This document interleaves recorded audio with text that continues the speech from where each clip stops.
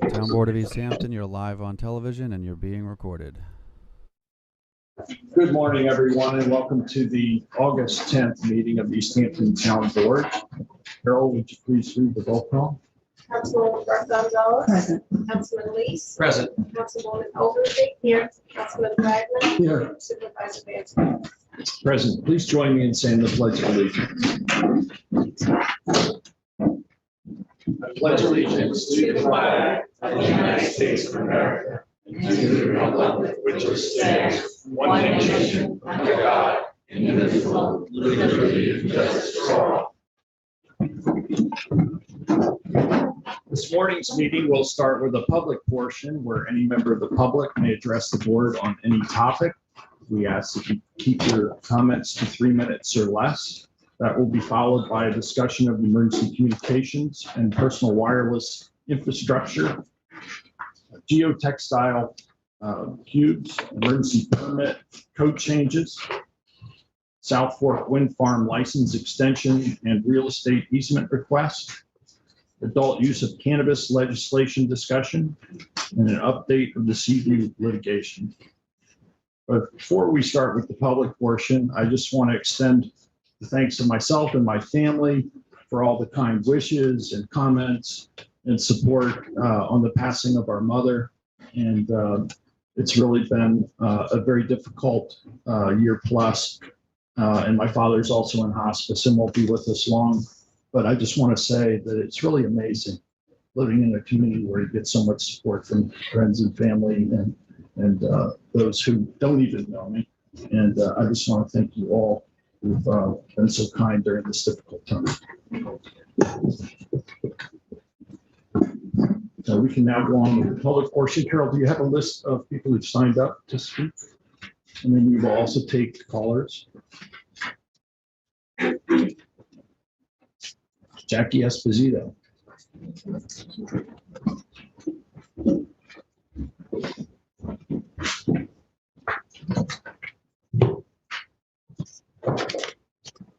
Good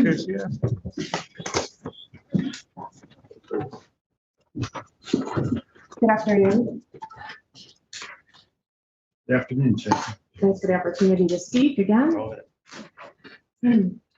It's becoming increasingly clear in the weeks since the public uncovered the malfeasance taking place in this building that Supervisor Peter Van Stoyak and certain members of this town board are attempting to illegally erect a communications tower in the Crandall, Norfolk Woodlands and Springs. The public deserves to know why. The families in this room whose homes are within the fall zone deserve to know why. We learned from the town survey that some municipalities are taking legal steps so that they can study the potential health impacts of cell phone towers. And yet certain members of this board are instead trying to circumvent a full environmental review, brushing aside health considerations to put a communications tower next to our homes. I've had some experience with public officials telling me things are safe when they are not. I am battling an incurable 9/11 related cancer because I worked day after day in the toxic air in downtown Manhattan. As a result, I am a recipient of the September 11th Victim Compensation Fund. I implore this board, do not make the same mistakes of the past. Do not put our families at risk. We have been told that our densely populated residential neighborhood, comprised of majority full-time, long-term residents, many of which include East Hampton's Latino and immigrant residents, must sacrifice our open space and woodlands and our health so the rest of Springs can have better cell phone service. The families in this room deserve to know why.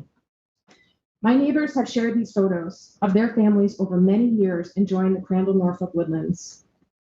These are the families who have grown up here. You'll see my neighbor Stephanie's kids sledding at the site where the town board wants to put the tower. She and her husband had to work today and could not be here. Their front yard will be in the double fall zone.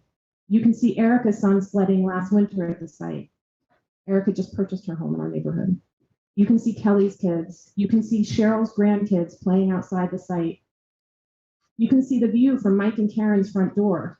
It will be replaced with a driveway on Norfolk and a 185-foot tower view.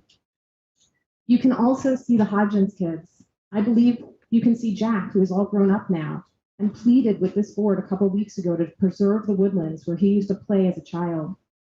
The Hodgins home falls within the double fall zone of the tower too.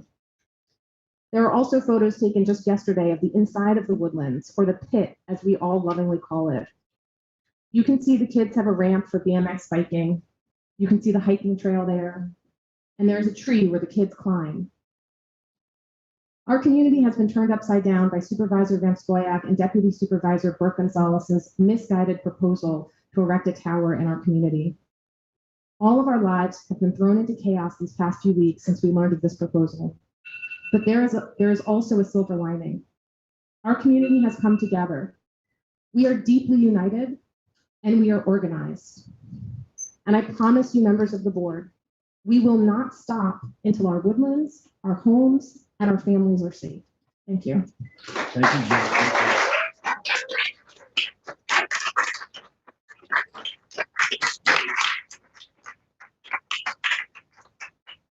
Joseph Segilia. Can I pass, please? Absolutely. Thank you. Sharon Burns.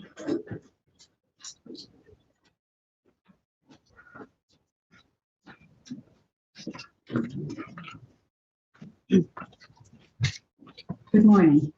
My name is Sharon Burns, and I've lived with my family in Springs since 1984, almost 40 years.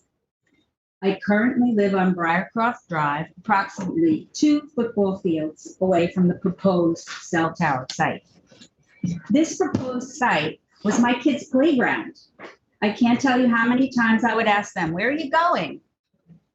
What are you going to be doing?" And mostly they responded, "We're riding bikes, doing jumps, swinging on the rope swing, playing manhunt, or paintball games down at the pits." My laundry bill was very high because these kids came home dirty every day. They have many, many happy memories of playing in the pits with all of their friends. Now, I am so happy to report and proud that all 5 of my adult children have decided to stay and build their futures in this area. How lucky am I? 3 have settled in Springs and 2 in the town of Hampton. Please recognize, before it's gone, that we need to preserve the remaining open spaces for children to play in. Don't take this small parcel away from our children and our grandchildren. So much has been taken away from them this past year, as we all know. So much has changed. Let's help keep some things constant in our children's lives. Keep the pits the pits. Find an alternate location for the tower. I know you can do that. We all put our faith and trust in you as our elected officials to make the right decisions for the future of our families and our children. Thank you for your time and your attention to this very important issue. And just as an aside, I want to show you this beautiful photograph of my granddaughter looking at a robin's nest that was lucky enough to land on our porch this spring. And we witnessed the whole birth of 4 beautiful robins. And it's, as I said, we're 2 football fields away from the proposed cell tower site. And I oppose this vehemently. Thank you for your time.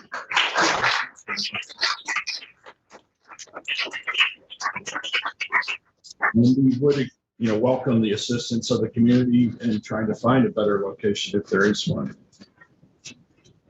Adam Mamay.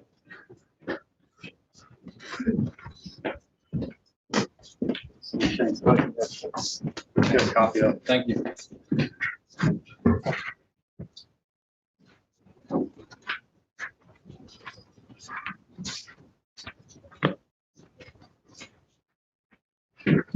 Welcome, Adam.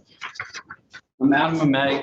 I grew up in Springs. I attended Springs Elementary and graduated from East Hampton High School. I have nearly 20 years of surveying experience in East Hampton. My wife and I have built a home in Springs, and my son is the 14th generation of my family to grow up right here in East Hampton. I'm an adjacent property owner of the parcel this board that planned to build a cell tower upon.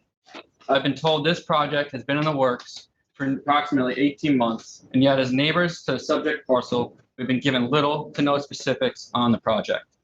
From what I have gathered, the plan is to clear and prepare the site for a cow, then erect a permanent 185-foot tower with a standby generator. With no plans in hand, it can't even be addressed how this generator's operational decibel level compares to that of a leaf blower, recently banned by this town board.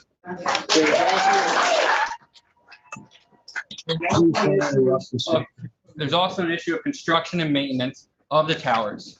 The ingress and egress of construction and maintenance crews and their personnel through the adjacent streets can only have a negative impact on this quiet neighborhood. Last weekend, I measured the 5 towers around East Hampton, and the graphic before you is a scale representation of those towers and their heights. You can see the emergency communications tower at East Hampton Town Police Department, the cow at the DOT site off of Stephen Hands, the pole at Springs Firehouse, the communications tower at Town Hall right here, and the tower off of the end of Cedar Street. The 5th and largest tower of these is that one at the end of Cedar Street.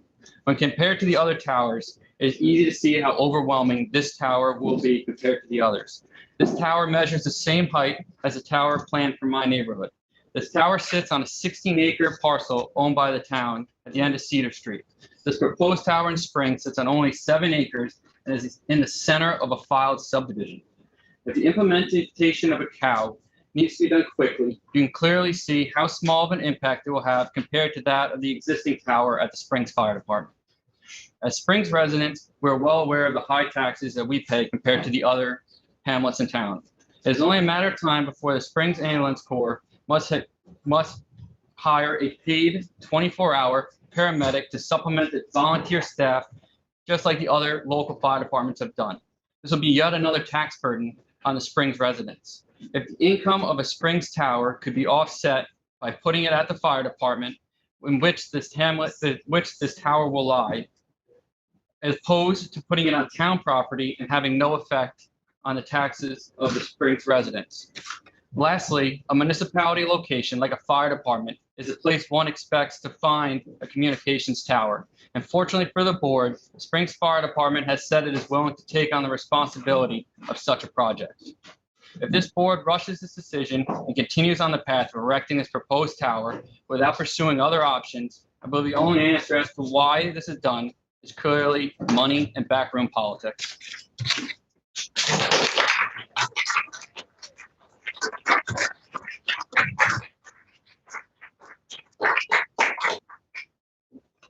Jennings Tobin.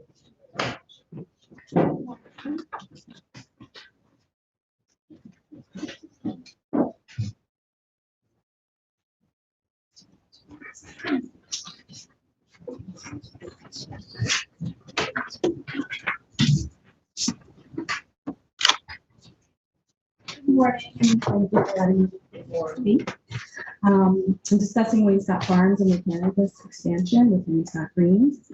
Founded over 35 years ago by Jane Lappin, Wainscott Farms grew from her passion to create beautiful outdoor surroundings for her clients. To this day, Jane and her family continue to nurture the landscapes of the most unique homes on the East End. Her work is nationally acclaimed and featured in various publications. Over the years, Jane has cultivated her own growing techniques so she could produce plant material to her exacting standards. It's this meticulous attention to detail and high expectations for quality and service that have set Jane and Wainscott Farms apart. Under Jane's direction, the company is more than what meets the eye. Wainscott Farms is a family-oriented business and prides itself on its compassionate and welcoming business environment for its employees and clients. A pillar of the community, Jane continues to give generously to many local charities and is actively involved on various advisory boards such as the Hampton Youth Alliance, YMCA, Cor Maria Retreat House, and Art Hamptons. In addition to running a successful business and serving her community, Jane is known for her passion to rescue and rehabilitate dogs. She has rescued hundreds through her ongoing work with Parks of Hope in Rincon, Puerto Rico. As the fog surrounding New York State cannabis law is finally becoming clearer, Wainscott Farms is seeking to expand their business into the cannabis industry with the addition of Wainscott Greens. Wayne Scott Green's mission is to grow and cultivate with the highest standards recreational indoor premium cannabis with the purpose of selling wholesale to local distributors. Our existing infrastructure and decades of knowledge in the cultivation field put us in an exceptional position to succeed from the very beginning. We firmly understand the great responsibility that comes with this new venture to our employees and to this town, and we plan on using the same passion and dedication that grew Wayne Scott Farms. We hope we can have your support on this endeavor. We look forward to not only sustaining, but growing our role as a pillar of this community we love so much. Opting in December 31st is the year of this year is the deadline for New York State's to opt in or out on the new cannabis laws. For many reasons, we strongly believe it is in the best interest of East Hampton and its citizens to opt in. First, according to the language in the law, towns opt out will receive no state tax revenue from cannabis sales, which has been estimated at $400 million. This money could be used to improving our town towards public safety, community development, human services, our schools, and the environment. Second, when opting in, East Hampton Township will reserve the right to set its own local governing laws, such as time and place restrictions. Third, by opting out, we are promoting the illegal black market of marijuana sales, which is dangerous and reckless. Providing a safer and more regulated environment to our citizens is a must. Finally, the opportunity for economic growth and job creation that comes with opting in must be seized upon. Opting out will only put us behind other towns and drive away business and force us to play catch up. Wayne Scott Green's plans to invest roughly $1 million into our business within the first 18 months and estimate an additional creation of 15 new jobs. Cannabis has been carried a negative stigma for far too long, and with a new outlook and ongoing changes in the laws, we hope that together Wayne Scott Greens and the town of East Hampton can be leaders on this matter. Thank you. Thank you, Sam. Bill Strahan.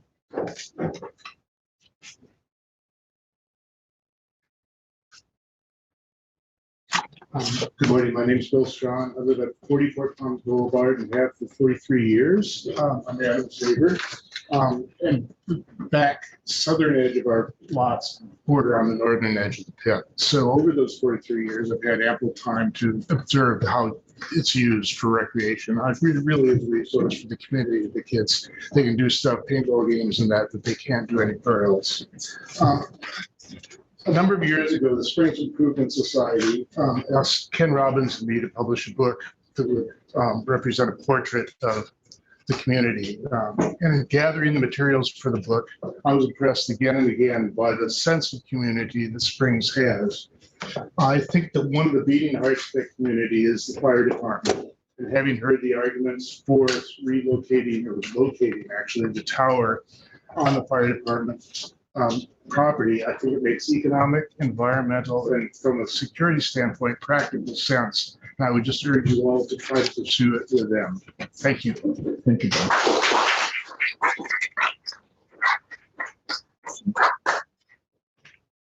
Kathy McCormick.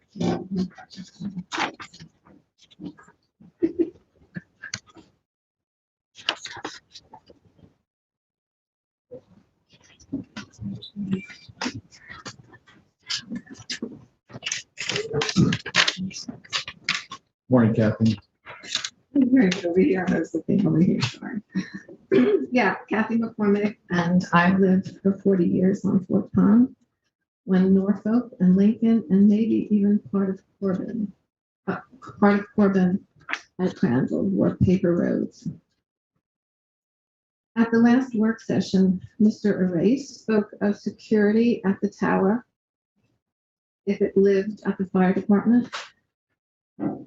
What would security look like if at the pits? Can you tell me that? You can't. It hasn't been designed yet, but I'm sure it would include a fence around that perimeter that I think was expressed to be clearing of roughly 75 by 100 feet. So that central portion where the tower and equipment would be fenced. That would be the standard practice. Would there be anybody there to monitor this? Because he said at the fire department there would, because they're there all the time.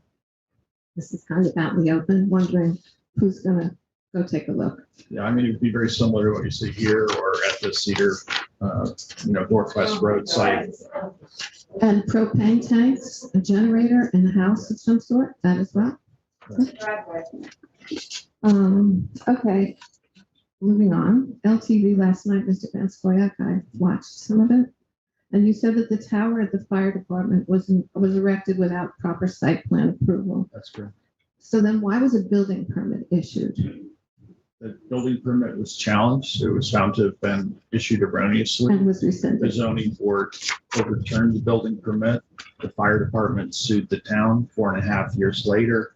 The judge ruled on the case and found that the fire department had not followed proper procedure and that the tower was not legal. And then what happened, Peter? Excuse me, please don't interrupt. You'll have an opportunity to speak. So a lawsuit followed, and many years later, and still no tower provided communications. Who is at fault? The fire department who did not seek approval, or the town board whose responsibility it is to oversee the town departments? Parkland was also mentioned last night, and I believe the pits are zoned parkland, and I'm not even sure of that. That's real difficult to find out. So general municipal purposes, that property is eligible for general municipal purposes. But it said parkland. Excuse me, please don't interrupt. I'm gonna please ask that everybody maintain some dignity here. Everybody will get an opportunity to speak. You'll be heard. But let's keep this discussion civil, please. So what does that mean, though, if it said parkland? I mean, I remember I was told years ago that that was parkland. So what does that mean? I mean, I understand if something is recreation, I mean, if something is commercial or residential, is that the same? If Is that's that a in the zoning designation as parkland, then there would have to be a parkland alienation process with the state legislature in order to have any kind of development on that site. So that's what you're telling me?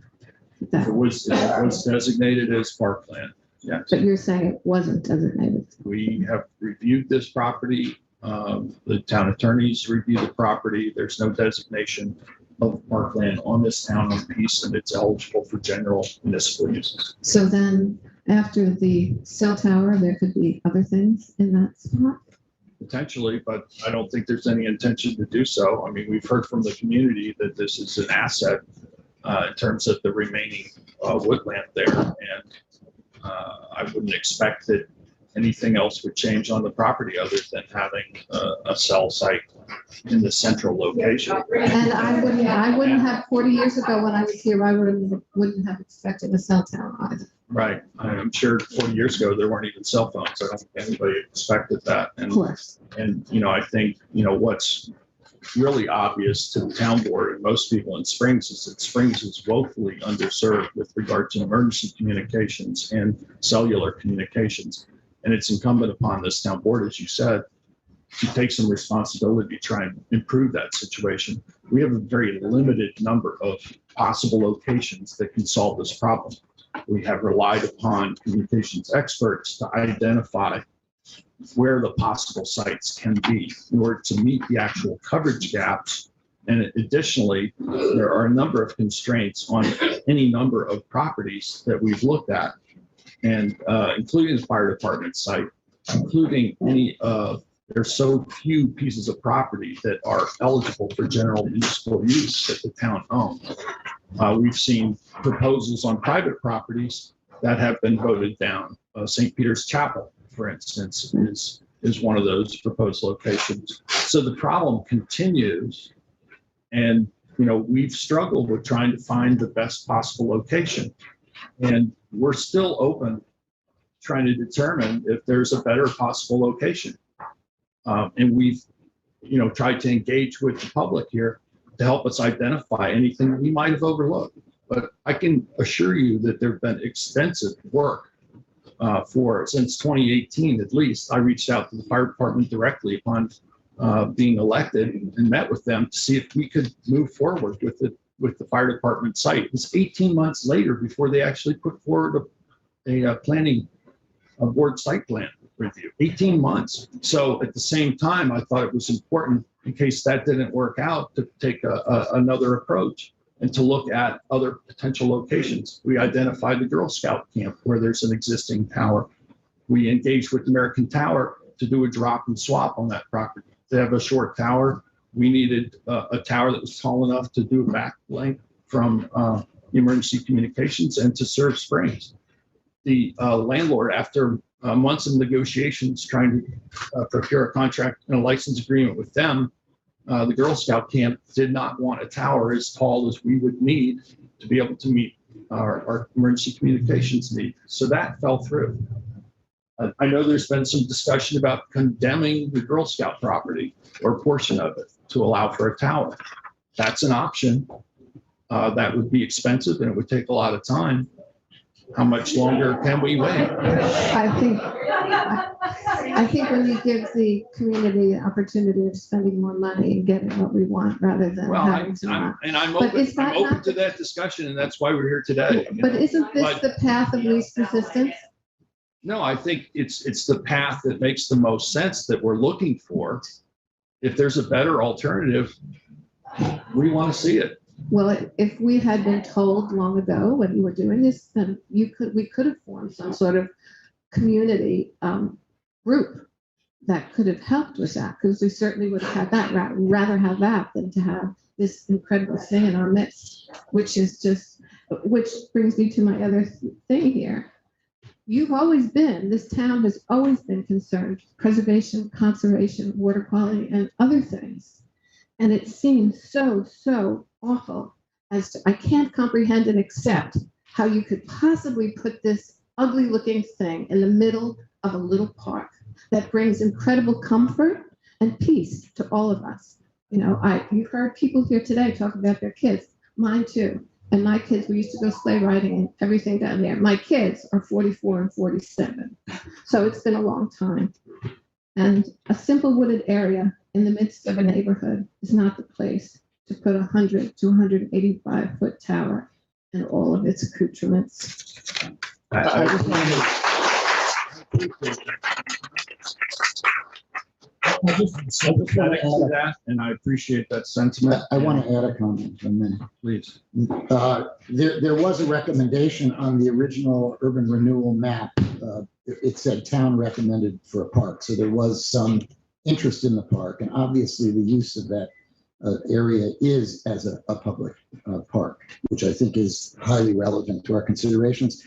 And I'm not sure that I understand the full story on the Camp Blue Bay property, which is the optimal site. My understanding is that there was no objection to a tower of the height that we would need. It seems to be the appropriate location, and certainly, in my view, town money is less important than protecting the town people and protecting our neighborhoods, and it's worth.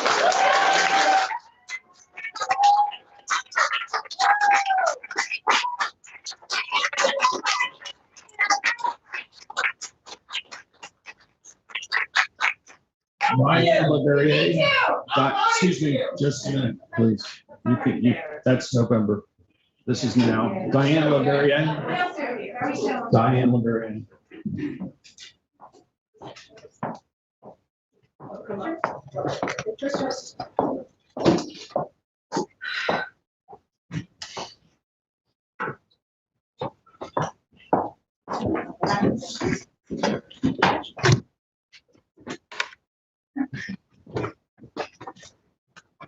Thank you, Supervisor Bonsoyak and members of the town board.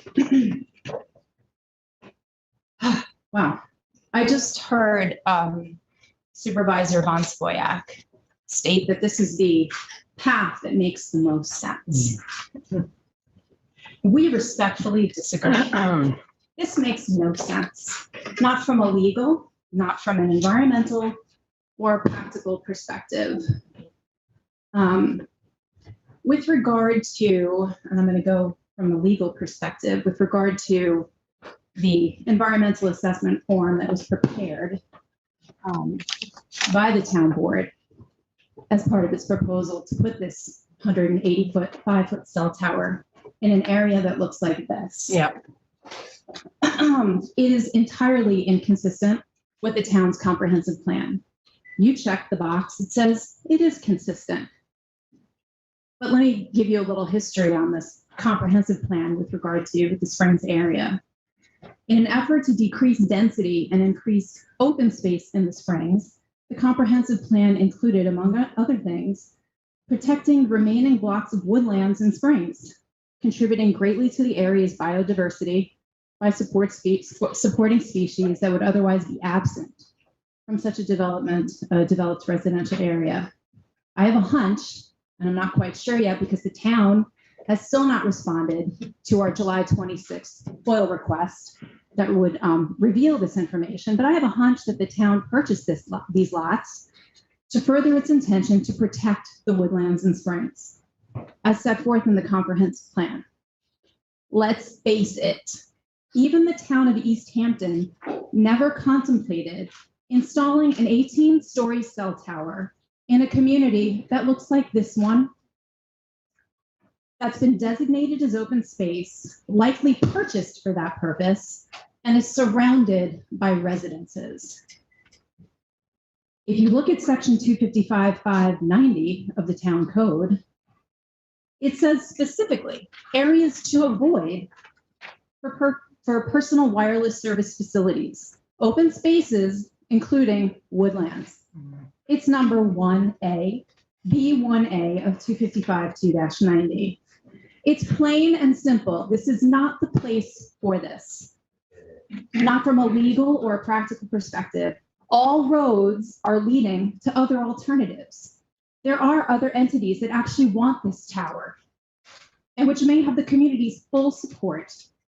We strongly encourage you to channel your resources, find a suitable location that the entire community can agree on.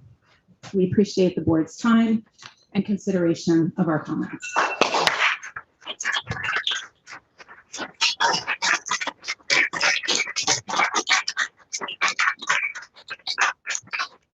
Thank you, Diane.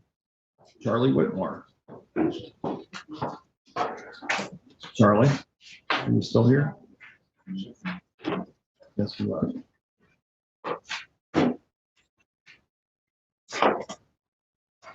Stephanie Ippolito.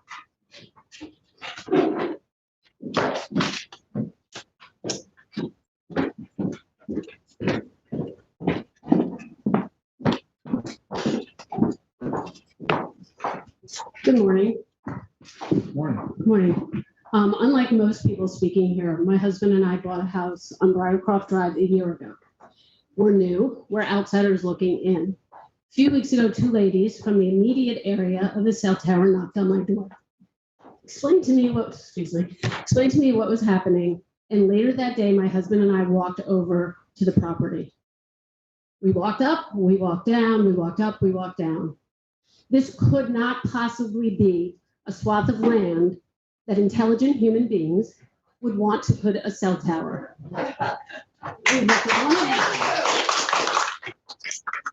Honestly, I find it offensive that I have to stand here and take time out of my day to have this conversation with people that were elected to stand up for people of this town.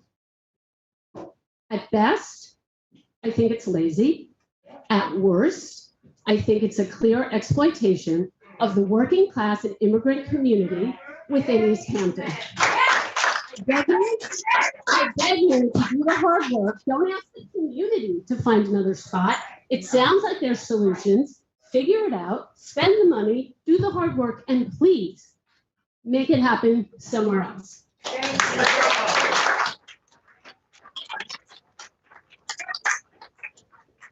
Say that we have been doing the hard work, and there's nobody that's going to be happy with wherever a cell tower goes. That's been my experience. Oh, no, that's not right. Doesn't matter. Excuse me. Well, people that said they want. Excuse me, please.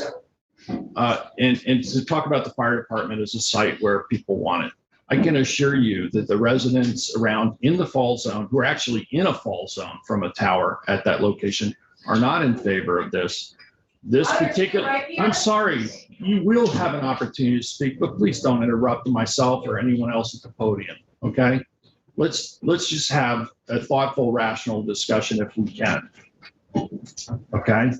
So this particular site was looked at because it would actually allow for the tower to be sited and not have any residents in the direct fall zone. I know that. Look at the pictures on your website.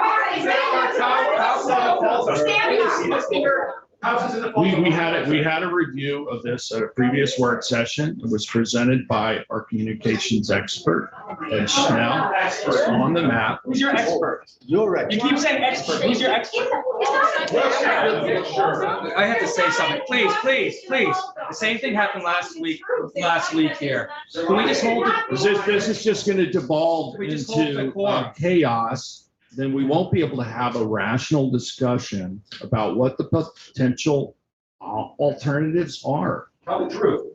I do tell the truth, There are sir. 9 homes in the fall zone. Have you read this? Look at it. Look at the. I think what we have. I don't think you, Everyone. I don't think you understand what the fall zone I think I is. do, Peter. I've read it already. And please, sir, when you're ready, come to the podium. This is how we work it.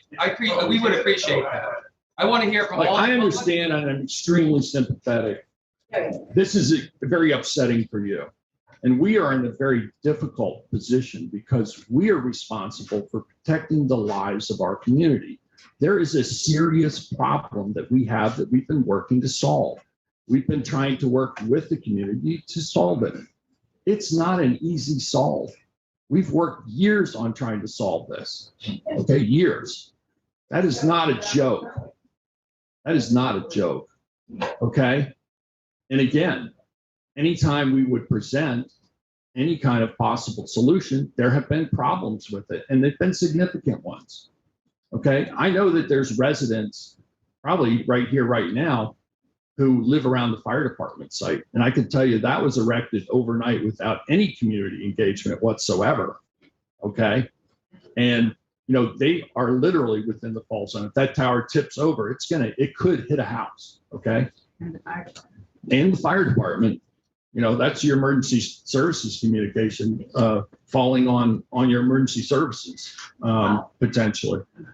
So, and if it's not falling, it's shedding ice under certain atmospheric conditions, which makes it extremely dangerous. This is in the middle of a 7-acre site. Now, I understand if you live anywhere near it and you think you're going to see it, that it could diminish your property values, could diminish your quality of life. But, you know, we're a community, and, you know, the idea of thinking about the greater good, you know, it has devolved into not in my backyard, frankly. And I understand you don't want it in your backyard, and maybe it won't be in your backyard. But, you know, we have to get through this, and we have to do it in a way where we can do it in a civil fashion, okay? We can try and do it rationally instead of emotionally. I would encourage you. Can I speak to civilly? You can, but you know, I want to get through the. I know, but I won't be long, and I promise I'll be civil. I think one of my, excuse me, Mr. Supervisor, we have a lot of, there's children in this room right now. Oh, My turn, please. okay. Okay? All I'm asking for is decorum, and let's show how government actually works for listening to the residents. We have a procedure here in which you sign up, or we'll take names. Let's just continue to that. I don't mind getting called names when you come to the podium. Let's Okay. do it there, and let's show our children, the youth, the Fantastic. future of East Hampton, this right here. Okay? Where's How, the sign up sheet? Thank you, sir. here's a pen. This one here. How we do it, okay? So we can continue that. We can have a discussion that we all might learn from, because not everyone in here is just to discuss the cell phone towers. There's a lot of other subjects that are going to be discussed. So let's do it for our youth to try to make sure they learn, they understand the appropriate ways. I want to make a comment, please. If I could just I wanna say make that a we comment here. will take comments from people raising their hands, so you don't have to necessarily comment. I'll get through the list and then I'll take them by show of hands. I want to add a comment here.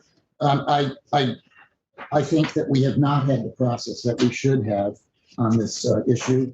I'm upset as well as the neighbors, and the idea of that neighbors who are concerned about their neighborhood because they know it well can be denigrated as just not in my backyard people. It is not fair because a lot of the people that are ready, willing, and able to support the Crandall Road site have the exact same motivation. They don't know where Crandall Road is. They don't care as long as they don't see it. They're happy to get a tower anywhere. So it works both ways. I do not believe that we have to pit neighborhood against neighborhood to fix a problem. I was in communication with a person at Camp Blue Bay. My information was that there was not an objection to a 185-foot tower, and that the negotiations just stopped. It could have been because of COVID or for whatever purpose. But Camp Blue Bay is clearly the optimal site. It appears to be that. Could you please share with the rest of the board your communications? Because that has certainly not been revealed to any of the rest of us. And if this is something that was just done recently, it would have been very helpful to know so that we could perhaps move forward. Listen to this lady right there. I just picked up the telephone this morning. It wasn't really that difficult. And spoke to a person. I'm not saying I have the answer. And so you represent the landowner. Do you represent the tower leaseholder? I do not. Okay. I have some information. Thank you. So I think, that's a clarification to be made too. I would love it if the Girl Scouts have decided that they would entertain that, because that. When it's my time, I'll speak and tell you what I know. Well, you know what? Why don't you come up right now? Yeah.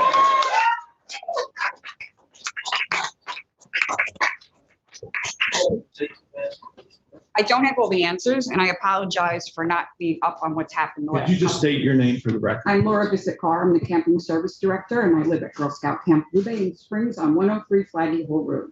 I've lived there since 2013. Laura Bissett, Bissett -CARR. I'm responsible for the property for the last 21 years. And so I go back to the original application for the tower that now exists at Blue Bay, that some people don't apparently know that's there. This process that began in 1997 and got the permit in 2010. The tower was built in 2012 with the CO 2013. It went operational. It's been operational ever since with the Verizon carrier on it. In 2017-18, I met with the supervisor on his request to discuss whether we would be amenable to building a larger tower. We were fine. We reached out to our lease person. So we don't own the tower. We lease it to a company that owns the tower and takes care of the tower, does the security, does the maintenance, does all of that. In 2019, we entered into an agreement with American Tower that gave them permission to go to the town and apply for a permit to drop the tower that we have and replace it with a 185-foot tower with emergency services. I can tell you, once we gave them permission, we are out of the process. So currently, I am operating a sleepaway camp in the middle of a pandemic. I have not read the newspaper. 24/7, I'm trying to keep 100 people safe every day at camp. So I started getting calls this weekend about the woodlands, about newspaper articles that I had missed that said the Girl Scouts said no. We, the Girl Scouts, have not said no. But the calls only came, the calls only came this weekend to me. I have not been able to reach out to my contacts at American Tower. There's been some personnel changes and I've got somebody on vacation. I'm waiting for a call back. So I don't know how the negotiations went with the town, and maybe at some point they shut down because they couldn't come to an agreement.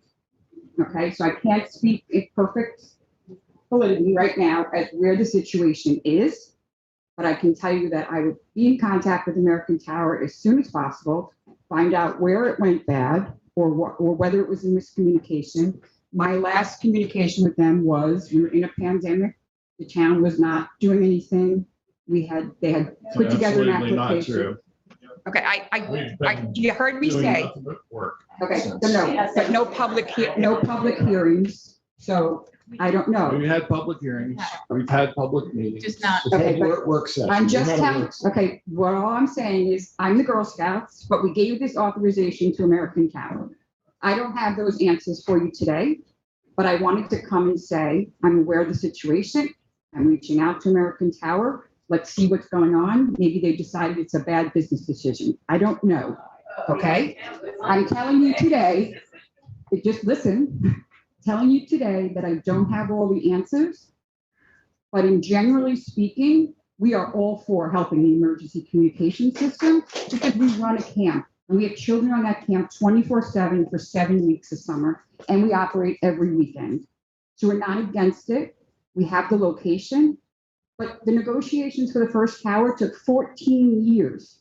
It didn't happen overnight. All of you in this community, many of you in this room, probably sat at the hearings that said, not in my backyard back then.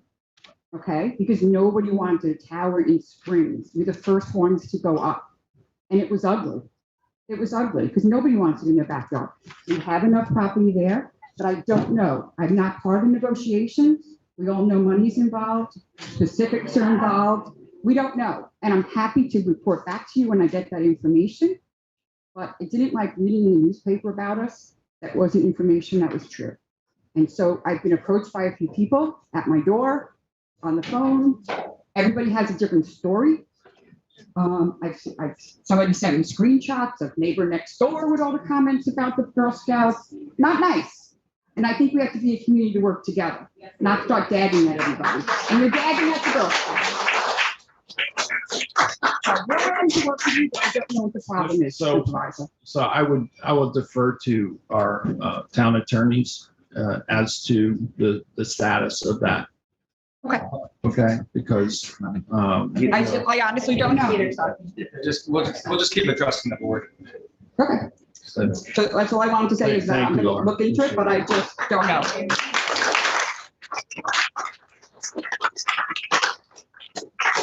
We began negotiations with American Tower shortly after I took office as a parallel track to get a cell tower to meet the needs of the community in Springs, which is underserved. And that's much of Springs, by the way, is underserved with regard to both emergency communications and cellular personal communications. And, you know, those negotiations went on for some time. As Laura said, you know, she manages the camp there. The Girl Scout camp was open to the idea, and we entered discussions with the leaseholder, and those were not fruitful.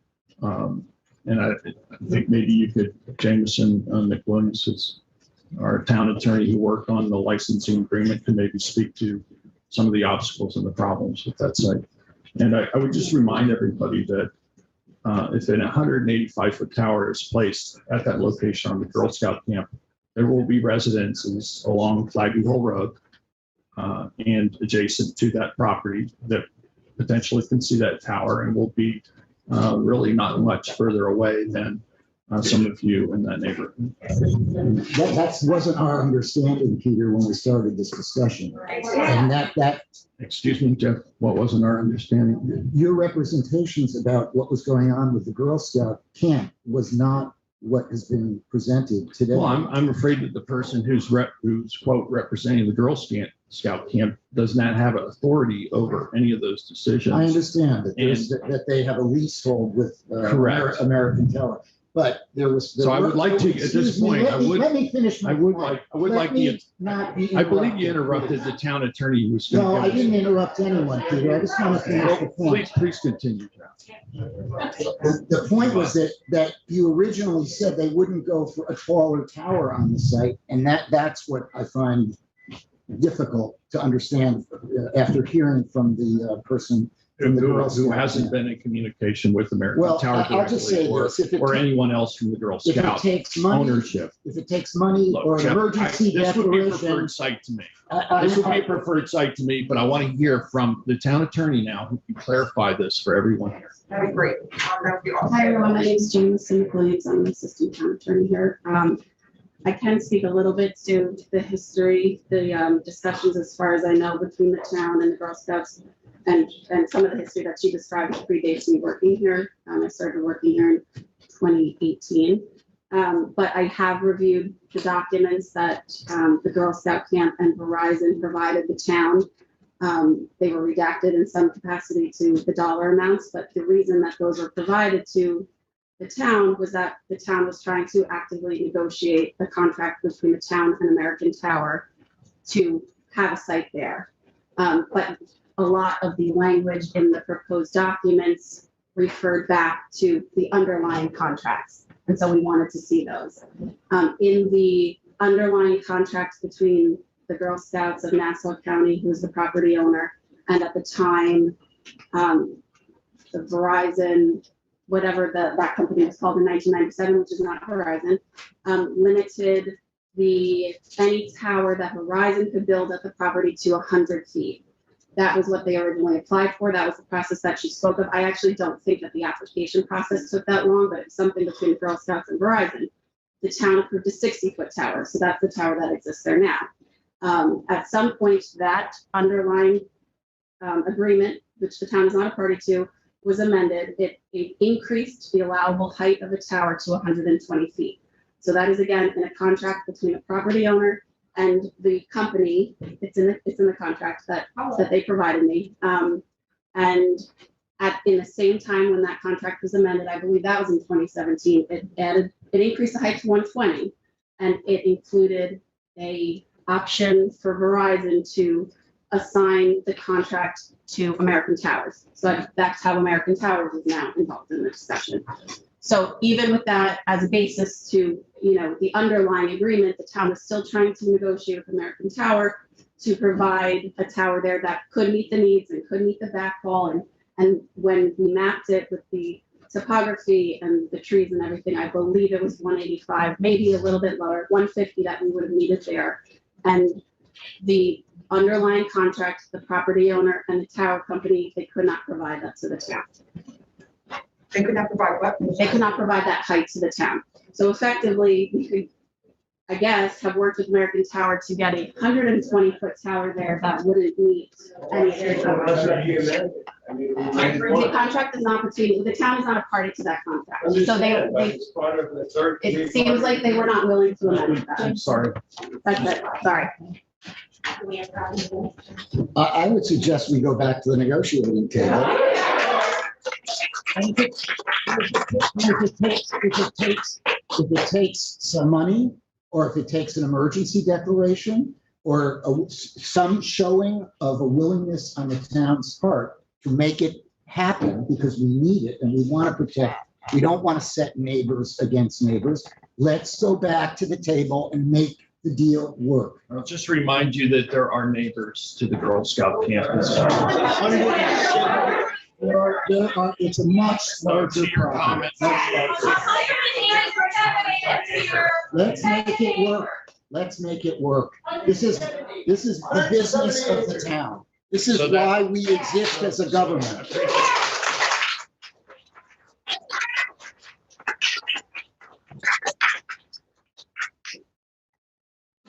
Thank you, James. And again, as you said, Jeff, we don't want to pit neighbor against neighbor, but I'm happy to continue those attempted negotiations, which you've never been a part of. I've never been invited, and I'd be happy to. You don't need to be invited as a town board member to do the work of the town.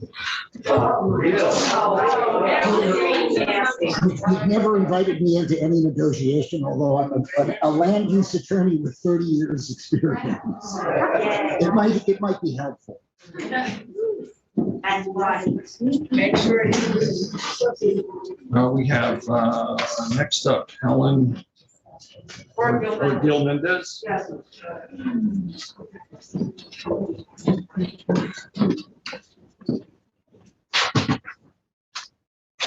Morning, Helen. Good morning.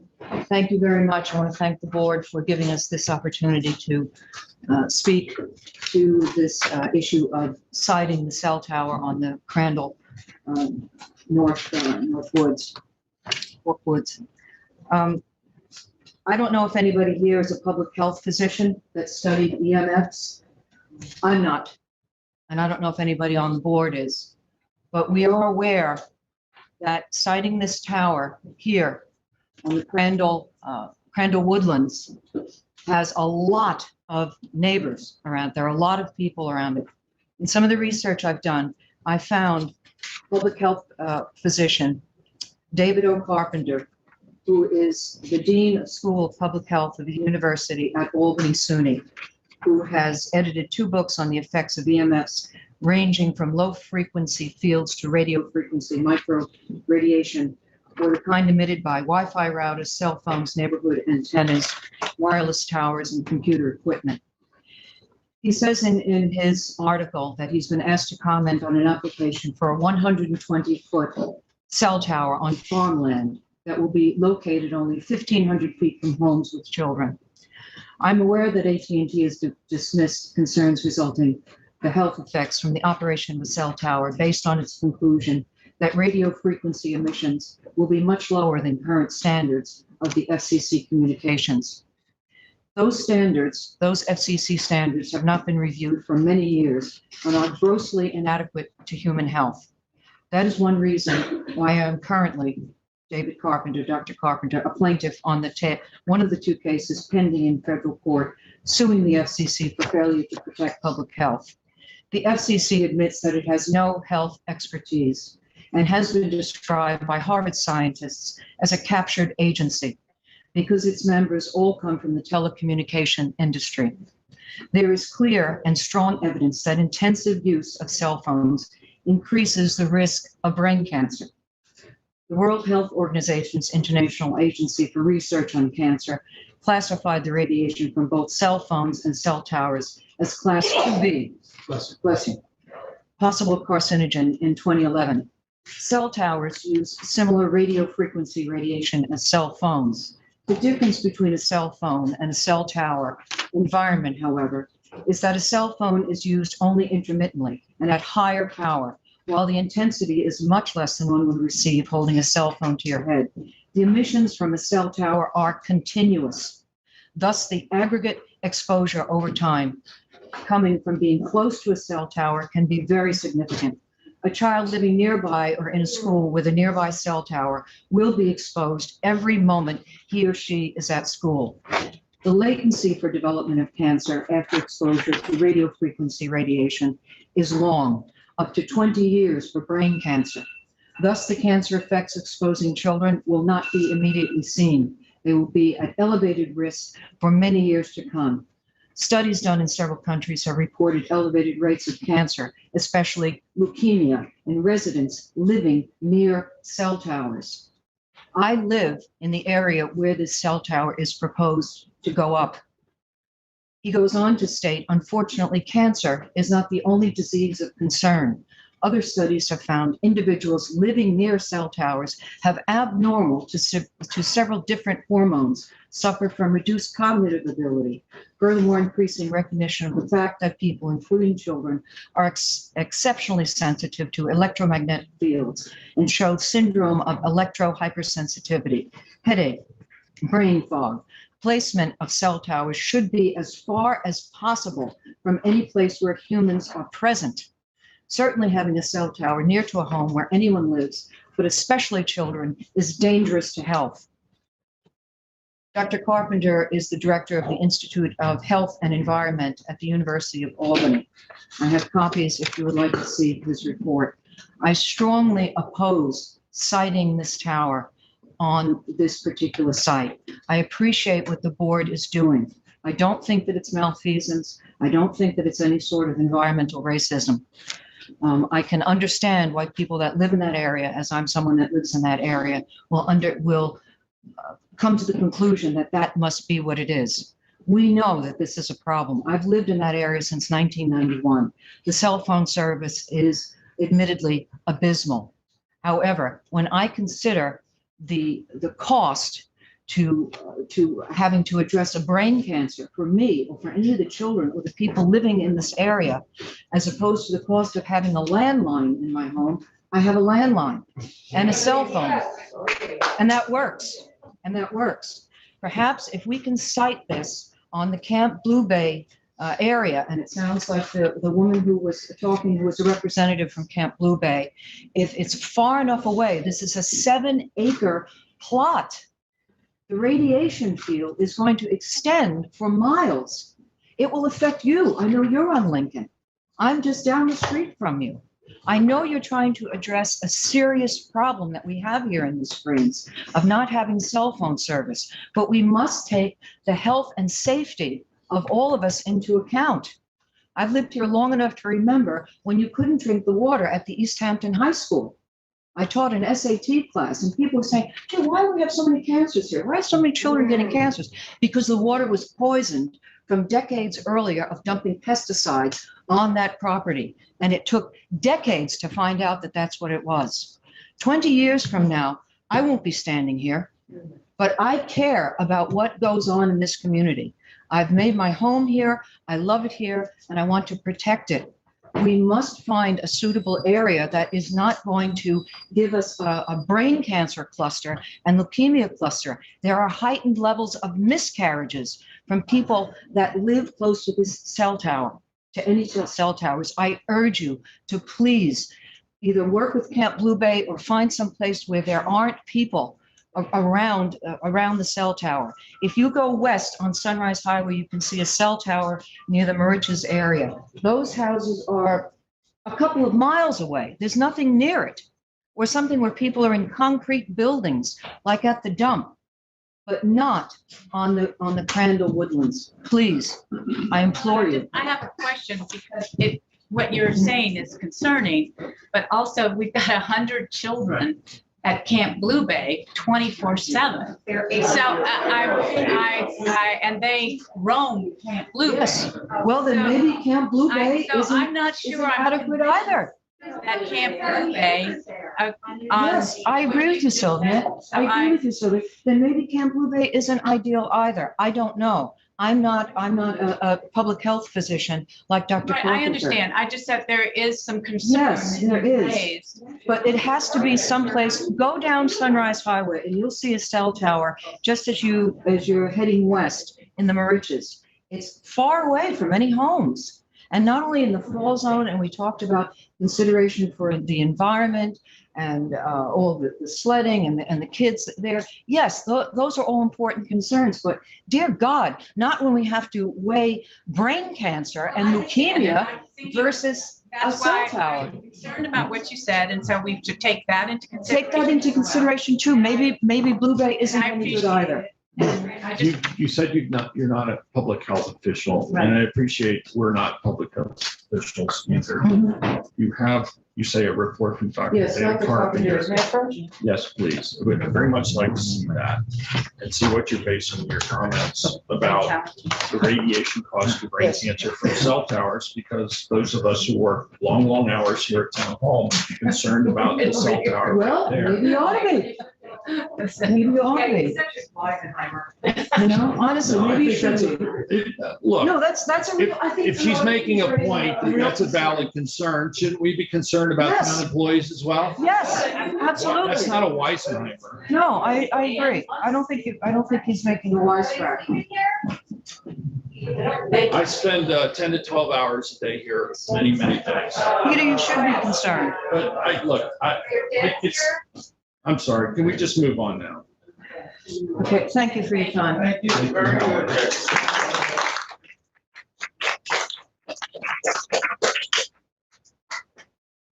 Let's see, Mario Polita.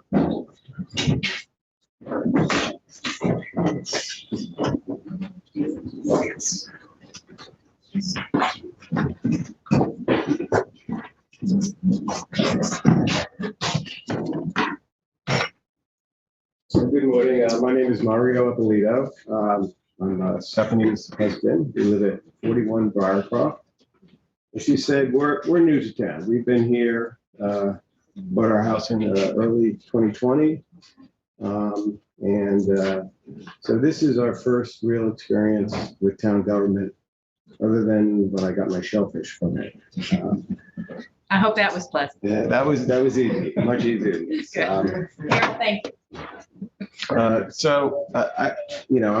think we all know the cell service in the Springs is terrible, and something needs to be done. And it's been, as you've noted, this has been looked at for years and years and years. And now we have this process that, to me, is being rushed under the guise of an emergency to build an emergency tower, but also to put in a 185-foot commercial tower, which would be leased to commercial cell phone providers. So I just don't understand how this is consistent with how a process like this should work over such a controversial topic. I looked on the town website and tried to get up to speed on what's been going on over the years. And I see right up front under the personal wires communications proposal that, in September 2020, it says East Hampton Town issued requests for proposals for a consultant to facilitate the creation of a wireless master plan that will guide the development of the wireless network in the town and update the town code to reflect current conditions and federal guidelines. And then it goes through what they're going to look at. But it says, will produce a draft wireless infrastructure study and draft wireless master plan and present to the public for discussion. My issue with what's going on here is this has not been transparent. We don't have the information about what all the alternative sites have looked at, what you've considered. You would think a process like this would be, we've identified 5 or 6 sites. Here are the studies. Here's what we have. Invite the public for comment. There's been none of that. This to me, it's outrageous. It's not a proper governmental process. The way you've tried to, through this guise of an emergency, ram this cell tower into a residential neighborhood. And you've said many times you want to have a proper, fair, and rational process here. Well, we haven't been provided with this. This happened in, I looked at the dates. All of this came about last month with no discussion. And one site, no discussion of alternative sites and where you were with them. So I just have to say, to me, there has to be transparency. There has to be a proper process to go through this. It's a very sensitive issue for everybody. And I get the not in my backyard. We need to find a solution, but you need to involve, the entire community in the process, not just try to, force something through without that process happening. So Mario, I would just like to say that we have had multiple emergency communications updates over a long period of time. We had a presentation by town staff going over all potential sites that we had identified and what the problems were with those sites. And they included existing tower sites such as the landfill too far away, the fire department issues, historic districts, area of statewide scenic significance, fall zone issues, and the number of variances, that would be required under the town code to be able to site a tower there properly. And this site was identified as not needing any variances, that it would be able to be constructed without issues regarding the fall zone. And as it's been presented to the public, obviously the people in the neighborhood are adamantly opposed to it. And I understand that. I sympathize with that. But there has been a process that we've gone through, and it's only when it comes the attention of people who might be directly affected do people tend to really take notice. And the word gets spread, and then, we have what are I respectfully disagree that there has been a process that's transparent and open, because none of us knew about this until a couple of weeks ago. If it's transparent and open, we would receive notice, we would have information about alternative sites, would be part of that process, not somebody in a back room having discussions and coming out with one site. Don't interrupt me. You want to have a fair process? Let me speak. Okay? You keep saying that you want to have a fair and open process and decorum, yet you're interrupting me the way you accuse other people of it. So what I'm saying is, I don't see that. I'm an outsider here. I have not seen a transparent and open process because we don't have the information. Okay, what information do you not have My FOIL at request. this point? We don't have the FOIL request, but I haven't seen anything on the site where I saw site-by-site analysis, pros and cons, or something posted to the public saying, here's our 5 sites, come down, let's talk about it. Here's the pros and cons. Seek public opinion on it. It says right here, you would present a master plan for public discussion. So So to be clear, there are two things that are going on here. There's the very long process of improving the town's emergency communications. That's been ongoing. And the one site that's not been completed or built is in Springs. The others were mostly retrofits. Montauk is a new tower that's being built, new tower at PD. There's a new tower at the end of Cedar Street on Old Northwest Road.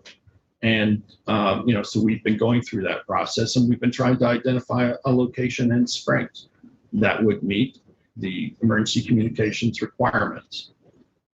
They're very specific. There are certain areas within Springs that don't have the reach, topography, and physical distance. And so there's an area, I would say, between like Springs School and Camp Blue Bay that is the optimal area to site a tower that would meet the emergency communication needs due to the topography and the location. And trying to find a spot within that area. There's extremely limited number of possible locations. As you all know, Springs is the most densely populated hamlet that we have. And I don't know that it's going to be possible to site a tower that meets the emergency communications needs and won't affect residences. I'm not sure that's even possible. What happened with the fire station emergency 100-foot housing? So I'm not going to take the discussion directly from the audience. If you want to speak and ask questions, we'll stick to that. I would just close with this. I don't think that this type of tower is something that should be installed anywhere without an environmental impact study. And when you try, the board has tried to circumvent that, and I think that's wrong. In addition to the lack of transparency and lack of public disclosure, I think, you should really go back, and inform the public better and restart this process in a transparent and open way. Thank you.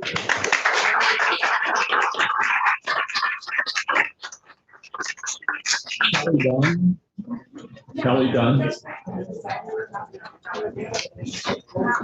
I just want to make a comment that we hired Cityscape as the experts to give us the information we need for cell phones. We only hired them in November of last year. They presented their preliminary report in June. And part of their task was to develop a master plan to inventory existing infrastructure that might be useful, to circulate a poll to members of the town to find out what people in town want and don't want. And and then to amend our cell phone law, which is out of date, and come up with a master plan. And that process, that is the type of process that we need, which we're not undertaking in connection with this tower. So I don't think we've had the kind of process that we need. And if you look at the law that is applicable to any private company that wanted to bring in a cell phone tower, it's replete with standards that would guide us in a process. And a part of the law is also citing, they're not requirements, but they are citing preferences. So we have a section of the code that has opportunity sites and avoidance sites. And if we were doing the kind of process that we should be doing, we should be following those standards. I don't think the town should act any differently than a private developer. And frankly, it should go through a full environmental review, which we have been prepared not to do.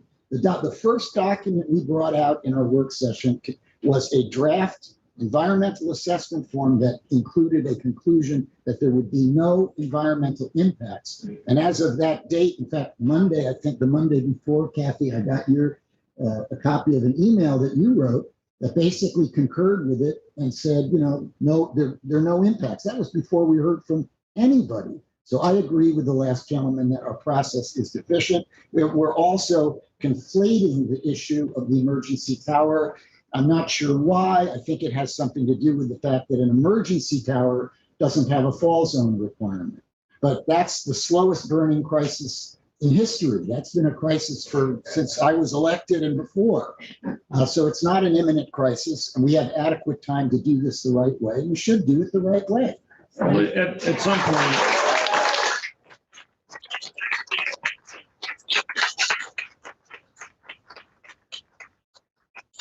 some point, we will get through the public comment and we'll be able to hear directly from our emergency service, our chief of police, our code enforcement, our chief fire marshal, and others as to the deficiencies of the emergency communication system in Springs, which are significant and that we do have to deal with. And it is an emergency, Jeff. And it's disturbing to hear you try to discount the importance of emergency communication. I'm not And how, discounting excuse it. me, and how we're going to solve this problem. And yes, it's been an ongoing issue because, we were, I think, relying on possibly the fire department site being the location of the tower. And that was tied up in litigation for years and years and years when the fire department simply could have just gone to the site plan process and had an open and transparent process.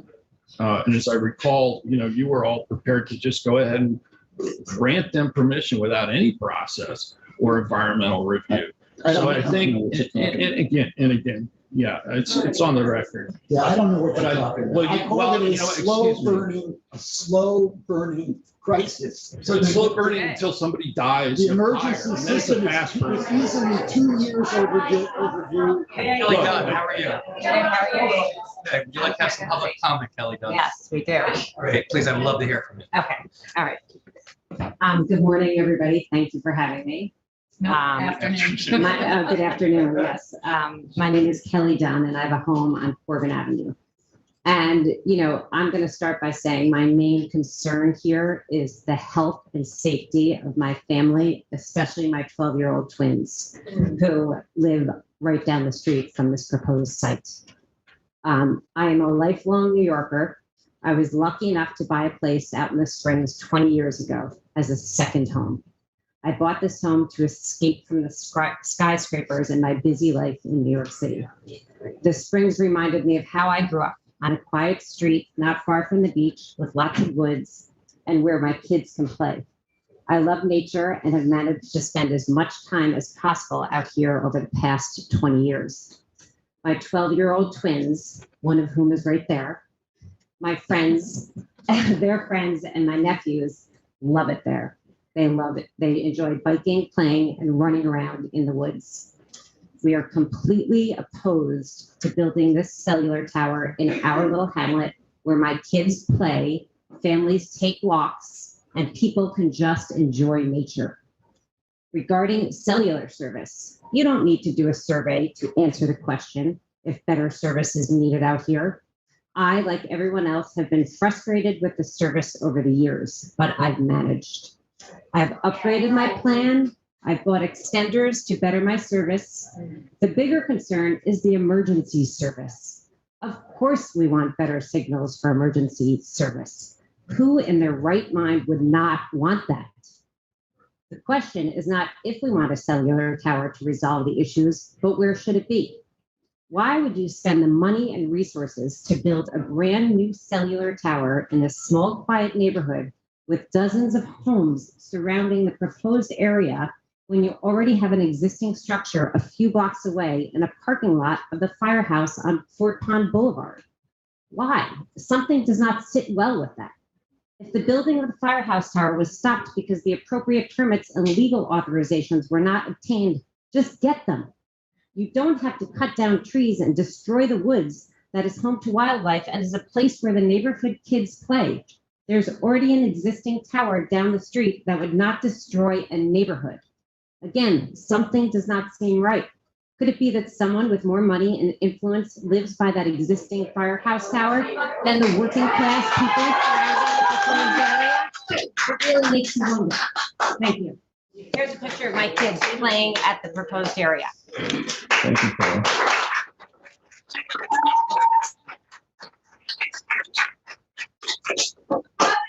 Karen Diamond, please. Karen Diamond, please.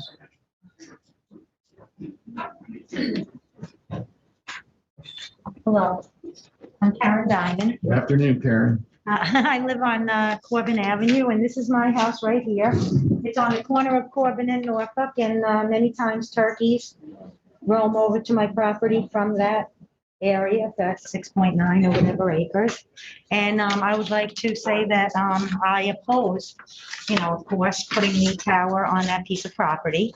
And first of all, I do not believe that the town does have a real idea of what this is going to look like, how much trees are going to have to be taken down.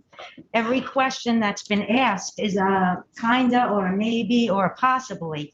There's no real plan here. And what I would like to know is what kind of truck traffic would be coming through this development? There are no through blocks. The blocks don't go through to other blocks. Are we going to have trucks coming through for maintenance on this? We know people, I'm across the street from Jerry's house, in the fall zone.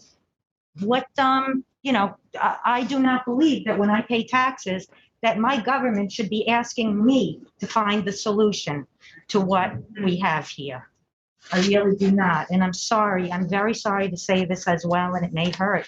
But speaking to a friend of mine who recently moved to a condo complex in Florida, these discussions and these issues appear to be the same problems that he's having with his crooked condo complex in Florida and the managing agents. So I would just like to say that I am very disappointed with our town government, and I'm a full-time resident, and I built my house 3 years ago. I do not want the property value to decline because of that structure.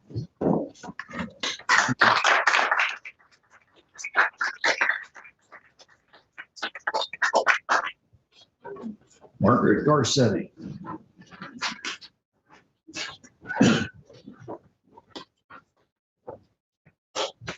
Good afternoon. Hi, Peter, and I'm sorry about your loss, truly.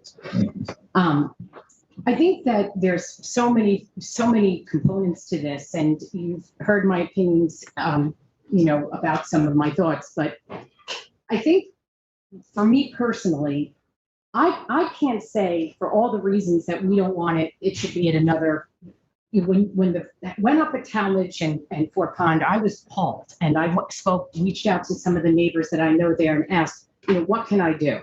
So I'm not suggesting that it should be there, because for the same concerns and the love that I have for the people in my community and my family, they have for theirs. So clearly that goes without saying. But what I think that is not really directly said is that if this is an emergency, then for all the reasons that you don't put it at the firehouse should apply to us. And that's where it gets me upset, because I feel very deeply, it's my opinion, that it is due to the demographics. So and I won't get into it anymore because I don't want to offend this board. I really don't want to offend you. I'm a kind-hearted person, but it's so blaring that if you don't want to put it there for whatever legalese, and I'm not pushing for it to go there, then those rules apply to us. Maybe the community isn't as wealthy. Maybe the community doesn't do some of the things that people in that community do. But we deserve to have a clean and healthy life. And I know that you mentioned, some people have to sacrifice. I really think you may want to rethink that expression, Peter, because certainly the people that are directly sacrificing don't feel good about that statement. Do you know what I'm saying? Sure. So I'm going to say this. I hope it's the last time. Please do not put this on this site. It is 6.5 acres as opposed to 170. So I understand your point. Certainly people in Flaggy Hole aren't going to like it.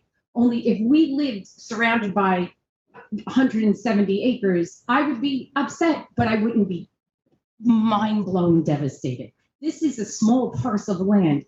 It's the theater of the absurd to think that we're going to erect an 18, it's like a joke that I showed friends who came out from the city and they're standing there, they're saying, what? There's no rationale to putting it there. So again, please consider our feelings on this, our health, and all of the things I've discussed previously. Thank you. Thank you, Margaret.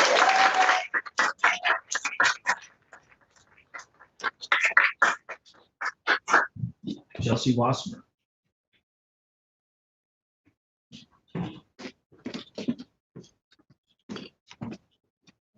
I'm Chelsea. Afternoon, Chelsea. Good. How are you guys? I really didn't come up here. I wasn't expecting to say anything, but I have to say something. I'm from Maidstone Park. My family's been there since the 60s. we are totally okay with it being at Camp Blue Bay. I would be totally for that. I don't want to lose the pit. I grew up playing at the pit. I moved to San Diego. I moved back here with my 5-year-old daughter. She deserves to have that same childhood I got there. Like it almost makes me cry to think about losing it. Like I really do. I cry when I think about this. Pretty sure my bike's still down in that pit. I can't lose this. I can't lose this. I can't lose it for my daughter. She went there. We went there yesterday. Turkeys, beer, everything. I said, Brianna, what would you do if they put a cell phone tower here? She said, that's not cool, dude. I was going to bring her here. I'm not going to drag her through this. But please just rethink this. Please try to do Camp Blue Bay. Do something else. It's all we have. It's really all we have. Thank you, Chelsea.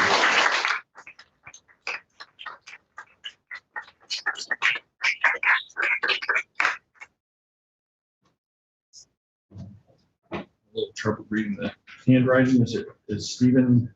Handworker. Handworker. Stephen. My writing. Stephen. Good afternoon. Hi, good afternoon to everyone. I had given an impromptu speech, response last Tuesday. I was a little bit more prepared today, but my theme will be the same. I do not want a monstrous cell tower to be built in a residential area. Neither do Sagaponack, East Hampton Village, Northwest Woods, but they're nice towns, but the Spring is different, and it's different in many ways. And one of the ways is we walk a lot in the Springs, and you get to know the same people who walk all the time. We walk, we bike, we jog. We have mothers walking with their children constantly. We walk our dogs, and we walk to Maidstone Market. We walk to 3 Mile Harbor. We walk down Briarcroft. We make a left on Lincoln. And all of a sudden, I'm realizing I learned a new word, all zone, which means 3 or 4 times a day, I will be walking, and so will all the kids. The Burns family, I know their grandchildren. I see them, they play with my puppy dog. And we'll all now be exposed to a tower we weren't exposed to, with unknown harmful radiation. And I'm sure that nobody, even if you tried, is qualified on the board to know what the real damage of exposed radiation is. And, you know, if they did build this proposed tower, and after it was built, someone comes down with one of these illnesses, which were referred to earlier by the woman who has the twins, well, the first thing they would do, I mean, who'd want the personal responsibility for getting illegal? The first thing I would do if I was one of them, I would sue the town, because I was never sick before this tower was built.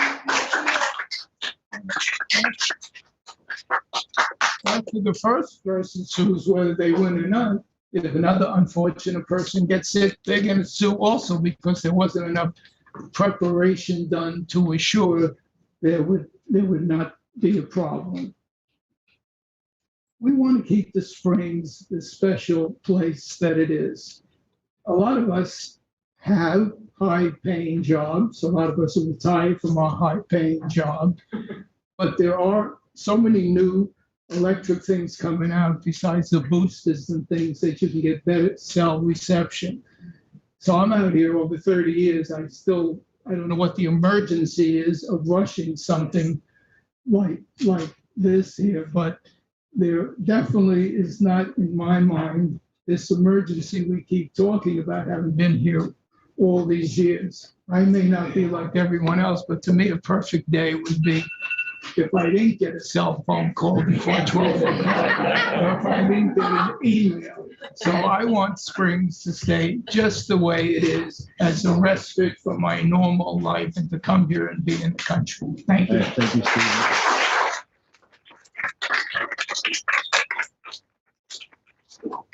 At this point, we haven't heard from any callers on the phone. I wonder if we have any callers on the line. Michael? Yes, we do. I can unmute the first caller if you'd like. The first caller's phone ends in 7877. I'll unmute that caller now. Oh, hi, this is Craig Van Sickle, resident of Springs. I just wanted to comment that, you know, this is a real indication of how against big industrial projects are in residential neighborhoods. To cut to the chase, you know, I'm really I try not to be like in a neighbor against neighbor state of mind because I don't think that's productive. I just want to point out to the people who are so against the Crandall Street site that to suggest that it's okay for there to be a tower on the Springs fireplace, a firehouse site, is very hypocritical potentially. You know, you guys really have been emphasizing the desire to have a thorough process. Imagine if, you know, there was a process like this and it was decided that it wasn't cool to put it at the Crandall Street site. And then a year or two later, the tower just appeared there on that 6-acre parcel. That's exactly what happened at the Springs Firehouse. The people who live here, regardless of their economic status, care as much about their neighborhood and their property values and their visual impact and their health and safety as anybody else. So, you know, I did hear one constructive idea. There's I don't know if the Jacobs Farm area is possible for the emergency communication, but perhaps alienating some parkland, which there is a mechanism to do. Lauren Bolger, I think, pointed that out in a letter, and I think she's correct, having looked into that. It's not easy, I don't think, but that's a huge site. Maybe there would be a place like that that's not in a densely populated residential neighborhood. So maybe we need to look out of the box a little bit. But there is a big difference between the firehouse and the Crandall Street site, and that is that the tower at the firehouse does not meet any zoning codes, and the tower at the Crandall Street does meet zoning codes, which is a huge difference. That said, the community's abhorrence to the idea of having it at the Crandall Street site is one of those, you know, things that obviously, you know, matters, but it's no less heartfelt at the firehouse site. Thank you. Thank you, Craig. Michael, do we have another caller on the line? Yes, we do. The next caller's phone number ends in 1386. I'll unmute that caller now.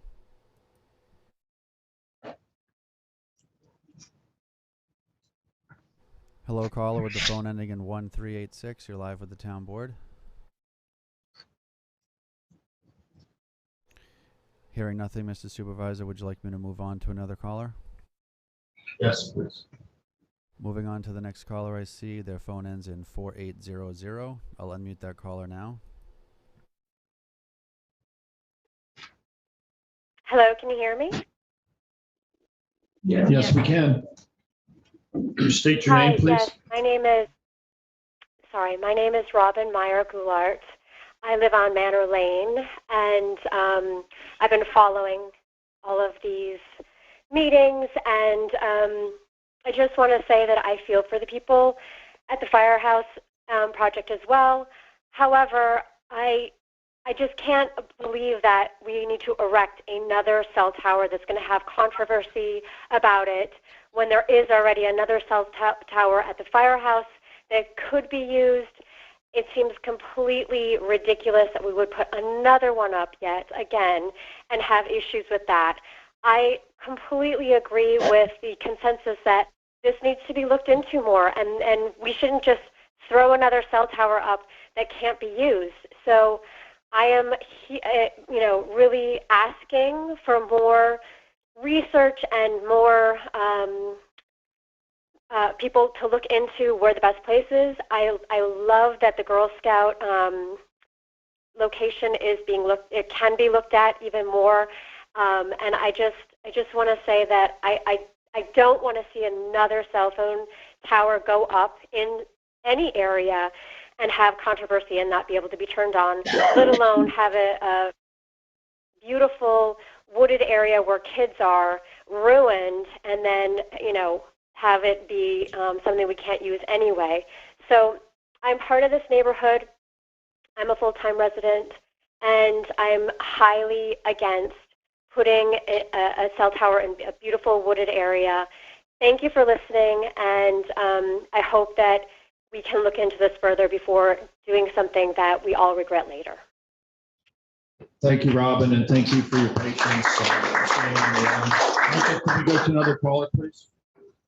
Yes, the next caller on hold has a phone ending in 1131. I'll unmute that caller now.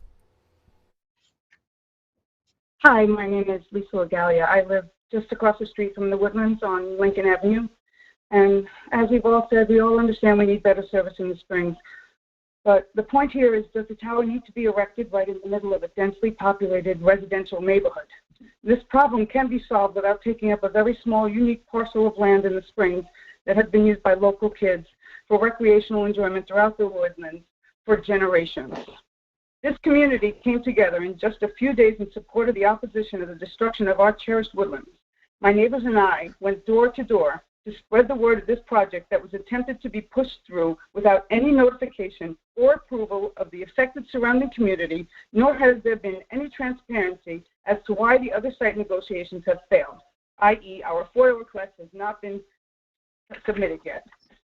We started a petition at the site and got over 550 signatures opposing the erection of this commercial structure on this small parcel of greenland in our community, and have raised funds to help pay our legal battle to stop our woodlands from becoming a commercial zone with an 18-story / 185-foot AT&T cell tower.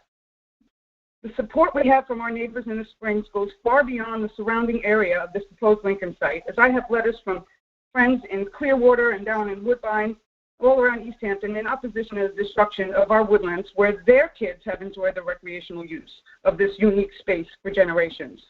So before destroying the woodlands, why not allow the cow to be placed either at the Springs Fire Department, where they've already offered to use as a temporary site until the town reaches and negotiates a more reasonable and permanent location for their cell tower, which would be more appropriately placed on a municipal property, such as a vacant lot behind the spring school, between the ball field and an old boatyard, or in the 179-acre woodlands of the Girl Scouts, and allow the woodlands to remain a recreational and natural preserve in an already overdeveloped hamlet of the Hamptons.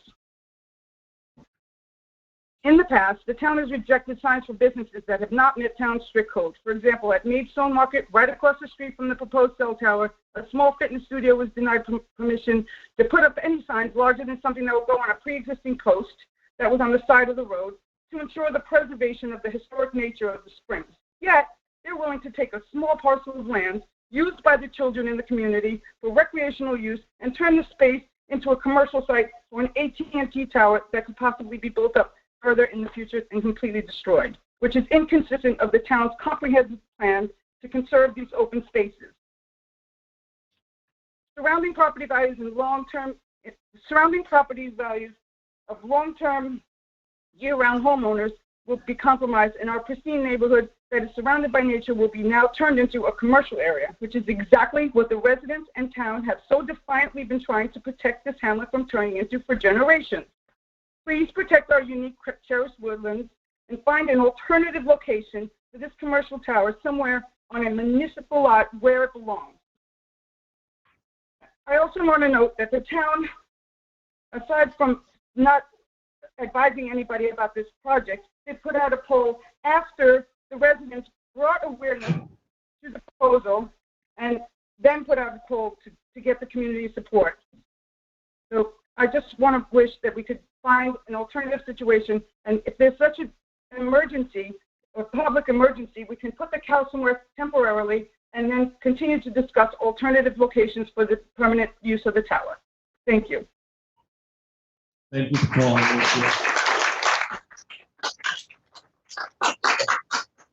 Michael, could we get to another caller, please?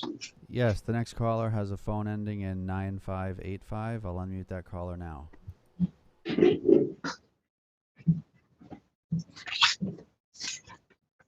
Hello, caller with your phone ending in 9585. You're live with the town board. Mr. Supervisor, their line is open. Hearing nothing, we can move on. At this time, there are no other callers Okay, thank you, Michael. I'll check back later. At this point, we'll go back to the list of signups. Brandon Cozier? Braden, but close. Braden, I'm sorry.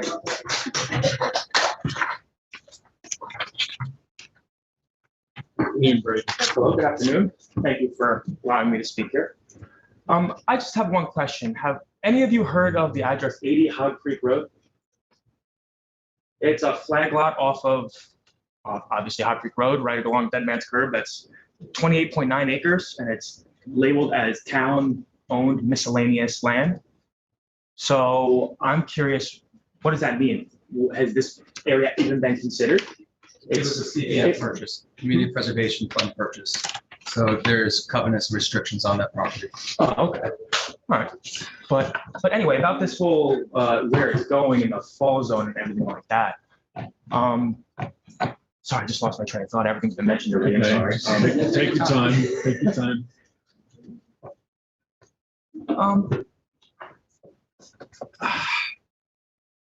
Sorry, pass. I'm sorry. Take your time. So you're talking about fall zone. Yeah. Yeah, I was thinking. Yeah. So yeah, 80 Hog Creek. It could go.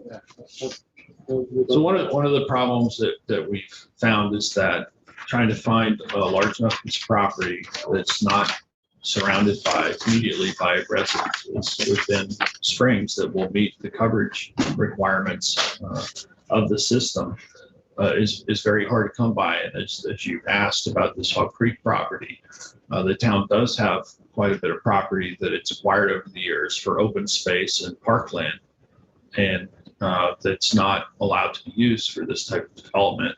And the particular property that we're discussing today doesn't have those restrictions on it. But also, if you're declaring it as an emergency, doesn't that void some things? Like if we need a hospital built on a nature reserve, we need a hospital. We're building a hospital. You know, there's no ifs, ands, or buts about it. No ifs, ands, or buts about it. I think we go behind that. So if the cell phone tower, as you're claiming, is that much of an emergency, why not put it there? If all you're going to do, like you're saying, it's not going to mess up the woods too much. Is what you're I don't saying. think we have the Just put a small authority. fence around it. What's the issue? Yeah, I don't Why think we. destroy a small plot? I don't think we have the authority to declare emergency and use that CPF versus parkland. There are potentially other alternatives. It's been discussed that condemnation could potentially be used on Girl Scout camp if we weren't able to reach an agreement. That's something that we could do. The town does have the authority to do that. I think exercising eminent domain and condemnation is a process that is one of last resort. And again, you know, I do know that there will be affected residences with the cell tower at that location, and there will be a number of them. They won't be significantly different distances between that tower and some of the folks that are here objecting to the tower on Crandall and Lincoln. I know it's a 170 acre parcel, but the existing tower site is much further to the east and closer to the roadways of Flagging Hole. And like you said, like the master plan and all that, it's all should be public knowledge, right? Like I should be able to go into your guys' website to find a blueprint for it right there, right? The amount of metal it's going to take, amount of time it's going to take, everything scheduled, everything estimated, correct? Where can I find that? So there Where can I is find a physical copy, not just a digital, like where can I find a printed out copy of exactly what this is going to take? Just get a better understanding of what's going on. Yeah, so the town not comprehensive real plan. definite facts. So the town's comprehensive plan that some people have referred to, which I believe was last adopted in 2005, does talk about the policy of review and acceptance of cellular sites. And we do have a zoning code which addresses that. And as has been stated both by town staff and others, the Crandall site actually meets the requirements of setbacks. It wouldn't require variances if it was being proposed by a private property owner. That's one of the things that really stood out about the site. So easy. Now we understand that this is a cherished location in the community, and that's been brought to our attention in a very big way, obviously by having public meetings and hearing from the area residents. So at some point, you know, when you're looking at trying to solve a problem, you know, there is a fair amount of work that gets done in the offices with town staff over time. And, when that information, that homework has been completed and we start having public discussions, sometimes in this particular case, for example, people get upset. Now, I can tell you that looking at the emergency stabilization plans and projects for downtown Montauk post Sandy, where the town worked with the Army Corps of Engineers to put in an artificial dune to protect the downtown area after that hurricane, that there were a number of meetings and there were public discussions and there were press articles. And when it came time for the actual work, there were other people who were unaware. And we got a lot of feedback at that point.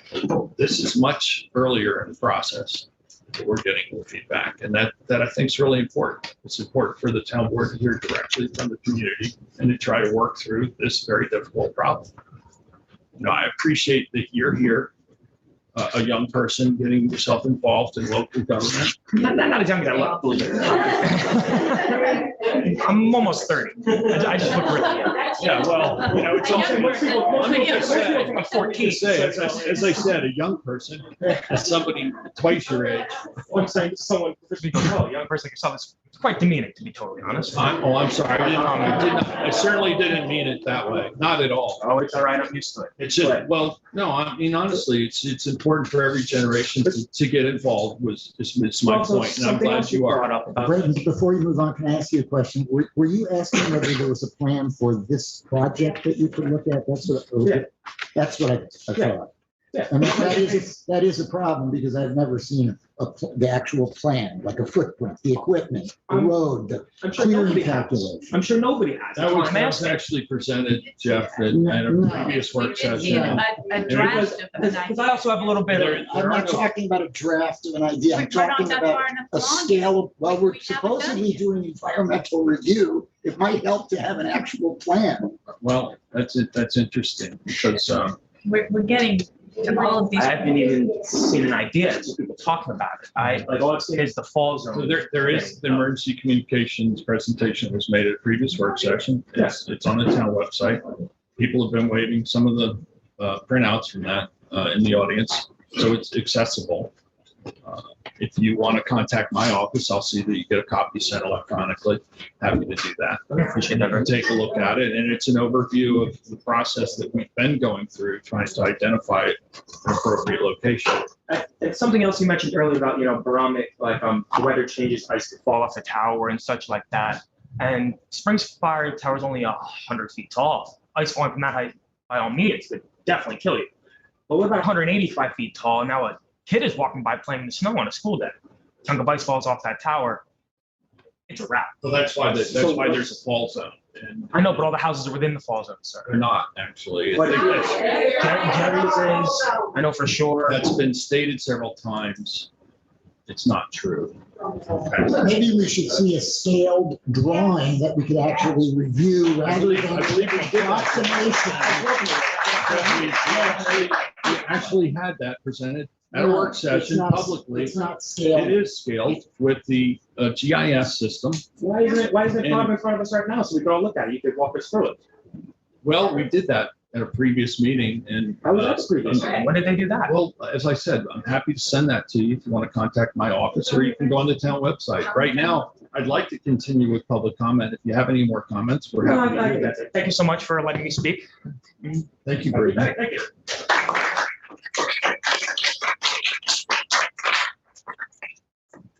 Jerry Hodges.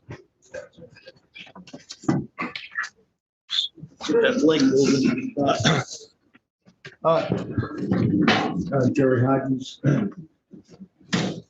Couple of things. In my opinion, this whole process that you're talking about was very surreptitiously presented on July 20th. That's not even a month ago. And I don't think anybody in this room had ever heard of anything about this before that well, apparently about 2 days before the meeting, somebody read it someplace and buried in a column in the paper and said, whoa, there's something going on here. Better get to that work meeting, okay? So, no, I don't think that you're being straightforward with the community. I think you've been thinking about this for a long time. Under the guise of an emergency, you're trying to slip it in. If that's wrong. It's been said the emergency's been going on. I wonder if you have any statistics on how many people have died as a result of not being able to communicate with the emergency services. Is there any statistics on that? Is it really this critical emergency right now, this minute, that we have to get this thing passed? If you haven't passed it, they're talking, this woman over here from the campus said they were dealing with things in 1997, trying to talk about towers for communications, stuff like that. This has been going on for a long time. Now, all of a sudden, Mrs. Gonzalez says it's an emergency. It's an emergency. We have to do this now. No, that's like the guy trying to sell you something on the telephone saying, if you don't do this and send me your information and your money right now, it all goes away tomorrow. You have to do it now. Yeah. You get those phone calls, hang up on them. That's what's happening here. As far as the statistics on the deaths and stuff like that, first of all, who's in the fall zone, who's not in the fall zone? Fall zone is when it goes down. The double fall zone is a safety area around it, as I understand. On your schematics that were presented to us on the 20th, July 20th, my house is in the second fall zone. You say it's not. Well, look at your own information. Look at it. It's right here. You printed this out and gave it to us. My house is in the second fall zone. And if there's only one, make sure it is mine, and I can tell you that it is. So don't tell these people here, whoever is listening to you, that it's not. That's my opinion, okay? As far as just the environmental impact study, by who? By your people. Your people. And your people right now are not looking out for our well-being.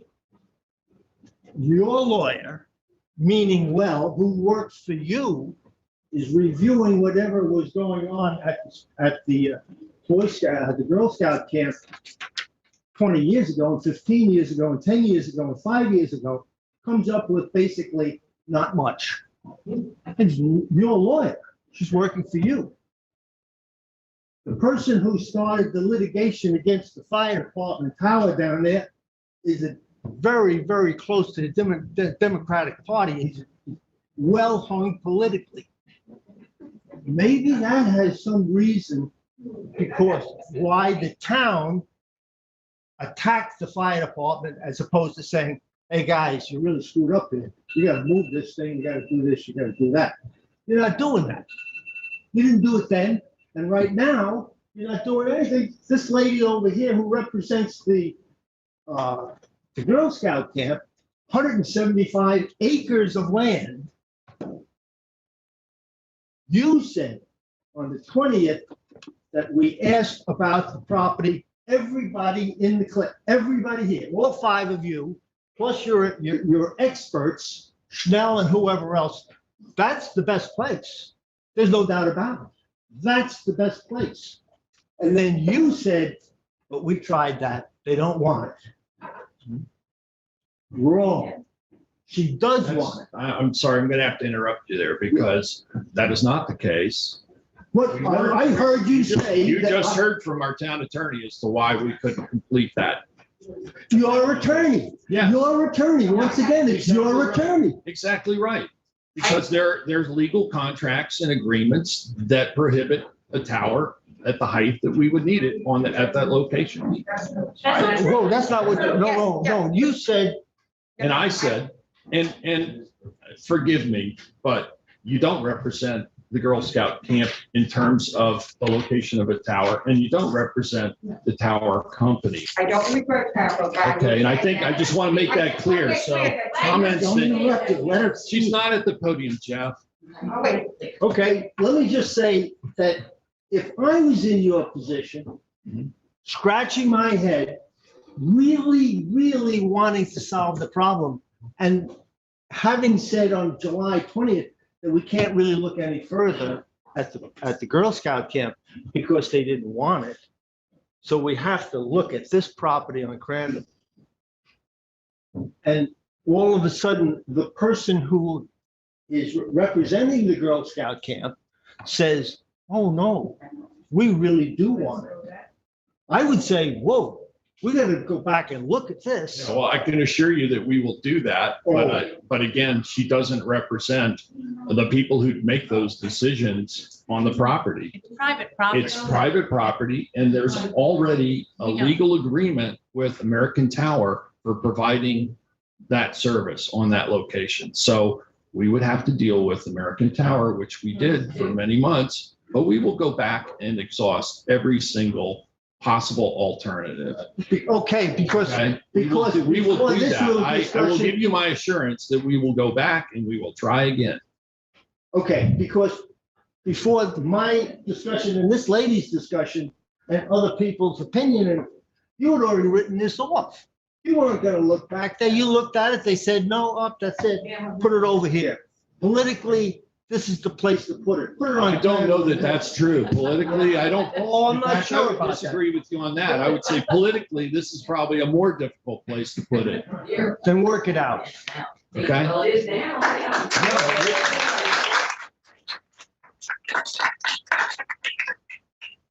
Can I just say to Mr. Hodges, so if you look at this Springs fireplace site, the fire department site, and do a double fall zone for them, go out 300 and, twice 185, you're going to see how many houses are affected by that too. So I'm really concerned about the fall zones and the double fall zones, as you are and have pointed out to us today. So thank you for that. And just so we get everything in perspective and how many homes would be, affected and how many people would be affected.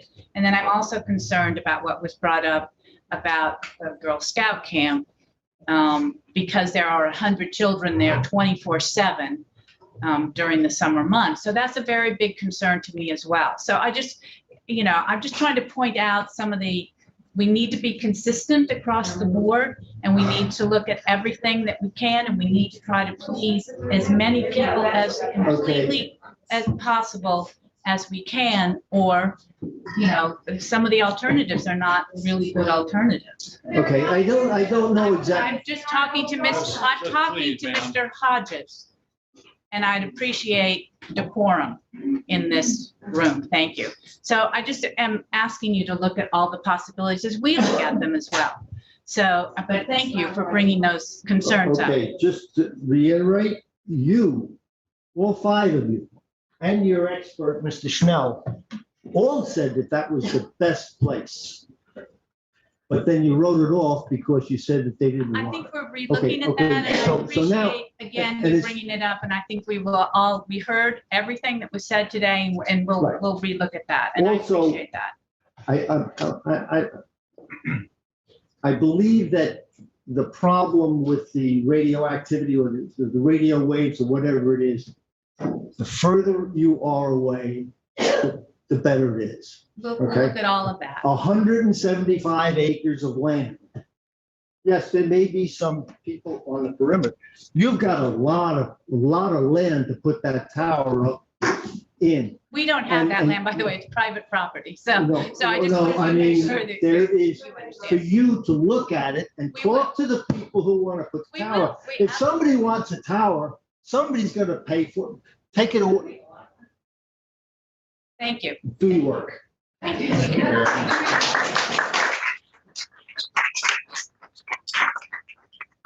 Michael, do we have any callers on the line?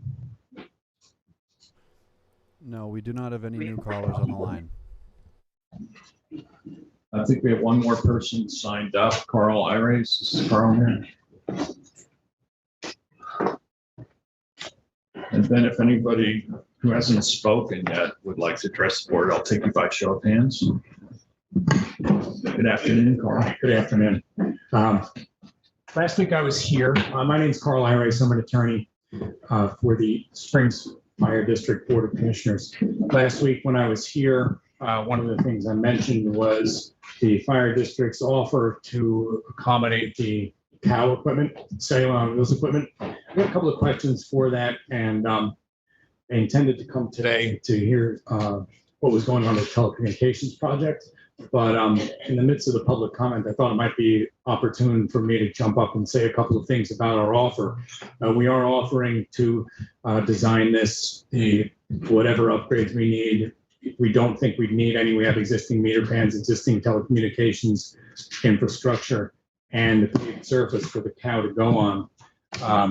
Or whatever design specifications we need, we'll fund. And to answer the question, why would we make this offer? Because the fire department operates on numerous wireless-based applications for mapping and dispatching, and for us to be able to get those up and running in a more optimized way than they are now, which is inadequate for the department. In order to get those up and running, we're in a position to make that offer, to make that happen as expeditiously as possible. Our site doesn't need clearing. And one of the things I said last week was we welcome the opportunity to come in and discuss some of the details of the proposal, but I wanted to get that out during this part of the discussion with respect to the cow. That's our offer, and I hope that invites some further meetings between us. Yeah, and your offer was received in the correspondence, that we asked you to correspond directly with the town attorney so we could work out and understand exactly what the offer was. Thank you. And so that we could review that. So thank you for bringing that up. And one other thing, there were a bunch of comments from the public about what the town and the fire district has done. And the town and the fire district have been working on, just to answer those questions, I'm sure the board knows, but we've been working on a new revised tower to accommodate the town's needs that we designed with input from the town. So in response to the public's questions, what have we done? We have an open site plan application for a new and improved tower designed basically by the town to meet the town's requirements. So that's pending. I just wanted to make sure the public knew that the town and the fire district did work to get that started. And as the supervisor pointed out, it did take 18 months to get an application ready, but there were a lot of details that changed during that time. So I don't think it's anyone's fault that it did take that long. It did. It's filed. It's before the board, and I think that's the way we're trying to help administrate a solution. Just to be clear, it's before the planning board. Correct. Thank you. Okay, not the town board. Yes. And just to keep kind of the two things separate, that's about the town telecommunications, emergency telecommunications upgrade that we're going to hear about on the agenda later. What I came to you to discuss about the offer of the cow site is more responsive to what we're here today for. So we welcome the discussion. We're happy to be here. Thanks for giving me a few comments. Sorry to jump in at the end here. I hope that answered some of the questions from the public and aids in the board's review of this. Thank you, Carl. All right. Thanks, everyone.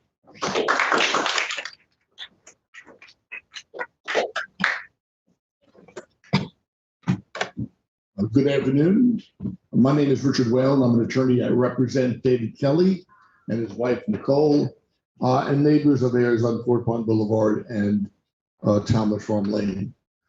First thing I want to say, I just think it's necessary to state this: the level of vitriol and abuse directed at town board members for doing their job diligently, carefully, honestly, I just find it appalling, to be honest with you.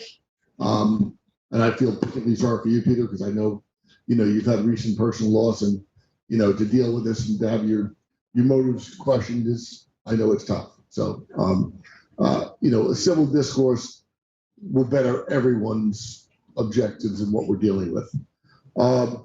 my clients opposed the Springs Fire District tower location. That's a site of only 2.5 acres. And as some of the town board members have already stated, you can't build a 185-foot, 190-foot tall tower, which is what's necessary to serve the objective here, and not have a number of homes and yards within the fall zone. It's not physically possible. Having said that, the Crandall Street property is, that's only about a 6-acre site. It's not really a great deal larger, and it's, in many respects, not really a great deal better than the Springs Fire Department site. I think what this process is showing is that in an area like Springs, which is mostly densely residentially developed, there are very few appropriate locations for a tower. And that's the difficulty that you've been wrestling with. So, I don't think that obviously the Springs Fire Department site is not suitable in the long term. I don't think the Crandall Street property is either. I think when you really look at the geography of Springs, and you have to be in the northern part of Springs to be able to, to serve the needs that you're looking for in terms of coverage, you really have two properties, I suppose. One is the Springs School property, which is about 35 acres or so, and the other is the Camp Blue Bay property. And you already know through your experts that the Camp Blue Bay property can accommodate a cell tower that would provide both cell communications as well as the town's emergency communications network needs.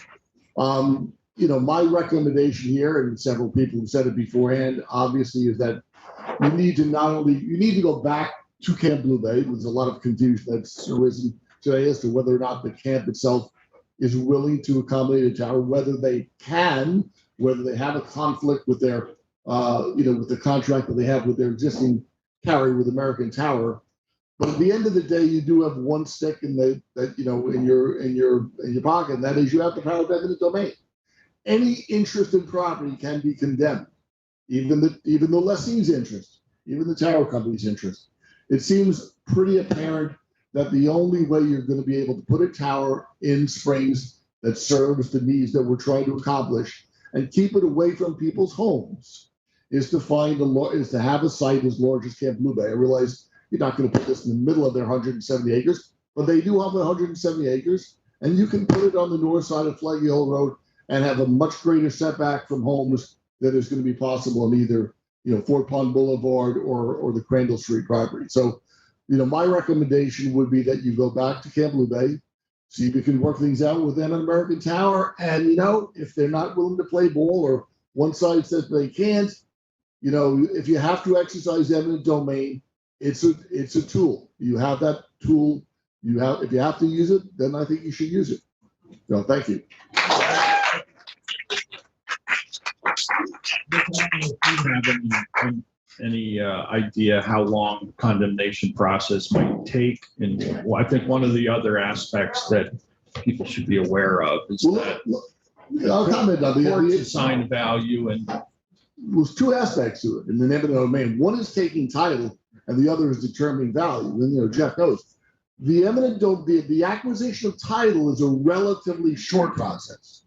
If they want to challenge the value, well, that may go on for years, but you can get title to the land relatively properly. So I do think when you say relative, like what? Within months, if not weeks. I mean, if you properly prepared eminent domain petition, you can vest title in the town relatively quickly, and certainly not a 6-month process. Thank you, Ray. I agree with that. Thank you. Is there anyone who's not yet spoken who wishes to address the board at this time? And then I would invite you to please stay if you're interested in further discussion as we have town staff present. Yes, sir, in the back.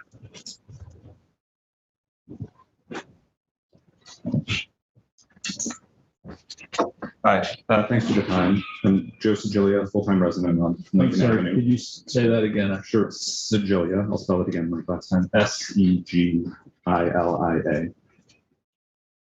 I didn't have any prepared remarks this time and really didn't plan to speak, but I just thought that the public record has to be corrected on a few points. So first, on the fall zone.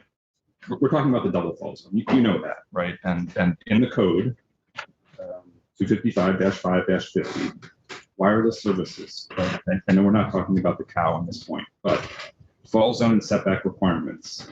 No habitable structure or outdoor area where people congregate should be within a fall zone of 2 times the height of the personal wireless services facility or its mount. It's pretty clear. I read a lot of town codes. You have too. Very clear. Number 2. You referred to it as a municipal zone, the Crandall Street location. It's also very clearly identified in the master plan, the comprehensive plan, as recreational open space. You have the maps on the website.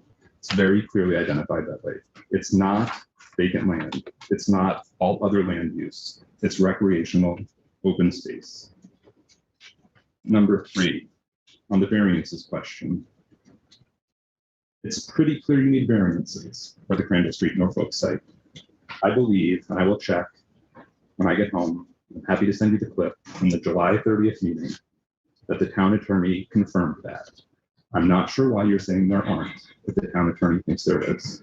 You can answer that, he can speak if variances are required or are not for Norfolk and Crandall Street to build either a cow, put up a cow, or to build a permanent tower. Those are my 3 points. The last one I'd like an answer on, because it's pretty clear. I'm pretty sure that that was his recommendation. I'll check it. So is it still your position variances are not required? That was my understanding. If you have an answer, or the town attorney can do research, I'm not sure why that was his initial thought in July. Can you speak to that? I have to see, we don't have a point where we have construction plans, so. Do you remember saying that on July 30th? No, I don't recall. I can take a clip and send it to you all. It doesn't matter, I'm not doubting you, but I really don't memorize everything I always think about. I'm pretty sure you said the variances again. I'm not 100%. Was there a reference to the fire department? I'm pretty sure it was not. I'm pretty sure, and it's on LTV. We can all it's on LTV. We can all watch it. But it's that's been my understanding with this site. Yeah, and that was one of the aspects that we would like to, as much as possible, conform to what we require of any other. You're talking about the permanent structure, right? The Norfolk Crandall site, yeah. I'm pretty sure it was. I'm not sure you said that you did variances. I'll listen to it again. Yeah. Okay, but until it's actually cited and we have plans for it, we don't. But that would seem to undercut the argument against it, whereas variances are needed for other sites. Understood. I think there was something like 30 variances required for the fire department site, and I think we felt that this site generally conformed to what the town code would require. And again, if there's a better location, if we can work out a better spot, we're absolutely in favor of that. Great, thank you. I do want to say that it is a municipally owned piece of property. I understand that point. It's being used as park and open space. I understand It's that. great. It has been since my kids were little. Mm-hmm. But it is also zoned for B residence zoning. Yep. So the town could consider B residence zoning on that site as well. And certainly we need, affordable housing in this community too. So there are other things on that site, just that map that says it's open space and recreation is how it's being used at the time that map was produced. Yeah, no, I understand. Yeah, and the town has. Yeah, no, I understand that. I appreciate it. That you say everything that's on that property is what we should be looking at. Right. Yeah, and by just one last point. Directly across the street, there is CPF property. You all know that, right? Yeah. Directly east on Crandall. Yeah. Okay. Great. Thanks. Right. Thanks, Joseph. Anyone else not yet spoken? Yes, sir. May I approach for again? I'm really looking for people who haven't yet spoken, because I really want to try to get on with the presentation. We've had the chief of police here since before 11 o'clock. It's now 1:13. We have our code enforcement chief here as well. So at this time, and our chief fire marshal, and hey Buzzy over there, and we have Eddie Schnell, our communications experts here, and our principal building inspectors here. So Eric is here. if anybody has pressing need to say something they haven't yet said, I'll ask you to come up now, and then we would like to get on. Yes, ma'am. Come on up, state your name for the record.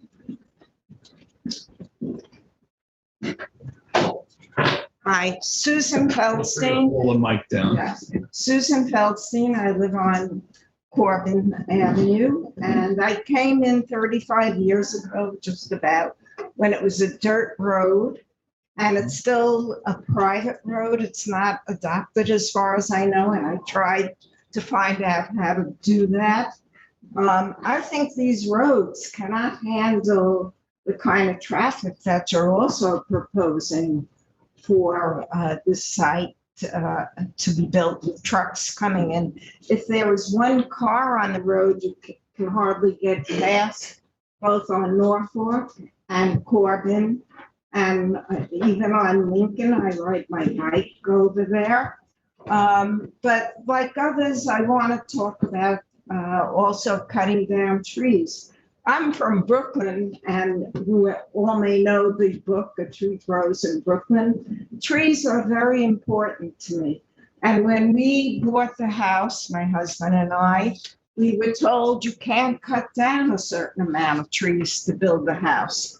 And here you are, you'll have to cut down trees on this property to build a tower.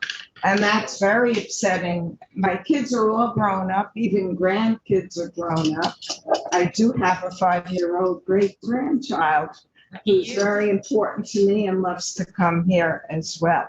He's not yet used the property, but I would assume he would love to do that with others as soon he's a little bit more independent.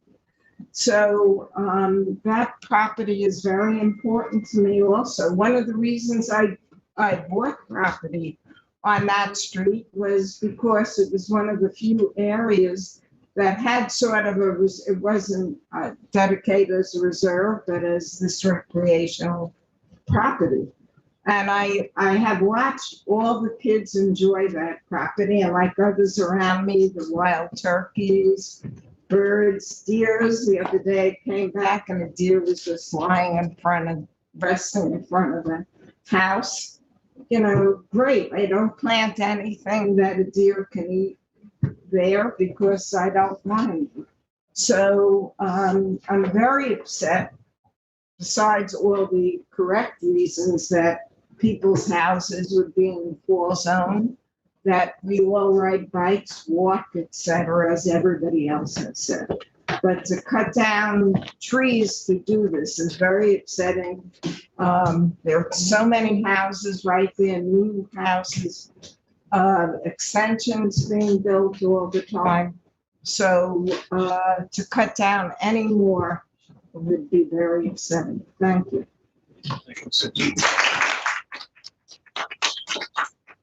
So again, I'll invite you all to stay for our presentation by town staff. We have with us today our Chief of Police. Who I am.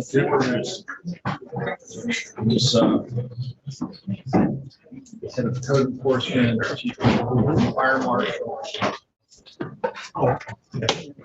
Chief Sarlo.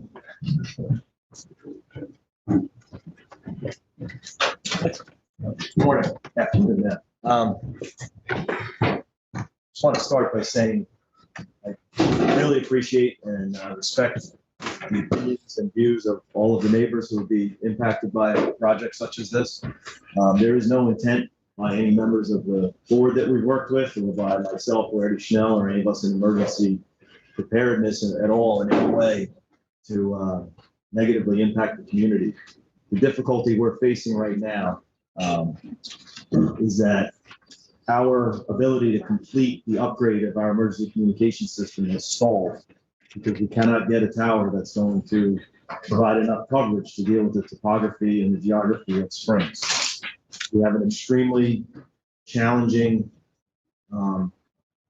residential area that really are only 2 or 3 sites in the entire hamlet of Springs that would eliminate fall zone issues for homes. And someone asked if we had stats, and I believe the gentleman here asked if we had any stats. I don't want to have any stats. My job is to get my officers to scenes. My job is to respond to emergencies. My job is to let the public communicate with our emergency dispatch center as quickly and clearly as they can. And our job is to get our officers to and from scenes and let them communicate with each other to save lives and protect the community. And we're facing an extreme challenge right now. This has been, in my opinion, if you heard me speak at meetings in the past, this has been an emergency for a very long time. emergency in the making, a disaster waiting to happen. Where that tower ultimately ends up being located is out of my hands. It's not my decision. Eddie Schnell and I have worked closely to review the areas that this could work, that it would function enough to give us the coverage that we need to put a tower that's tall enough that lets this system function properly over the next 20 years. We've worked very hard and diligently at that. Obviously, nobody prefers a cell phone tower in their residential neighborhood. It's going to be an extreme challenge moving forward to get this up and running anywhere that's not going to have that type of a negative impact. And we sympathize with that. We understand it. We just want to make it clear we're working very hard and diligently to offer the services that the community expects from us and to be able to respond to the emergencies. When we go to a house fire, there can be multiple fire districts responding, and the safety of those firemen at those calls to be able to communicate with each other is of paramount importance to us. When my officers respond to an aided case or a domestic disturbance and have to go down in the basement of a home somewhere in Springs, there's not a day that goes by that I don't worry that they won't come out of that situation. And it's my responsibility to try to provide them with the best services that they have to handle those situations safely. When you call 911 from your cell phone from the side of the road, it's my fear that someone's not going to be able to get through and that we won't be able to get someone to you to help save a life at some point. And these are very real scenarios and situations that we're faced with. Code enforcement officers are not armed. I will let Kevin Cooper speak to this as well, but they respond in uniform and investigate situations at homes, and they have a very difficult time keeping communications, whether cellular or through the radio, with dispatch so that they can be safe while they're out performing their duties as well. The same goes for Chief Brown and the fire marshals. We have an extreme challenge, and we've worked very long and hard to try to piece this system together to make it work properly. We're in the midst of about our 4th or 5th year of this overall upgrade project to the entire town. Every fireman has a new radio. Every fire district has new consoles. The system is functioning better than it ever has before. But you, the people and the citizens of Springs, are still the most vulnerable and still the most at risk that there's gaps in this system, both cellular and from the emergency communications radio side. And we have to continue to try to plow forward to provide the best service and the safest options for you all. So that's my presentation at this point. Obviously, there's a lot of technical aspects to the radio coverage and the radio frequencies and the height needed. And I just do want to clarify, we have pushed very hard for that site at Camp Blue Bay. And this is not a matter of the manager of the camp wanting it there. This is not a matter of the town not wanting it there. This is a matter of American Tower and the people who own Girl Scout property themselves not being able to agree on a contractual term that will allow the tower height that we all need. We don't need a 100-foot tower. That's not going to serve the community. We don't need a 60-foot tower. We need the tower that's going to give us the height that's going to make the system work properly. And that is bogged down in their negotiations, not ours. And that is, we continue to put pressure on them from a legal angle. We will continue to ask them to follow, every recourse they can. And obviously the board has discussed the possibility of some portion of that property for eminent domain in the future. But just to be clear, the only reason we're even looking at this Crandall location right now is because how that has gotten bogged down and stalled, and we can't get any answers from them. So it's left us in an extremely difficult position. Every month, every year that goes by, again, I hear calls go out in Springs. I hear the radio click. I hear 911 calls. We're at about 2,400 911 hang-up calls in the town of East Hampton this year. So the cell phone signal service, whether it's a missed dial, pocket dial, or drop call from a bad signal, we have to respond to every single one of those 911 hang-up calls. So if you make a mistake and call 911 and we call you back and we say, oh no, I just had bad signal, everything's fine, we still have a duty to respond and check and make sure that you're okay, and make sure that there's not an emergency being hidden, and make sure that somebody's not vulnerable, and make sure that we're actually handling that situation. We spend vast amount of hours searching for drop 911 calls, and the cellular service, if it improves, should help improve that mapping of those calls and should help eliminate some of those drop calls. We waste, I don't even want to call it waste because we have to go do it, and it's part of our job. But the amount of time we spend driving around the roads in Springs looking for drop 911 calls on anxious eggshells, hoping that it's not somebody who's suffering from some kind of emergency and we can't find and locate them, is a very real reality that I have to deal with every day. Thank you. Any questions for the chief from the board members? Thank you, chief. Thank you for your time. Kevin, can you address the experience? I mean, you've been here a relatively short time, but I know that you do a lot of code enforcement work within the Lettuce Springs, and you have personnel out there all the time. Yes.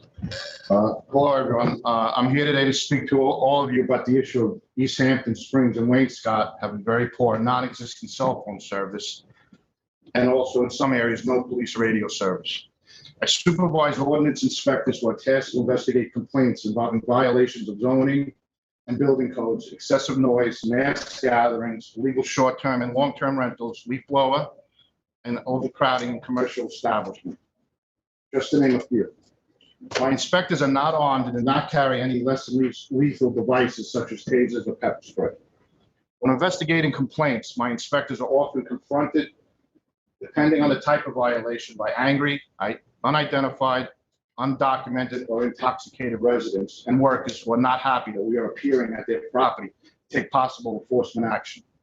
Last month, one of my inspectors was present at a property in the affected area of Springs where there was no cell service to attempt to ascertain the identity of a resident for his case.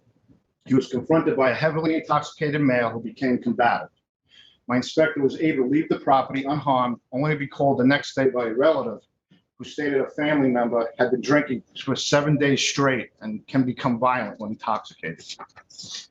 This past Friday and Saturday nights, I, along with my inspectors, responded to 8 complaints of noise and mass gatherings in the no cell phone service areas of Springs, Wayne-Scott, and East Hampton. Friday night, while on patrol in these areas, my police radio beeped 4 separate times during the evening. The beep meant that the radio signal was totally lost for a time. Also that night, in the span of 1 hour, I was present at 3 excessive noise complaints, one in Wayne-Scott, one in East Hampton, and one in Springs. At each of these locations, there was no cell phone service. I responded to 2 of these locations with one of my inspectors for the noise complaint in Wayne-Scott. In Wayne-Scott, I responded with 2 of my inspectors because of the poor cell phone service. I was present at a property on Neck Path Saturday at 12:30 a.m. that had a large house party with teenagers that included a fight in the middle of the street. The East Hampton police did a great job in emptying out the house in an orderly manner, but it took at least 45 minutes for all the kids to leave the area because there was no cell phone service and they could not call a taxi or an Uber. A few of them even left the unlit street area by walking to parts unknown to try to find service. So for approximately 45 minutes, 2 police officers, 2 ordinance enforcement officers were out of service because of no cell service. Because of these types of incidents and the continued poor cell phone and police radio service, I had no choice but to institute a policy at ordinance enforcement that inspectors respond to all complaints with another inspector, or they had to double up in cars on weekends. At all other times, they would respond to complaints with another inspector if the location is a known location for poor service or it has a history of persons that have shown hostility towards town employees. I've done this solely for the safety concerns of my people. My fear is that if they are confronted by unruly or violent persons in an area where they will not be able to call for their assistance, either with their radio or cell phone, they could be seriously injured before help could arrive. The problem with doubling up my inspectors on the weekends or having them back each other up on certain other investigations is that it leaves parts of the town uncovered at times. There will often be no inspectors close by other parts of the town. So, for example, if there's a call for service in Amagansett or Montauk, it would take at least 20 to 25 minutes to respond.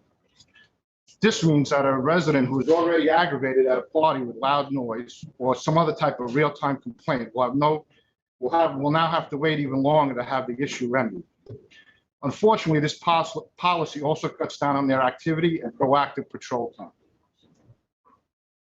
I would also like to point out to the board and the residents of the town that besides code enforcement personnel, many other town employees from departments such as buildings, natural resources, housing,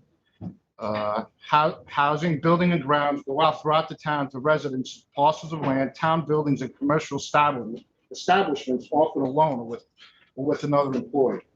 These other town employees are not in uniform and do not carry police radios and have only their cell phones to summons assistance. Oftentimes, they are confronted by residents and respondents that are not happy to see them. If they need police assistance or even require a supervisor in the affected areas, they might not be able to have a signal to call 911 or even leave their cell phone line open, which would trigger a police response. If they suffered a medical emergency or became involved in a vehicle accident while simply conducting town business in the affected areas, serious consequences might occur if they are not able to call for assistance. The issue of poor cell phone service compromises the safety of many town employees on a daily basis, not just my inspectors. I would like to inform the residents who are also opposed to a tower at the proposed location, and in my opinion, you could be putting yours and your family's health and safety at risk every day. For some of the same reasons that town employees face while they are performing duties daily. Residents face possible slower than normal response time due to emergency responders not being notified of an emergency incident sometimes 5 to 10 minutes after it has occurred. If you or a person you are with is suffering a medical emergency or is a victim of a crime or accident casualty, think about having to frantically find cell phone service by knocking on the door of a hopefully close by house that might luckily have someone home at the time to ask to use a landline, or having to run around in circles to get some bars to pop up on your phone to make a call. As I am certain we have all done at least once. As a first responder for the last 33 years, I can tell you that 5 to 10 minutes could mean the difference between life and death in many cases. These 5 to 10 minutes could mean an allergic reaction from the bee sting being routine or becoming deadly with the delayed arrival of an EpiPen. An asthma attack becoming deadly with the delayed arrival of an inhaler. A heart attack or stroke victim waiting even longer for a defibrillator or oxygen and suffering fatal consequences. Or a concussion victim suffering a brain hemorrhage. I'm a supervisor for the town of East Hampton and prior to that for 19 years with the NYPD. My number one priority is to keep the people assigned to me safe so they can go home at night to their families at the end of their tours. As Director of Code Enforcement, my mission is to improve the quality of life for all the residents of the town. I cannot do this to the satisfaction of our residents if I have to take increased measures that I have just described to keep my inspectors safe and subsequently reduce their productiveness and effectiveness. I've been to dozens of police and public service funerals throughout my public service career, and I can tell you that they unilaterally suck. During and after many of these funerals, all the talk is about what could have been done to avert such a tragedy, which is usually followed by some sort of change of policy and subsequent training. In every case, always reactionary and too late. Being proactive in an expeditious manner in regards to this issue will prevent tragedies. I urge all residents and board members to please look at the big picture when discussing the cell tower issue now and in the future. Thank you. Anybody have any questions? Questions from the board for Kevin? Thank you, Kevin. Thank you, Kevin. Thanks for the great work you're doing out there. So, Budsy?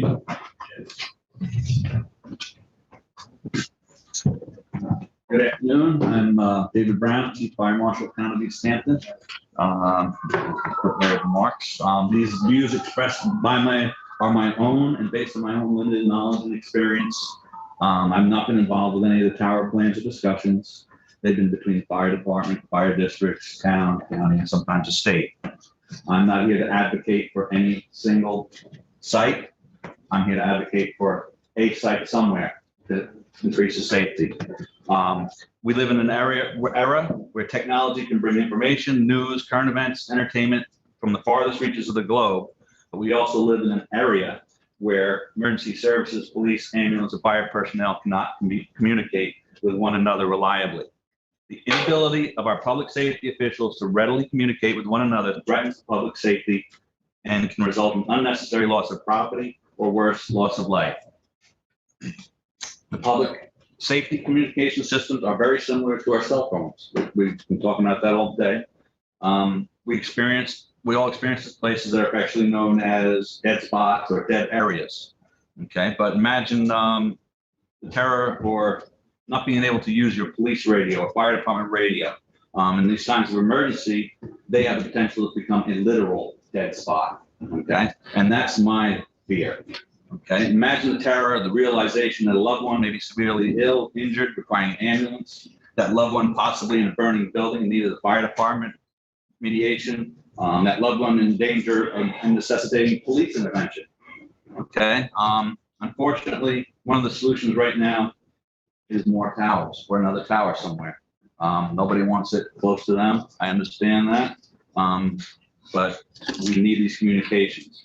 As an ex-chief, I've been on the end of emergency services radio with no signal at several serious fires. So that's where the emergency is. When we get to that scene, the fire chief shows up at that scene, the first one, he's trying to call them the trucks, where to place them, where to get all the resources, and we can't get that out. And that's where it's so important to get these towers up and get them running and get them updated. Realization that something goes wrong, somebody gets injured, without this critical ability to connect to the lifeline is it's beyond distressing. I've worked for the town. In my personal experience, I've worked for the town for 17 years. I look out my office window, and I'm at 300 Panago. I look right at the tower. I've been in the fall zone for 17 years. I'm okay still. I haven't seen anything fall in that fall zone. I've also lived next to the firehouse on 1 Cedar Street for 57 years, 14 days and 2.5 hours. I'm in that fall zone for that amount of time. The worst I've seen is the hawks or the bald eagles dropping fish or carcasses or bird droppings. That's the worst I've seen so far. Not saying it can't happen, but that's what my experience is. I believe the time for excuses should be done and over with. Time to act is well overdue. I wholeheartedly support an emergency communication tower in the Hamlet of Springs to be put into service with the utmost expediency. And again, I'm not advocating for any single site, I'm advocating for a site that will be compatible with everyone's needs. All right, do you have any questions from the board? No, thank you. Thank you, Buzz. We have the principal building inspector too, and you want to just reiterate some of the experiences that your personnel have with regard to communications and. You can make it brief. I know you're here for the other discussion, but I thought while you were sitting there. I'm Anne Glennon from the building department. I'm the principal building inspector. And during the times out in the field, there's many a times that my inspectors will be on a job site, climbing, everything. Many a times they have no cell service at all. I'm also a member of the Springs Fire Department where I've been in fires, I've been in situations where we could not get communication downstairs to say we needed a ladder to get there. It's very important. I do agree that somewhere we all have to come together and figure out a spot that this doesn't become personal, it just becomes important to save lives. Thank you. And while you're here, I just want to correct the record. It was stated several weeks ago by a caller who called in about the fire department tower going up without any appropriate approvals, and that the building permit was issued erroneously. And they mentioned that person was Anne Glennon. And I just want to clear the record. Anne Glennon had nothing to do with the issuance of that permit. She was not working as a building inspector at the time. Even though her husband was Springs Fire Commissioner, there is no connection there. And I just want to say that I hold Anne Glennon in very high esteem for her absolute integrity in her very difficult position. And I just want to state that publicly for the record. And I think it's really unfortunate how some misinformation gets spread around. And then as soon as it's repeated a couple of times, people think it's fact. And, we see that anytime there's something controversial. So again, thank you for your great service in town.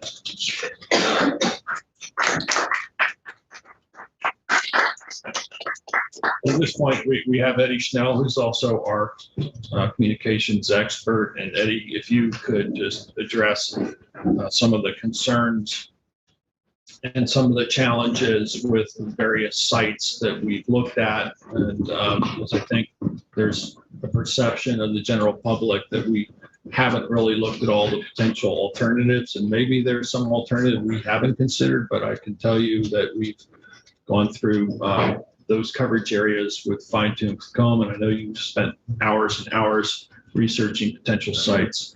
So if you could maybe just talk about some of the challenges to the locations geographically and whatnot, and some of the sites that have been looked at and were found to be insufficient.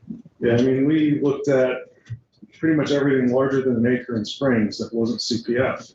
And a lot of the sites come down to fall zone. It's the biggest word spoken today, I'm sure. And as everybody is sure read the code today, there's two different fall zones. There's a single height fall zone, which is if the tower falls over, it does not leave your property. It cannot exceed the property line without a variance. The second one is the double height fall zone, which was put in place more for sighting reasons than safety, to make these things be hidden on large properties. But there is something that could be said to a garbage bag stuck at the top could blow further away. But most of the stuff on these towers is heavy, and even in hurricane force winds is not going to go more than 50 feet from the base of the tower. Ice is typically what falls off towers, and it doesn't go very far from the base, even in high winds. The second aspect we look at in siting a tower is point-to-point backhaul to our other towers in the system, because it doesn't really work without it. And for the novice, can you just explain what a point-to-point backhaul is? So every site needs to connect back to the core site here at Town Hall, and that's where all the computers and servers and whatnot that run the show actually are. And for that to work, we need a very high-speed connection between the towers, and that's accomplished with point-to-point links. Those are the big round dishes on the towers, and those can't have anything blocking the path. Not a leaf, not a tree, not a house. It needs to be clean line of sight between the two dishes. They actually have to be pointed at each other. And there's big adjustment bolts on the back. They have to put them within fractions of a degree, otherwise the signal level drops and the link is not alive. The biggest problem in Springs is there is no hill in Springs that you can pop this on the top of to reduce your overall height. Springs is always, most of it between 10 and 40 feet above average sea level. So it's relatively flat compared to like Montauk. You have the big hill by the dump, and you have the big hill with the water tower and the big hill that we're siting the Gator site on. Those make things easy because when the tower's at the top of the hill, you don't have trees in the way. But in Springs, we're kind of down in the valley, and there's a lot of high ground between Springs and a lot of our other sites, which is why there's no coverage in Springs. It's blocked by those same hills.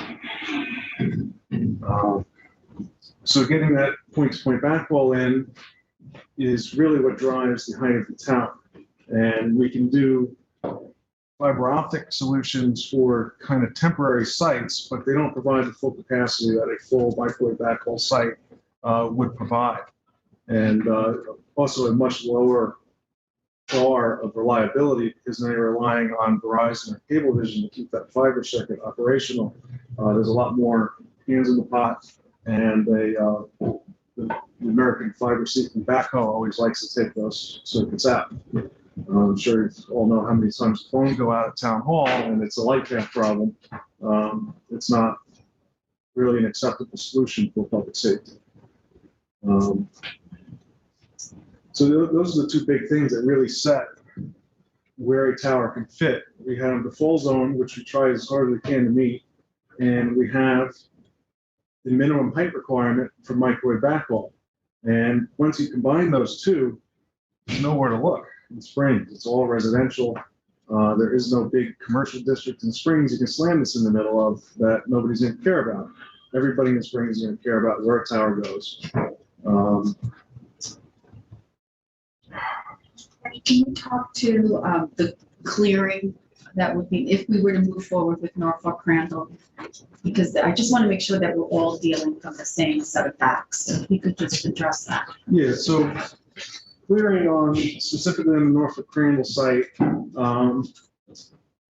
it's because of where property lines lay and the elevation and trying, not the specific geographic features with the pit itself there. We kind of selected a spot that's not actually dead center. It's a little bit to the west of dead center of the property. And it ends up being about a 55 by 100 foot compound is kind of how we have it drawn out right now. So that 55 by 100 foot plus or minus would be cleared. There will also be a 20-foot access road cleared from that compound to the to Norfolk Street. But there wouldn't be like a clear-cut operation. It's just a little bit of property that we need and an access road to get a straight truck through. So that's the only clearing that would take place. Yeah, no, and the only fencing would be around the compound in the middle of the woods. There wouldn't be any fence up to any of the streets. Okay, there's been talk about the equipment that would go there and the generators. Could you just describe how that operates? So the town's equipment, I'll separate out the temporary and the permanent because it is different equipment. The temporary side for the town would be a cabinet, which is probably 6 feet wide by 4 feet deep by 6 foot tall. And that would be on 6x6 wood timber laying on the ground. Next to it would be a trailer mounted diesel generator to power it when the utility power fails. Normally we'd be powered by LiPo PSEG. It's only when the power fails or during its weekly self-test the generator actually runs. The cell carriers are a similar thing, just bigger equipment. And I'm not sure they're planning any generators for the temporary installation. They use large battery banks. We usually have a battery bank that'll last us 30 minutes to an hour, depending on the site, and then rely on the generator after that. These cell carriers will do 6 hours of battery or 12 hours of battery, and then they will bring a generator on a trailer when it's needed. But they have a parking lot full of these things. I don't have that, so we install them at the sites. Eddie, this cabinet is within the 100 by 55 Yes, feet. it's within the compound. Yes. So all this is within the compound.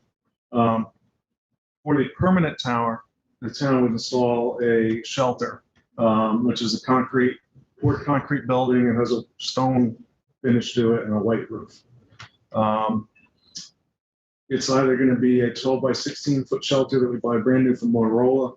We also have some leads on 10 by 20 foot formerly used shelters to try and save some money on the project that would get rehabbed. That's still not decided yet. Then outside that generator would be a propane generator and a 1,000-gallon propane tank. The reason we use propane on all these sites is so we don't have to deal with Department of Health and tanks and registered tanks and potential leaks. Propane and the leaks just goes in the air. Somebody complains about the sulfur smell, and that's the end of it. Diesel leaks, you've got major problems. Unfortunately, we can't do propane on a temporary installation. We have to use diesel for that, but Is the propane tank buried? it's above ground. Above. Yes, and that's still all within that compound. So there's questions about the health impacts. And can you talk about the FCC and how that plays into it? So the FCC has their requirements, love them or hate them. I fight against them every day. And they do have a very specific set of guidelines for radio frequency emissions and when you have to have a study done or when you don't have to have a study done. There were just recently some changes that pretty much make it so everybody has to do a study. The town code requires a study for every cellular application that comes in. It hasn't been done yet for the site until it's a little further along and we know actually what frequencies they're going to assign to it. It can't even be done. But just as an example comparison, the new tower that Verizon just built at the airport on the power lines, that's a 130-foot lattice tower. And their RF emissions report was based around 4 cell carriers, which would be Verizon, Sprint, T-Mobile, and AT&T, which is who exists on the site, plus the town of East Hampton's equipment and Bridgehampton Park District, which also has an antenna on that tower. And all of it combined was only 2% of the allowable emissions from the site. So we really don't even have to do a review to know that it will meet the FCC requirements because it'll be very low within them. one will be done because we're more or less required to do it. But we foresee no problems with it. And there is federal, I'm not sure if it's a regulation or statute or how it's actually written, but the only thing the town is allowed to consider is whether or not we meet those requirements. Us going against them and requiring more stringent requirements is a violation, and we get sued on that by the cell carriers for any kind of denial. Thank you. Any other questions from the board? Yeah, and you don't have the site plan with all the equipment. In other words, we haven't yet asked for a survey and shown the actual dimensions of the equipment, and we don't have pictures, we don't have illustrations of the actual equipment. So we did have a survey of the site done a bunch of months ago that showed the property lines and full elevations. I forget if they're 5 or 10 foot elevations, but we did have that. We just actually got last night drawings from AT&T showing their proposed compound layouts. They're waiting on one last bit of antenna information from AT&T so they can complete the elevation drawing, which is just the stick drawing of the tower with some antennas on it. And but we do have the rough sketches that were done a while ago that when we were figuring out the feasibility of the site and figuring out how much space we're going to need and how to design a road so that you don't see the tower from the road. We put a nice bend in it, unlike the one at the Northwest Brush Dump, where it's kind of unfortunate how it got done, is when you're sitting at that intersection, you have a direct view right into the tower and the compound. Yeah, I understand that you're going to place the road a little bit better, for a better visual effect. So when will you actually have a site plan using the survey that lays out all the equipment and have, actual, the technical drawings of the equipment so that people can understand the scale of them and how large they are and how they will sort out on the site? And when's that going to be done? For a few days. Once AT&T gets the antenna drawings, that's really the last bit they're waiting on. So Eddie, in terms of this layout and plan that Councilman Bragman's referring to, is that pretty much the same plan that could be used at another location, and the biggest variable is simply the height of the tower? Other than that, all the equipment's pretty generic in terms of the layout. It's more or less a copy and paste of the Northwest Brush Dump. Right. Just squished a little bit to fit the unique characteristics of this property. But all the cell sites are the same. They have the same equipment, just different equipment per carrier. But on the drawing, we usually show a box showing this is where AT&T is going to put their stuff. This is where Verizon is going to put their stuff. This is where T-Mobile, Dish, whoever, and we call that out on the drawings.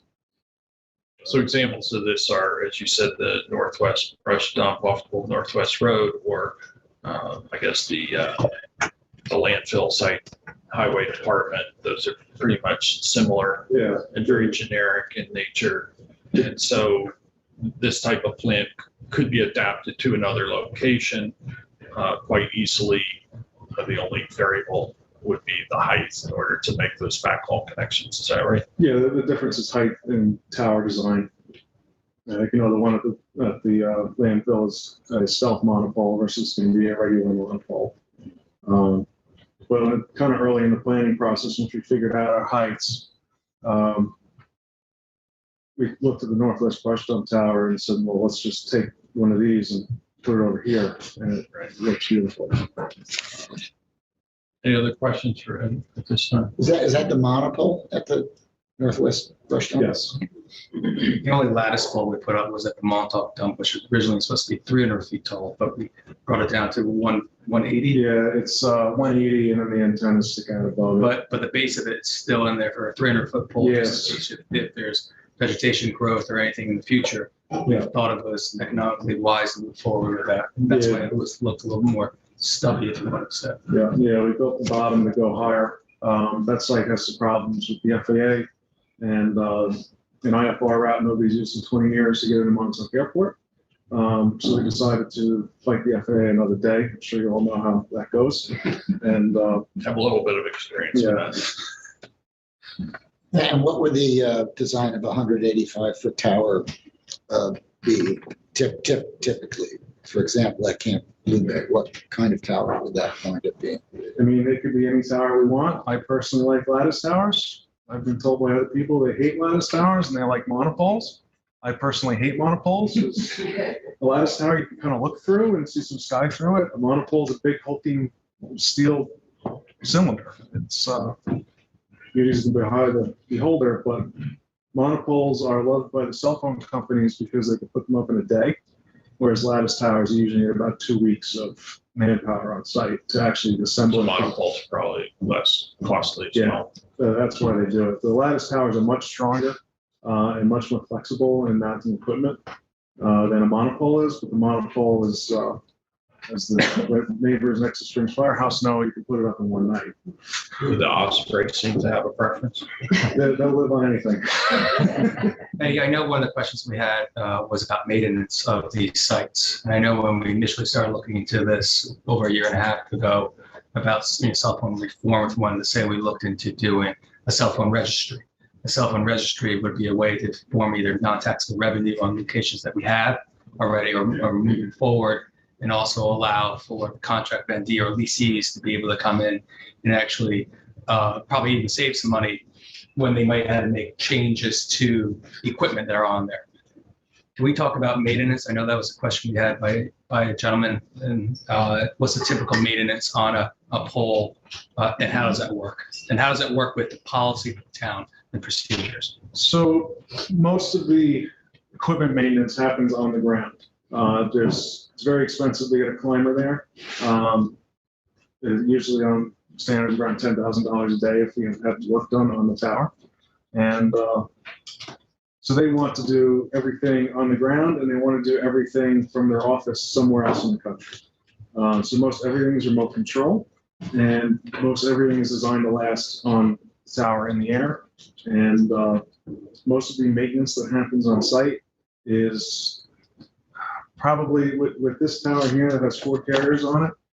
There's somebody here maybe twice a month that comes up, physically walks in the room, checks to make sure that mice and squirrels haven't moved in or raccoons in the case of this building. And just gives it a double check, cleans the dust off the top, locks the door back up and goes to the next side of this list.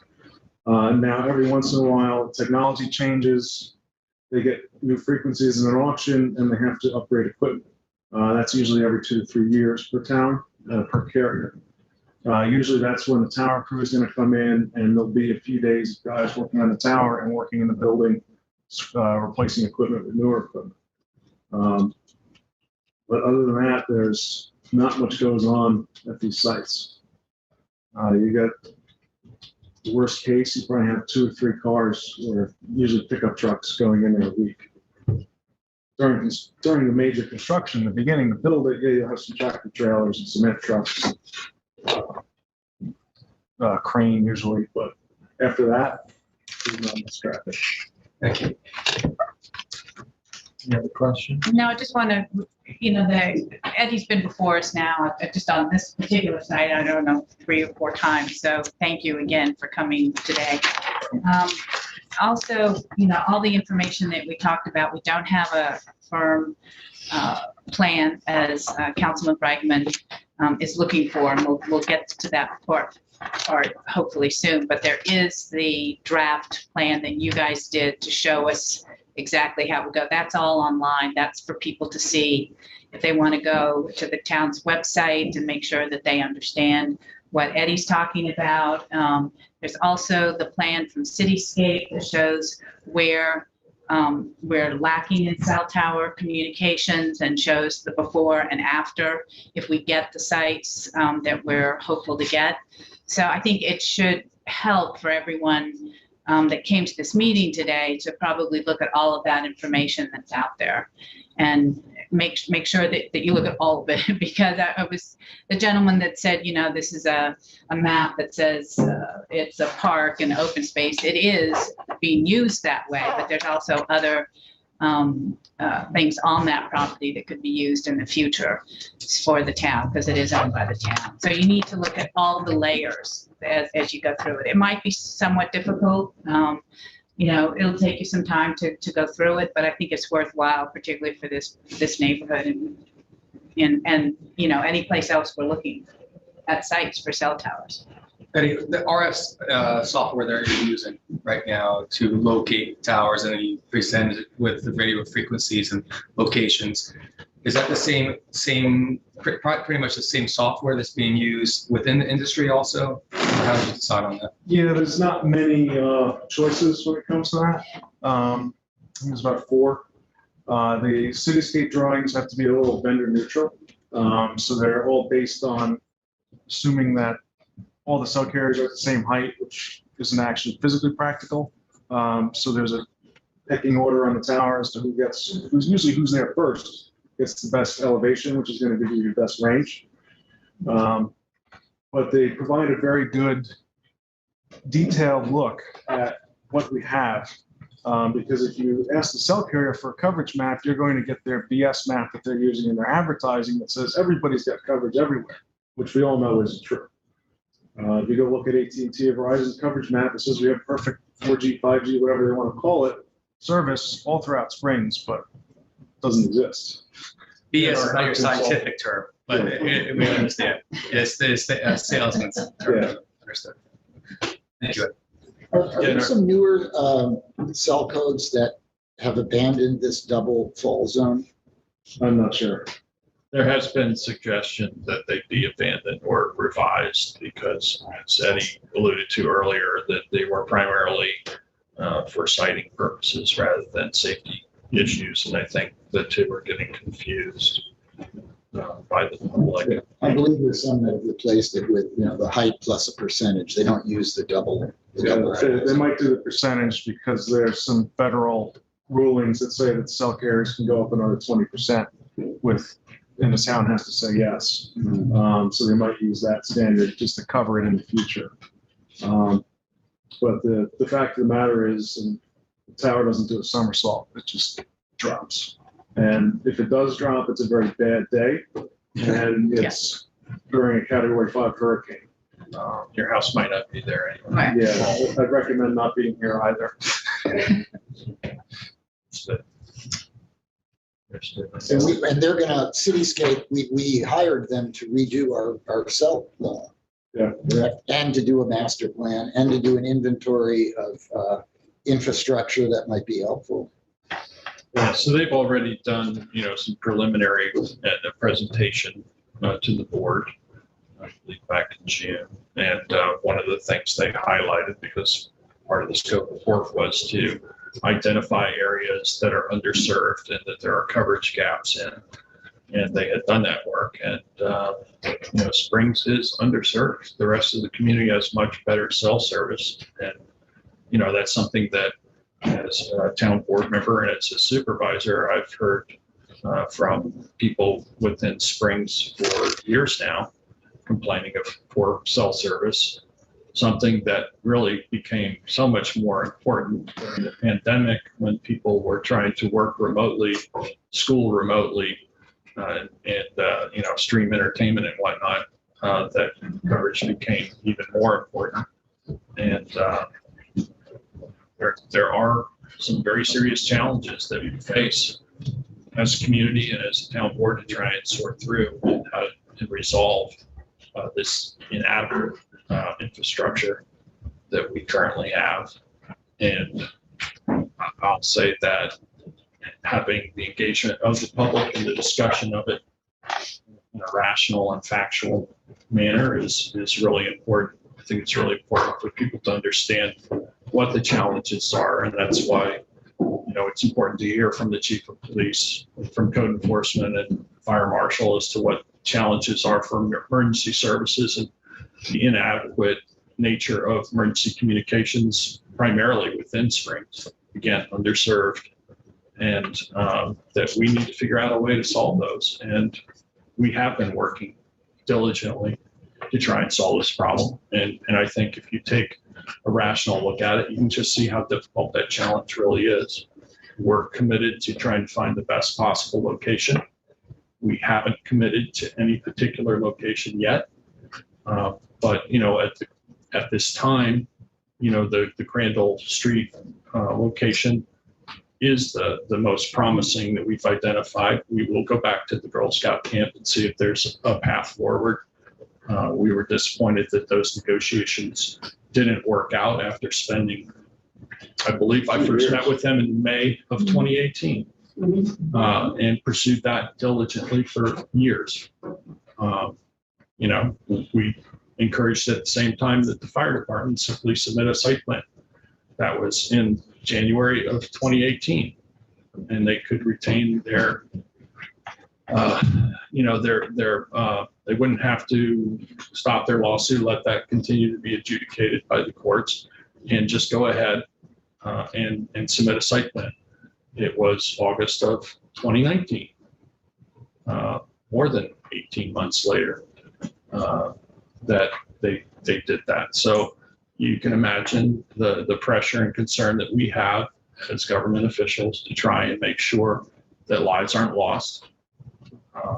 And this is a really thorny and difficult situation we're in. I hope everybody can just appreciate that. You know, there's no malice, there's no racism. You know, communications should be provided to everyone. And again, Springs is most underserved out of our entire community. You can see how difficult it is to try and find a location in the most populated hamlet to site one of these towers and this infrastructure where people won't be concerned and upset. And we understand that. I was just trying to make a smaller point. That was quite a little explanation we just got. The point I was trying to make was that we hired Cityscape to do a number of tasks that are components of a deliberative, orderly process that have not been done yet. That was my only point. And, yeah, Jeff, it wasn't a criticism of anything you said at all. That was completely neutral position. Sorry you took Can I it that question? way. Are we then to hold up emergency communications project to wait for our contractor, subcontractor to make progress on the personal wireless plan? Because I mean, they did the inventory, they did the coverage maps. You know, the coverage maps were presented at the July 13th meeting where we demonstrated the cell coverage gaps based using the maps provided by Cityscape.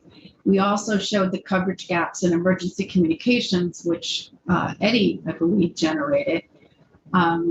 This project, emergency communications project, is now on hold, right? Because we've got the seeker on hold because we can't move forward until we've identified a permanent location for Springs, which means the emergency communication equipment isn't going up on the brush dump site. It's not going up on the Gator site. And we heard from the community. We understand the concerns. We understand that the seeker's on hold, not just because we have to identify the site, but once we identify the site, we have to have the engineering plans. We have to have the visualizations. So right now, any discussion of the seeker that was presented on July 20th, from my perspective, is mute because it's going to change.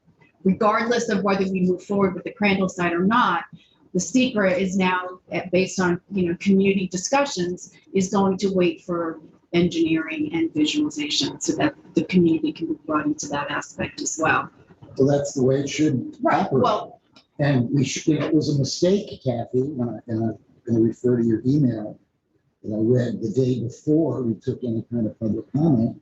I concluded that this project would not have any adverse environmental impacts and basically green-lighted both a temporary and a permanent tower. The only point I'm making is that when we hire experts to help us, we should let them do what we hired them to do. This is not an inordinate delay. This is how you conduct a planning process. And it's a mistake that we have lived through in 2 or 3 meetings that we've seen from the neighborhood. It was a mistake to leave with an environmental assessment form that essentially green-lighted both of the towers. And, I read your memo on Monday before the first Tuesday meeting. It's absolutely conclusive. So, but I listened to the community. And I can change my mind. Yes, I'm glad. And the community wants to see the plans, they want to see the visualizations, and they deserve to see the plans and the Okay. visualizations. So let's put that in the rearview mirror, because we're in a different place now, right? We're at a different marker. I only thought, I just thought there was a little criticism because I was saying, let's follow the process we hired. No, but the reality was, let's we be frank got about the there, process. we got there We hired them. before, because when we did the SECRA back in October of 2018, and we unanimously adopted the SECRA, we didn't have engineering plans and visualizations for 103 Flaky Hill Road. Yet we all voted to move forward, which is why the SECRA came forward this time around back last month, because we hadn't done it in October of 2018, and nobody said, hey, wait a minute, we don't have the engineering plans and we don't have the visualizations.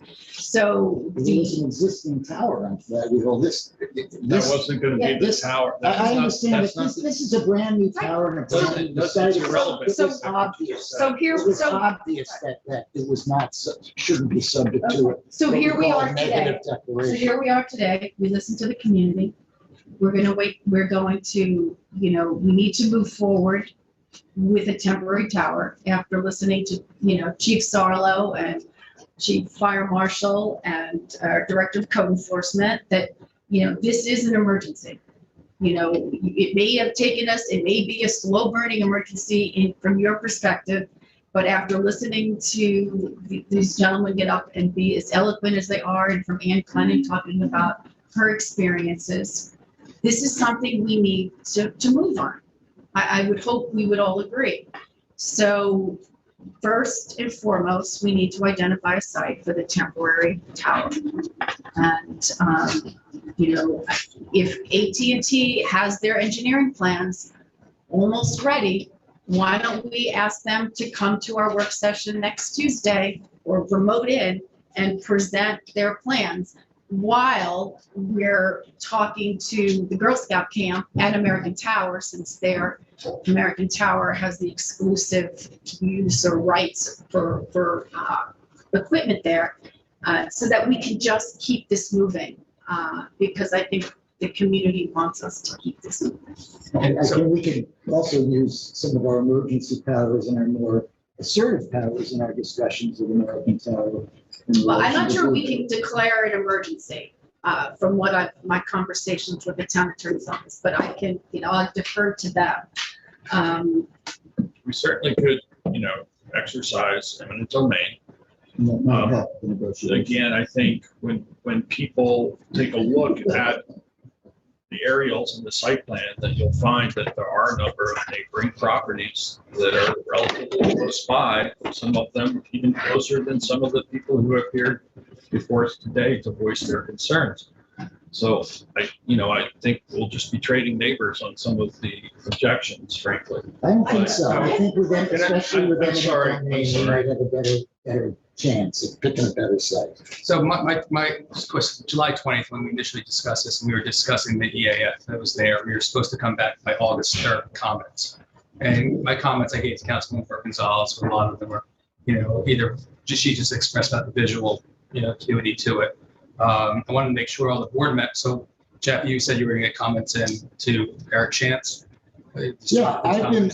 And so with that, is that now the discussion is that we will hold those comments, Eric, until if there's a potential another EAF, and we might add more to that at that time. But I want to make sure all the board members know that, they're supposed to continue the work as a board, either from the last one or to a new EAF. So you want to move it forward. Well, no, I think it's, from talking to the town attorney's office, I think from what I understand, the permanent tower needs to be in the SECRA that was presented on the 20th. That's on hold until we identify where the permanent tower is going to be. As far as the temporary tower is concerned, I don't know if it's, John, you want to address how that could move forward as far as SECRA is concerned. Sure. If I could just, before you get into that, John, my second part, I'm going to be done on this conversation is last week, right, since Ann is here, I don't know if you heard my comments last week, Ann. You might have been out of town.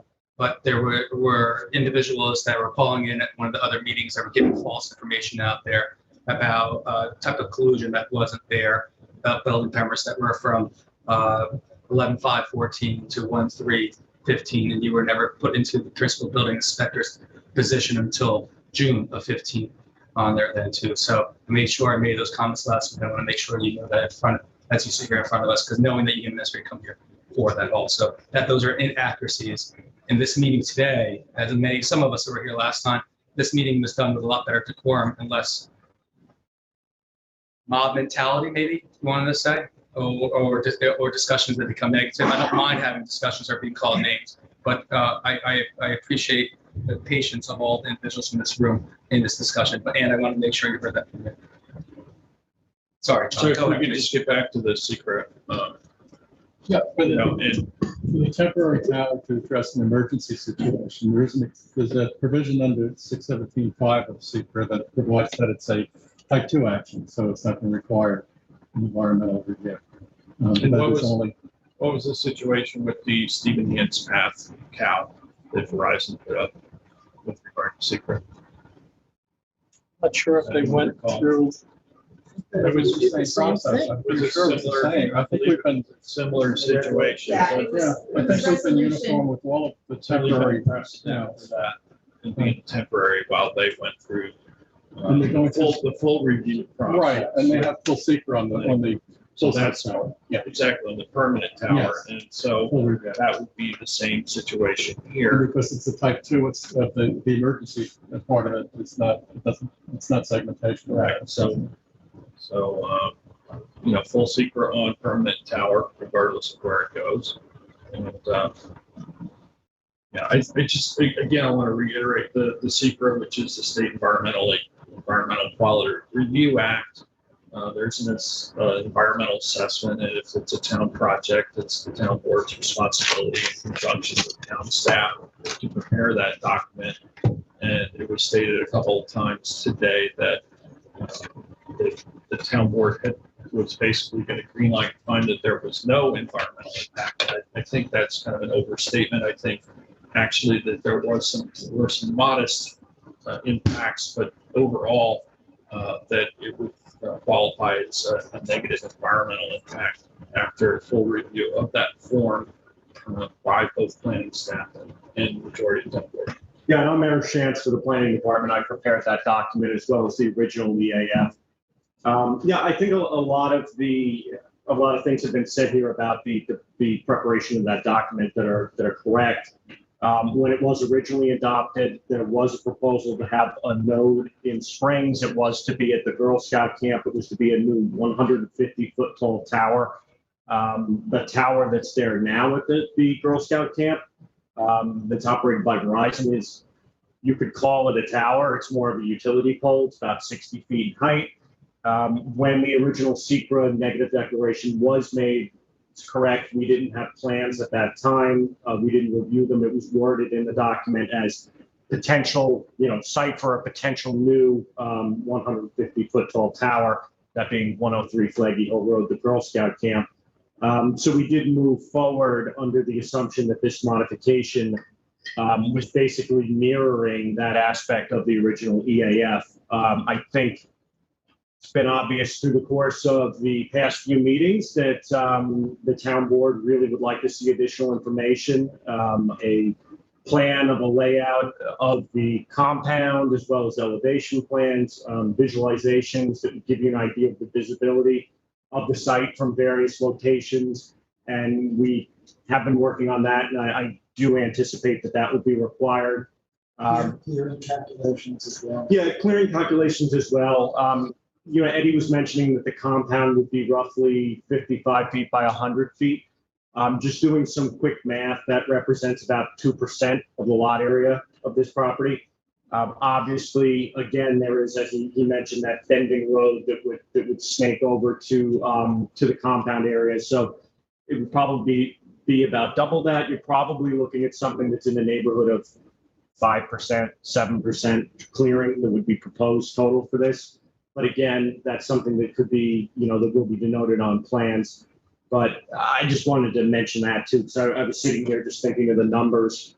And, obviously, from what you've heard from the public, there is a perception that the entirety of the property is to be cleared, or even so a significant amount of the property. That certainly would not be necessary for the project as it's been proposed. I think there should be some reference to the type of vegetation you're removing as well, not just the calculation of it's 3%, it's 2%. That doesn't really assess the impact. I think the neighbors are much more concerned about what you're taking out. Are you taking out trees? How many trees? That size of the trees, caliper. Yes. Sure. We can do that for sure. Have you done that to the Girl Scout camp?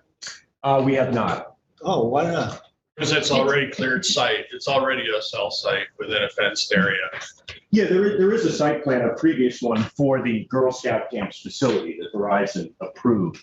But we haven't done a mock-up of a potential 185-foot tall tower in a different location. Essentially, that Girl Scout location already has an existing site plan, and the plan was to drop the existing tower and put a taller tower there. But if that will affect homes in that area, couldn't you put it in, it's 170 acres in another part of the Girl Scout camp where it would potentially affect less? So the question from the audience is, if it's 170 plus acres, couldn't you put it in an area that would be less impactful to neighboring properties? And yes, you potentially could do that. And all the infrastructure that you would need to bring into the property would be much more extensive. And depending on where you put it, might require a great deal more clearing since there's no existing roadway in, et cetera. So it's something we'll look at. And I camped there in 1971, and my daughters camped there, I guess, within the last 10 years, and there's quite a few structures already on that 170-acre property. So where the tower is now, the current tower? So you mind just coming up since, yeah. Because people can't hear you that are on. I'm sorry. First of all, let me apologize again. So Laura, just restate your name for the record. Laura Bissett-Carr. I need to apologize again. Jameson pointed out something that was in the plans and the agreement between American Tower is that when we started our discussions in 2017, was more reference to the size of the tower you just mentioned, and you're now looking for 185. So yes, the agreement does say 120 It feet. wouldn't have to be 185 of the girls. Right, but what I'm saying is, we now found the error is that the agreement that we made back with them only says 120, and we will certainly go back with them and give them permission to go to 185. And I do represent the owners of the property, not the leasing company. And I would imagine But the tower itself is located nowhere near the girls' usage of the property. Right. That was done on purpose. It's on the corner between 3 Mile Harbor and Flaggy Hill Road. And I do believe we go back, we do have enough room there for double that room without reaching the houses nearby. Right. But I need to go do the and scale. again, I mean, I think our preference would be to put it in an already developed area. Right, because we do have to your question, we do have the compound built, it's fenced already, the building is there. The electric power has been brought in, the generators are there, everything is there. But again, it doesn't address the greatest possible distance from adjoining properties. So that I have to go back and look, because I do have a scaled map of the property and where it is Well, we now. look forward to can having take it. further discussions with. But we will work to get that agreement corrected. That was, I did not know, I'm sad that someone didn't contact us and say those negotiations stopped. Am I correct that American Tower would likely be pleased to build a taller tower because it gives? I can't speak for them, but I would think it gives them more room to put. But I will now get on the topic. We did not know the negotiation stopped. And now I see the problem is the height of the tower in the agreement that we have with American Tower. And you'll keep the town And board. this is private property, and I'll leave it to council to advise us, but. But we do want to work with you. Being private property would have to go through site plan process, I believe. So again, additional potential delay. It'd be worth it for a better site.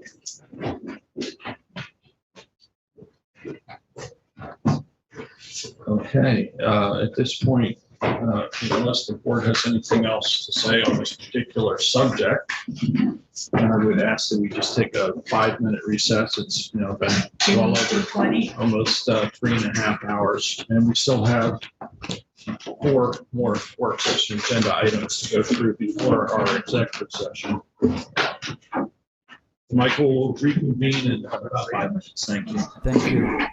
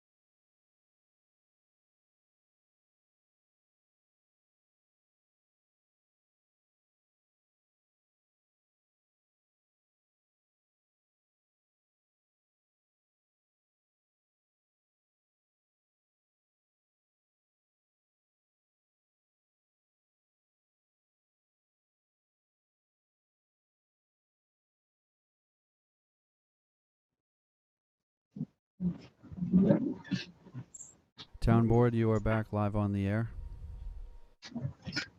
Welcome everyone back to the work session for August 10th. We're now back in session. We have our second agenda item of the day, the discussion of geotextile GeoCube emergency permit code changes. And we have Brian Frank here, our senior environmental analyst, to present this proposed. If you don't mind me, Brian, just to tee this up a little bit. We discussed this maybe about a year and a half ago, and then working through a committee, myself, Brian Frank, Principal Building Inspector, and Glennon and John Chilnicki, to discuss about the temporary use of geotextile bags on our beaches and how they have officially not been removed in the timeframe of the permits, but also to give greater strength to use other assets the Principal Building Inspector might have, but also other changes to this section of the code. We just did discuss this, as I mentioned, our leads and a report with the Waterfront Advisory Committee recently.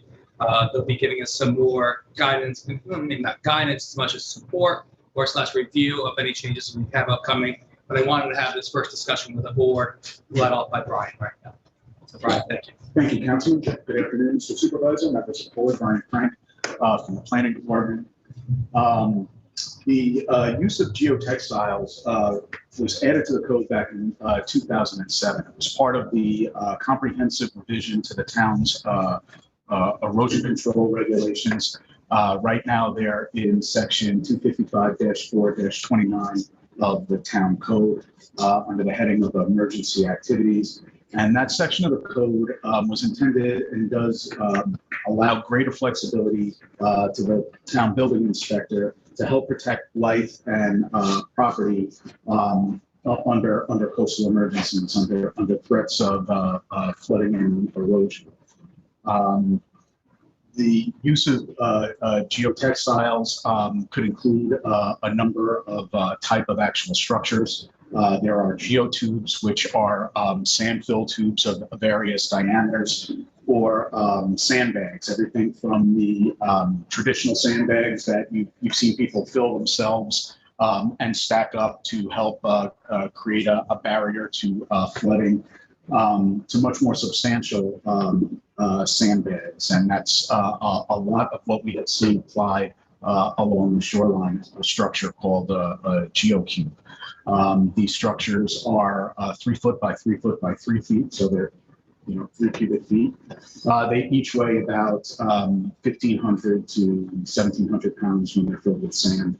And they are stacked together. They are stacked together. They are bound together to form somewhat of a seawall. And the planning department supports their use in emergencies, and they were intended to be used under short-term conditions. Are you excluding core logs? Are they involved? They arguably count as geotextiles. They're not creating a problem, and to go off a little bit, I can explain why. When coir logs are hit with wave actions, they break up. They break up anyway. They're biodegradable. They're not synthetic. They're not really, any permit that issues them, they're anchored with biodegradable materials to keep plastic off the shoreline.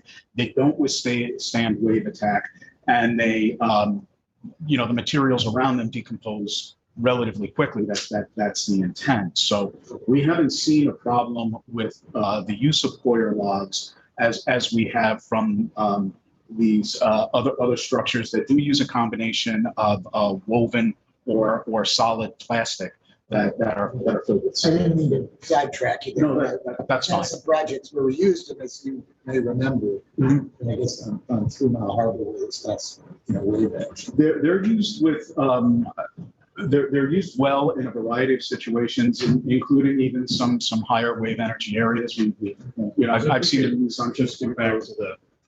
I mean, we're already like. I'm sorry. Can I really? Try to address the issue. Are the bags, do they come already full of sand when they're placed there, or do they fill them with sand? No, these are assembled on site. They do involve heavy machinery, the same type of heavy machinery that you expect to perform other coastal construction operations. I think what the councilman's getting at, though, is that sand trucked in to fill the bags, or is it taken from the site? Right. I'm sorry. No, I wasn't clear. That's So where I thought you were. you were absolutely right. It should be sand brought to the site. It should not involve excavation of the beach or the dune to fill the beds under any circumstances. The way the code is set up right now, it allows them for a maximum of 9 months, 6 months with up to a 3-month extension. And it's pretty clear from the enabling legislation, the language in the code right now, that their intention was to be used short term, that the environmental impacts associated with shore hardening structures are reduced or limited by the short-term duration. And again, in a short-term emergency to protect especially a principal structure from suffering structural damage, they do have a place in the toolbox. I mean, it seems to me like the biggest problem here is that you have a short-term emergency solution to protect immediately after a large storm event, the property from future short-term storm events or wave action. But what's happening is these are becoming de facto seawalls at properties that are threatened by longer-term erosion and more chronic problems than just simply a storm event. And that the placement of these is interacting on a regular basis with non-storm events and is causing the beaches to disappear. Is that a fair assessment? That's spot on. Inhibiting public access to those beaches in front of them because of scour. We have seen them used. Yeah, we've seen them used, as the supervisor said, to address long-term chronic erosion more than these short-term conditions. They have gotten DEC permits. The DEC permits are valid for 5 years under real circumstances. Our town permits are valid, obviously, for a lot less than that. We have a number of them on the properties. I can show you some photos now. I know you know what they look like. I don't want to, I'm a little reluctant to bring them up now. The purpose of this discussion is not to out a property, embarrass anybody, or a few of these properties do have pending applications in front of the zoning board, and I wouldn't want to prejudice the board or somehow contaminate the record. If you'd like to see them, I will, but I know you're familiar with these structures, but we have a number of them on properties that have been there for a number of years. Some for 3 years, some closer to 8 years. And as you can tell from the photos that you've seen, when you see 2 full courses of bags exposed at the beach, you're basically looking at a 6-foot vertical wall. And it is interacting with the shoreline much the way you would expect a 6-foot vertical wall to interact. You're losing coastal resources, you're losing public access, you're creating erosion on adjacent properties. All of the conditions that our natural resource special permit regulations and our coastal legislation are designed to prevent or at the very least mitigate. It's pretty apparent in meeting with Ann Glennon, the principal building inspector, Councilman Lease, and John Mickey, that the existing language of the code is not adequate to make sure that these structures are used the way that they're intended. So one of the solutions would be to require bonding for any future projects and the right of entry for removal should the property fall out of compliance. Is that correct? Is that one of the solutions? That is.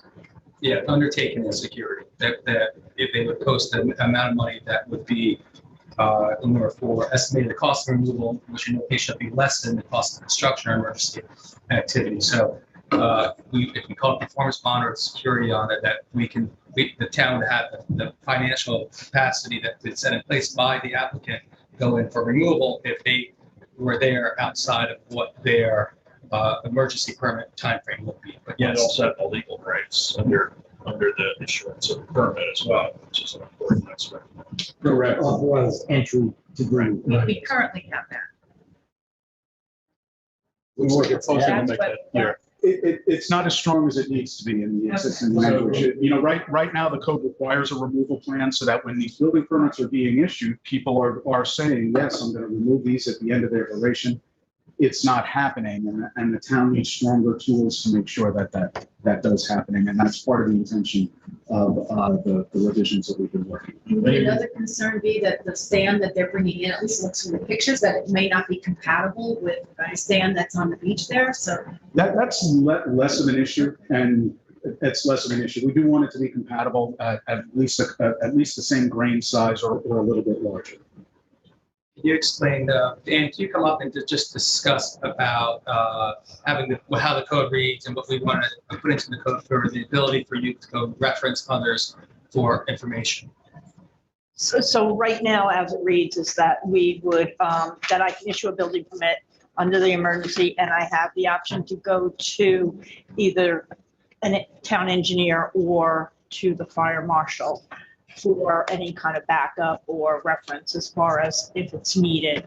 What would really help also with something like that is to be able to include natural planning for natural resources, because they have a lot of insight on the properties that I don't have.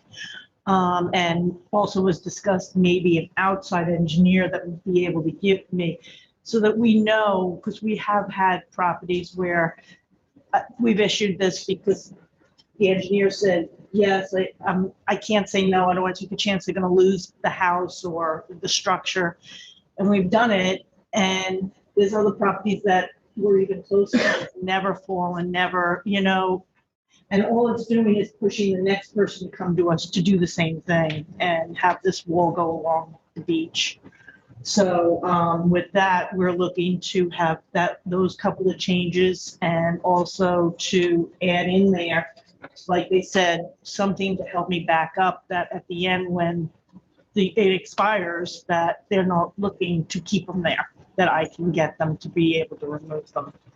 So that would be other staff in the town or a potential coastal engineer, coastal geologist. Yes. That you could give you expertise, because you're not necessarily a coastal engineer, but you're trying to make some of those decisions on the processes. So that would be some of the language we're looking to potentially add in here. And then the third text of all of this would be we've been in contact and discussions with Dan Rezzo also about seeker and how the determination of what type of action these are. And particularly the reason why we want to make sure, we want to try to make these a coordinated action with the DEC, so the DEC doesn't necessarily offer their permitting before the town does. We would like to see more of a coordinated effort with the DEC. Ryan, can you just discuss that a little bit? So how we might try to move forward on Coordinated secret, yeah. Well, the secret classification of these structures are not very clear on how they're being treated by the state. And coordinated review would allow the DEC to better consider town code regulations and the other URP when they are going to issue a permit, to make sure that our permits complement each other instead of conflict with each other. One of the problems was that some of the properties also aren't complying with their DEC permits with regard to keeping structures covered with sand. That's correct. The DEC permit requires that they maintain sand cover. If it's exposed for more than 30 days without being covered, it's supposed to be removed, and that's obviously not happening. Given that hard structures ultimately result in the loss of beach, and in many cases beach access at all but low tide, we're talking about the temporary structures, but we're also talking about chronic problem. A number of these areas are suffering from chronic erosion, and so while we can discuss the short-term emergency aspects, we also will need to focus on longer-term discussion about areas of chronic erosion and what's really acceptable when you are weighing the value of a private property against the public access and public rights over the beach that we hold so dear and need to maintain in perpetuity. So part of this, Jeff brought up core logs. So core logs can potentially be used as an emergency erosion control structure, but this is not stopping the Gold Star or Bluff New Nourishment or things that were put together trying not to have hard structures in certain reaches. This is specifically trying to strengthen our code in reaction to emergency control, emergency erosion control structures. The 6 to 9 months ones that are unfortunately staying for years, coming close to decades now. Correct. As you said, coir logs, biodegradable erosion blankets all have their place in, some of the best coastal restoration projects that we've seen, some of the most successful coastal restoration projects we've seen. And that's not affected by. Are there other possible solutions or clarification of the existing code that we need to discuss other than future applications requiring bonding and right of entry? Anything else that's been identified as another approach or way to deal with that? So we have been discussing some of these erosional hotspots and what's contributing to them and ways that can be remediated. And without getting too specific, that's definitely something the town should continue to do. And one of the last ones was about timing also. They're to be installed in a certain time based on either mammal, bird timing, shorebirds, nesting times.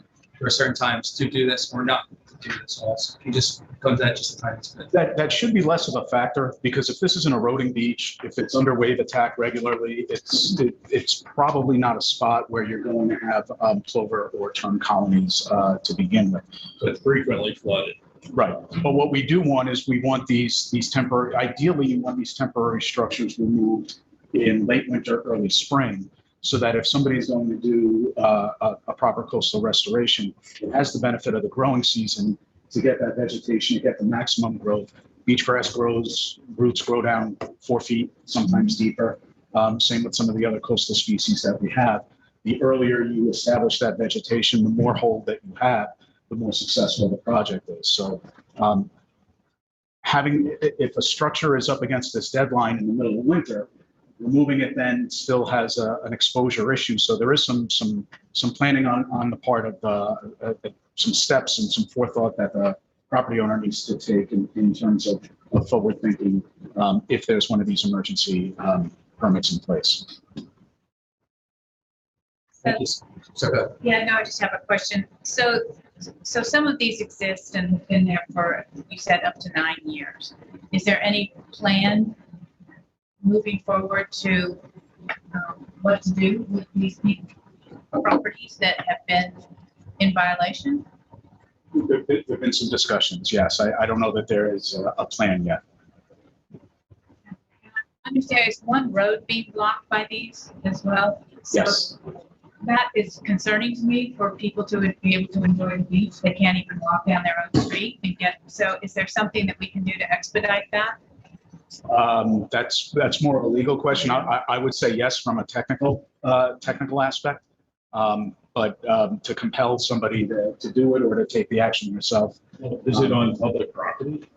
It's at a private road end. Private road.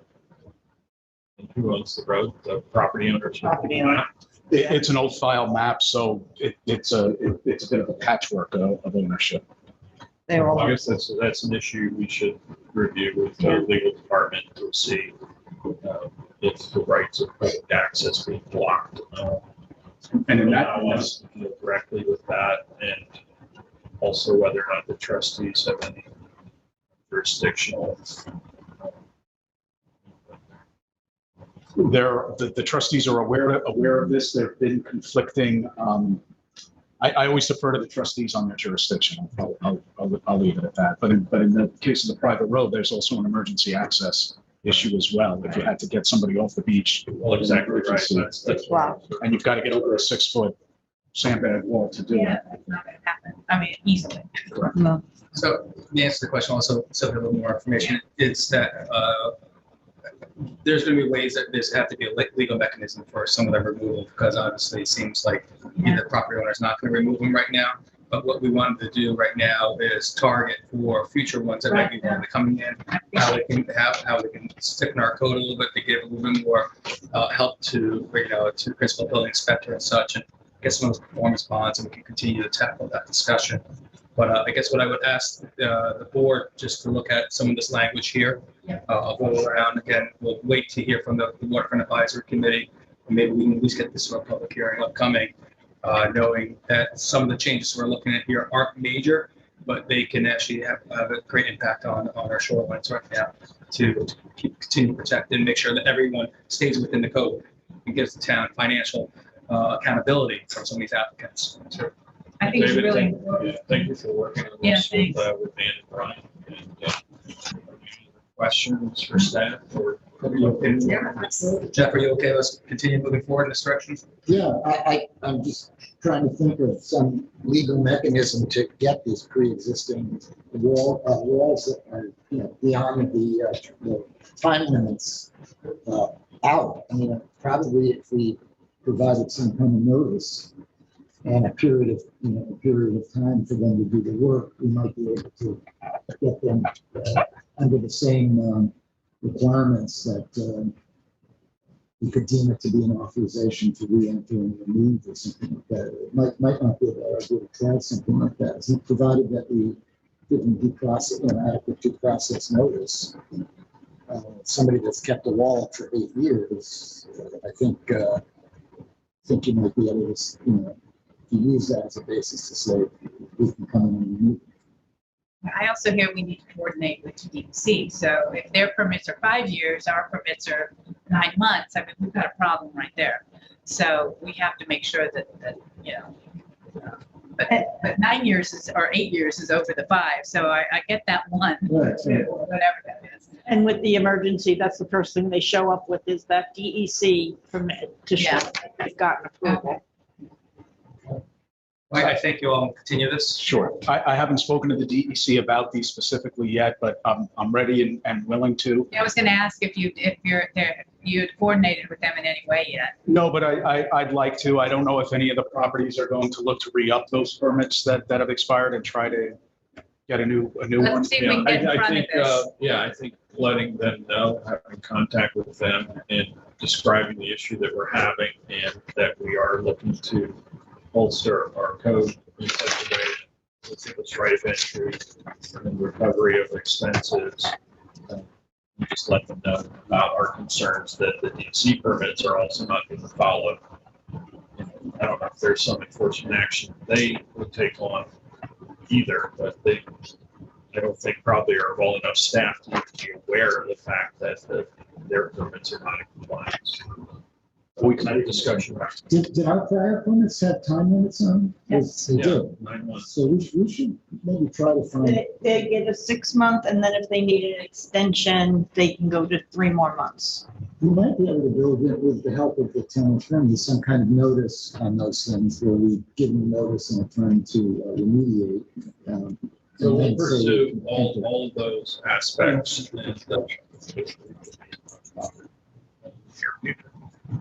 Thank you very much. Thank you. Thank you, everyone. So this brings us up to South Fork Wind Farm license extension and real estate easement request.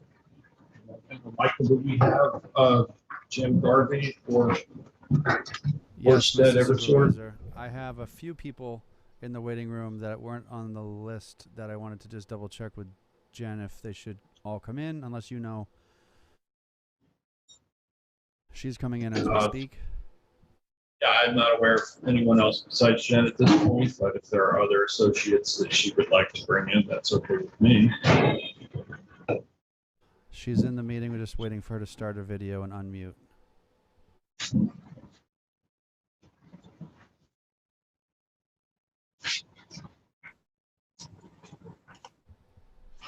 Jennifer, Hi there. Can you hear me? Yes. We can hear you. Welcome. Good afternoon. Hi there, everyone. I do have a couple of colleagues. Yes, Jennifer, this is Mike. I'm the director at the TV station. I see a John Case. Yes. John Case, Kenneth Bowes, Vinny Montemuro, and Sal Giuliano. I'll admit all of them right this moment. One moment. They're joining.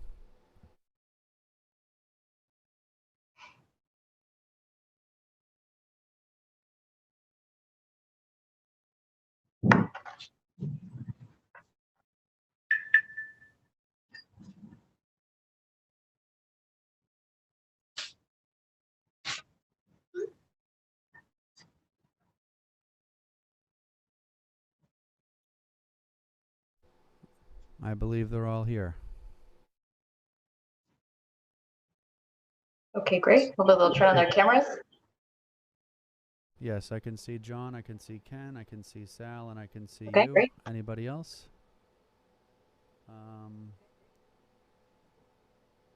I think Vinny might be, He's is there. the only other person. There he Vinny's is, on. yep. Yep, I'm on. Great. Okay, so how would you like to start, Supervisor? I know that there were some particular questions that this board wanted to ask us, and would you like to relay those questions, or how would you like to proceed? I think that to start with, just a brief overview as to what it is that we're discussing, and that would be the extension of the license and real estate easement requests. And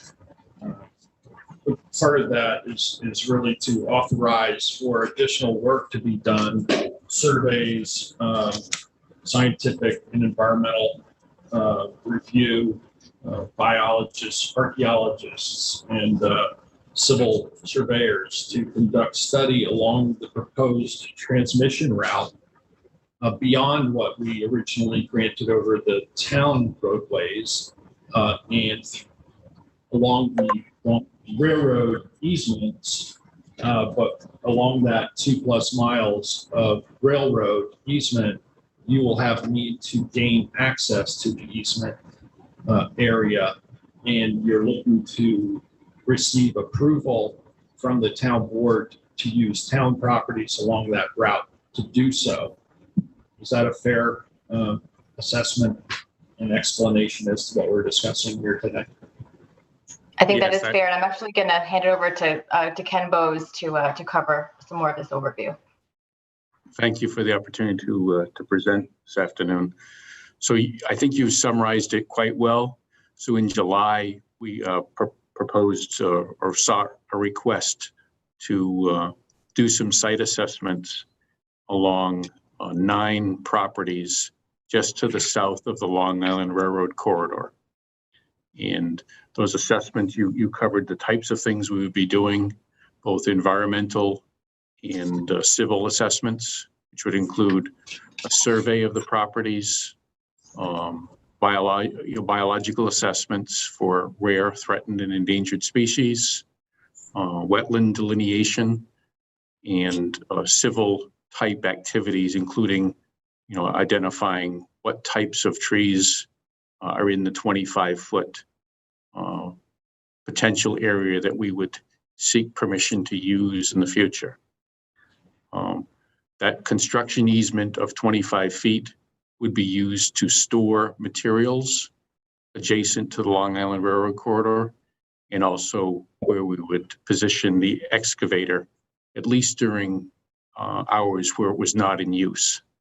So this actually would facilitate the construction along this 2.1 miles and speed the construction and limit the duration of our activities along this corridor. So obviously the Long Island Railroad will continue to operate throughout this time, and having additional room to work along that easement is part of the objective, as I understand it. That is correct, yes. Is the excavator for the geotechnical samplings? Is that what that piece of equipment's for? Yeah, so I kind of mixed a couple things together. So the excavator would actually be used during construction. Once we go into construction, we don't plan to take any more geotechnical samples during this 2 or 3 month period that we're asking for the site assessments. They would be hand dug archaeological surveys as deemed appropriate, and various biological surveys, but no actually machinery would be used for the site assessment portion of this work. So there'll be hand dug test pits again, as we've done in the past? Correct. We've done those along the entire 2.1 mile corridor on the LIRR property. Now we do similar activities on these 9 town-owned properties. So what is the excavator for? So ultimately, the excavator will be used to dig the trench on the LIRR property. And then at nighttime, we will position it, on one of these properties as we progress along.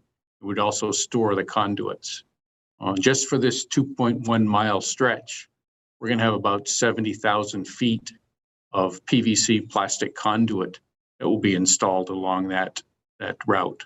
So it's quite a bit of material will be out there, but that's what the construction easement would be used for. Okay, so this is not just the shovel test, this is actually to put the conduit in. Ultimately, if the site assessments come back and this is usable property, basically it passes the environmental and civil requirements that we would have, we would petition the state to use this property as part of the construction laydown area. Okay. This is just a preliminary study essentially, Jeff, along this area for potential easements of up to 25 feet. And then we do a second authorization for the actual use of the property if it's deemed suitable. Okay. So we would come back for a second ask. If these properties are deemed acceptable, we would come back with a second ask to actually use them and execute a short-term construction easement agreement. So what are some of the things you're looking for to make a property acceptable for an easement? Sure. So we're going to identify and delineate any wetlands. So we'd want to maintain both a buffer and obviously work outside of any wetland. So that would be one test that this would have to pass. We do the archaeological assessments to make sure there are no significant findings. We have good news, obviously, to share with you so far. Along the town-owned roads and along the LIRR, we've done 100, almost 200 test pits and found no items of significance. But there's a chance we will find something on one of these town-owned properties. The other types of things would be rare, threatened, or endangered species. Again, our preliminary assessments along the route, including the LIRR, have not found any, but now we're going out a little bit wider. So there is the potential we could find some type of plant or animal that would deem the property unacceptable. Thank you. So really, this is due diligence to identify any potential items, whether biological or artifacts or whatever along this pathway, to use it as a potential staging area and construction for the transmission cable from, I guess it's Wainscott Northwest Road to the Coquihalla substation. That is correct. And you can actually see in attachment number 2, the properties are identified on a map, and it is between those two town roads. Pretty straightforward, I think. Can I just, so Ken, it states in here that you'd be working Monday through Friday, 7 a.m. to 7 p.m. Once we get into daylight savings time, once daylight savings time's over, there's no lights that are going to be used so that you can work if it's dark. For this site assessment, we're not anticipating doing any nighttime or any lit work along the corridor. Thank you. Any other questions or concerns from the board? Anything else that you would like to say? I mean, I think what you're asking is pretty straightforward. We would certainly want to know answers to all the questions that you're seeking as part of the granting of that easement area. So I think we look forward to the results of that to further that discussion. But at this time, I don't have any other further questions. No, I'm fine. And we will share the test results and the environmental assessments with the town. Yes, and I also noticed that you will be notifying the town when you are going to be engaging in that work. So we appreciate that as well. And we'll be working with the Long Island Railroad, of course, to coordinate access to these properties. So we will do that along their property. We thank you all for joining us today. And for the explanation. Thank you. Yeah, and be well, and we'll get back to you very shortly. Thank you. Thank you, Jen. Thanks. That brings us up to the adult use of cannabis legislation discussion. Hi. And John, I know you've circulated to us some materials for that as well. Right, right. Just as Basically, you want to give us just a little Sure. brief background and overview as to what we're discussing and why, and Absolutely. then I get into it. the state of New York recently adopted legislation which permits adult use of cannabis and cannabis products in the state of New York, or marijuana products, whatever. They seem to use the two words interchangeably. As part of that, it's about 150 something pages of legislation, but part of it was decriminalizing certain existing statutes for possession and things of that sort.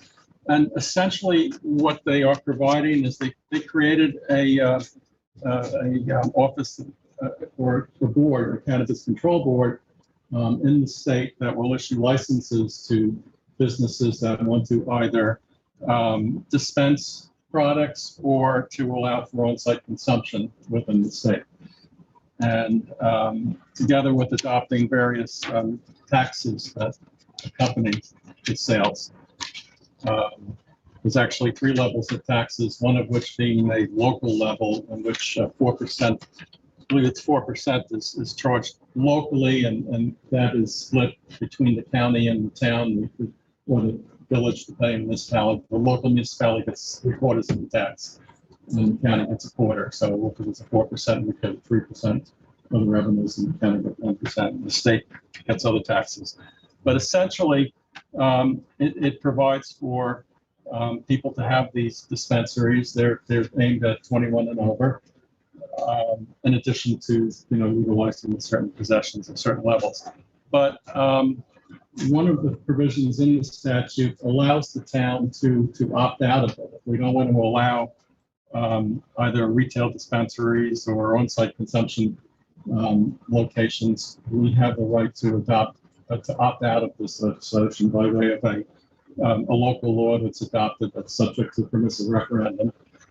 We would need to do that by the end of December 2021. We need to adopt the local law. The referendum period doesn't have to run during that period, but we need to actually adopt that law before the end of the year.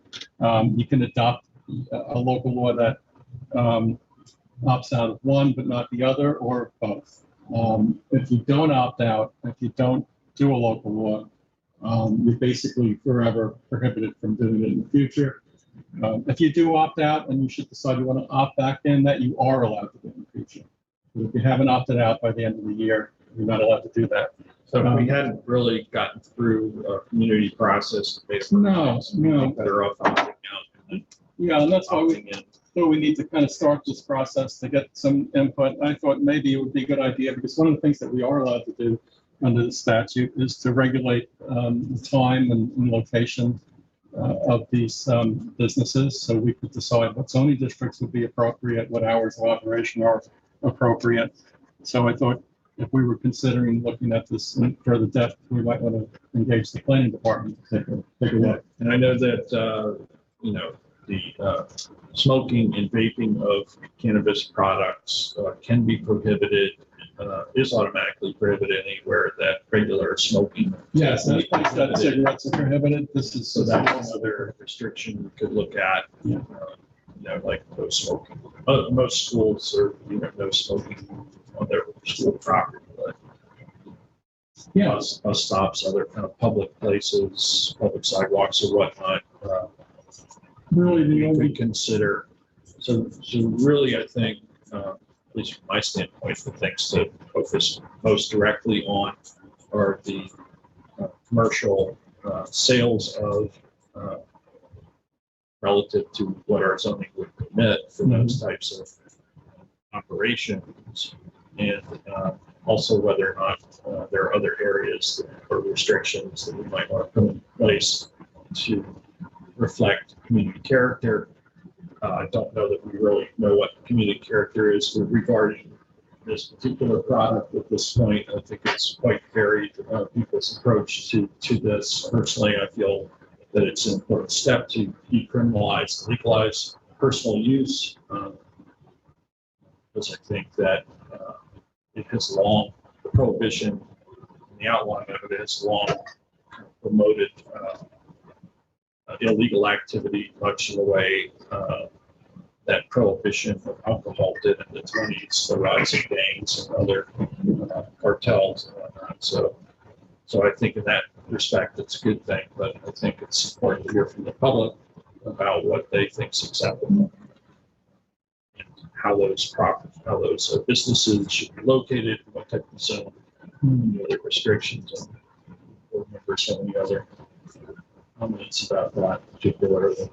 Yeah, I do. A couple things. First thing you mentioned is about the tax. So it's about 3/4 of the tax is supposed to come to the town. Does that go through the county then to the town? And do we have any? It's not 3/4. He's referring to local tax. Local tax. Yeah. So I guess. And it's, as in the state tax, which is supposed to go to education Yes. outreach. And is there any is there anything on that tax and financing that actually we have to put that money towards? We can dedicate it, I believe. Is that correct, John? Yeah, I don't think there's a mandate though, but I'll double check. No, I don't believe there's a mandate. Right. This is, How we want Coming it. to a general fund. yeah, I'm pretty sure that We that's. could designate it, your market for something in particular. Okay. I know I started getting interested in this about 3 years ago after when the vaping came in. And Kathy's shaking her head. I came to Kathy and we were sort of beating this around because I think we sort of read the tea leaves, the marijuana leaves, whatever you want to say, that it was going to be decriminalized in the state at some point.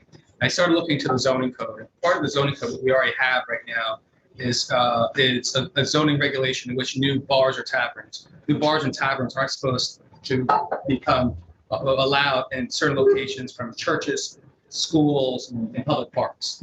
And I actually had some maps drawn back that I could pull out and show again. That's probably how we can start using the zoning and the planning departments to show where certain areas might be more appropriate than others. Because my fear when those kids came at that time was more about marketing of this. Right. If I was walking home like I used to from elementary school and going up to my house in Newtown Lane, I would pass the G&T deli.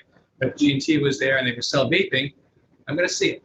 Granted, that's the village. I'm thinking about the town here, but is there ways that areas that we can prohibit that through our zoning code? It seems like it is, but we can't do that.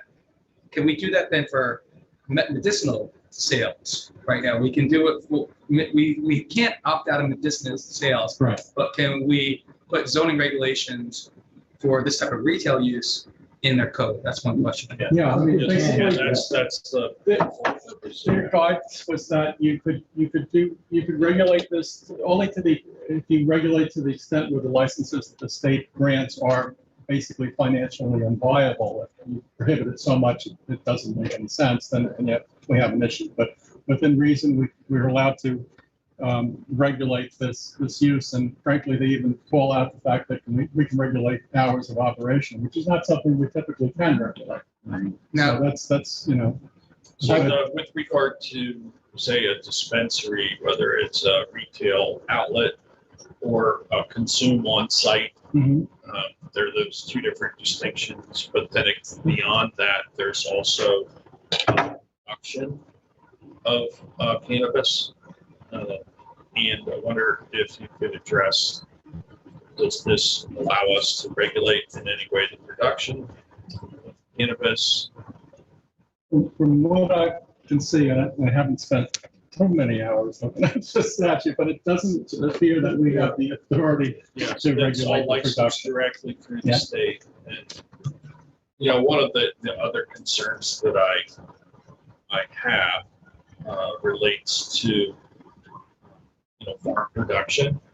And while I understand that, producing this product locally for local sale and consumption is probably good for the local economy, I wouldn't want to see all of our farmland converted to production from food, which is absolutely a vital resource, to something that's more of a recreational resource for those who partake of it. So I don't know if that's something we can or would regulate, but something that I think about. And John, it's with the Office of Cannabis Management. Are they good? Have you heard? Are they going to put any limitations on the amount of permits that any municipality would have? Is that based on census data or anything to that effect, as far as either cultivators or for sales. Also, if not, if we can try to reach out about that, it'd be appreciated. Sure. I think that's probably another aspect of discussion. Yeah. Information that we should I see. know, at least preliminarily, they are supposed to notify us when they get, I mean, it seems very similar to sort of like the SLA process. So they notify you to have an application for a license, and they have a lot of criteria for somebody to be licensed. They even limit, you usually can't be a production and then a retail, except in these, I think they call them micro facilities or something, where in some exceptions you can have a limited number of retail sites. Tasting room. Tasting room, maybe. Could be. Yes, I mean, who knows? It's, I'm friendly with a plan at a state and a community that's wrestled with this. So I can reach out and see if I can get a hold of some local law where they've already dealt with some of the issues that really help illuminate what to do. So John, do you know if the village has talked about this yet? the village is only looking at it now because they did contact me. They're kind of at the same stage. So they're about the same. Yeah. Aren't villages treated somewhat differently though? It says town or village, so it sounds like it's, all on the same. There was some aspect, I have to go back to look at my previous notes, but there was some aspect that either gave the village more leeway in terms of opt-out or.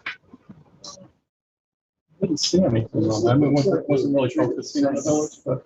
All right. So I have a question about consume on site. Mm-hmm. Can we prohibit consume on site and just have dispensaries? Mm-hmm. You think that would be? Oh, yes. Okay. Yeah, either one. Okay, we can opt out just to that, because I'm concerned about tables, chairs, food. Well, it's kind of everything more else of that a, has to go with it. yeah, it's almost like a cafe or restaurant versus a retail. Right. Okay. Different standards. How do you treat it like you would a bar tavern use?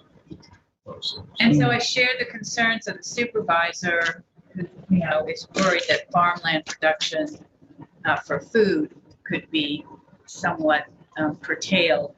So we want to see if we could limit the percentage of farmland. Exactly. Within the town that we use for this. Exactly. I mean, my guess honestly is that it will be grown in a much more controlled environment inside of houses, grow lights, and irrigation and all that sort of thing, like a nursery would do for hothouse flowers. These are hothouse flowers, if you will. Yeah.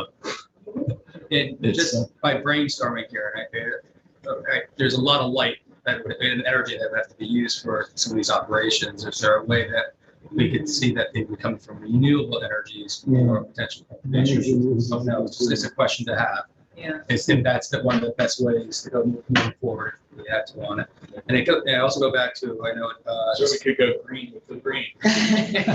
Double green. We have to have some sort of solar storage. Go with it. Okay. Well, it's just a discussion.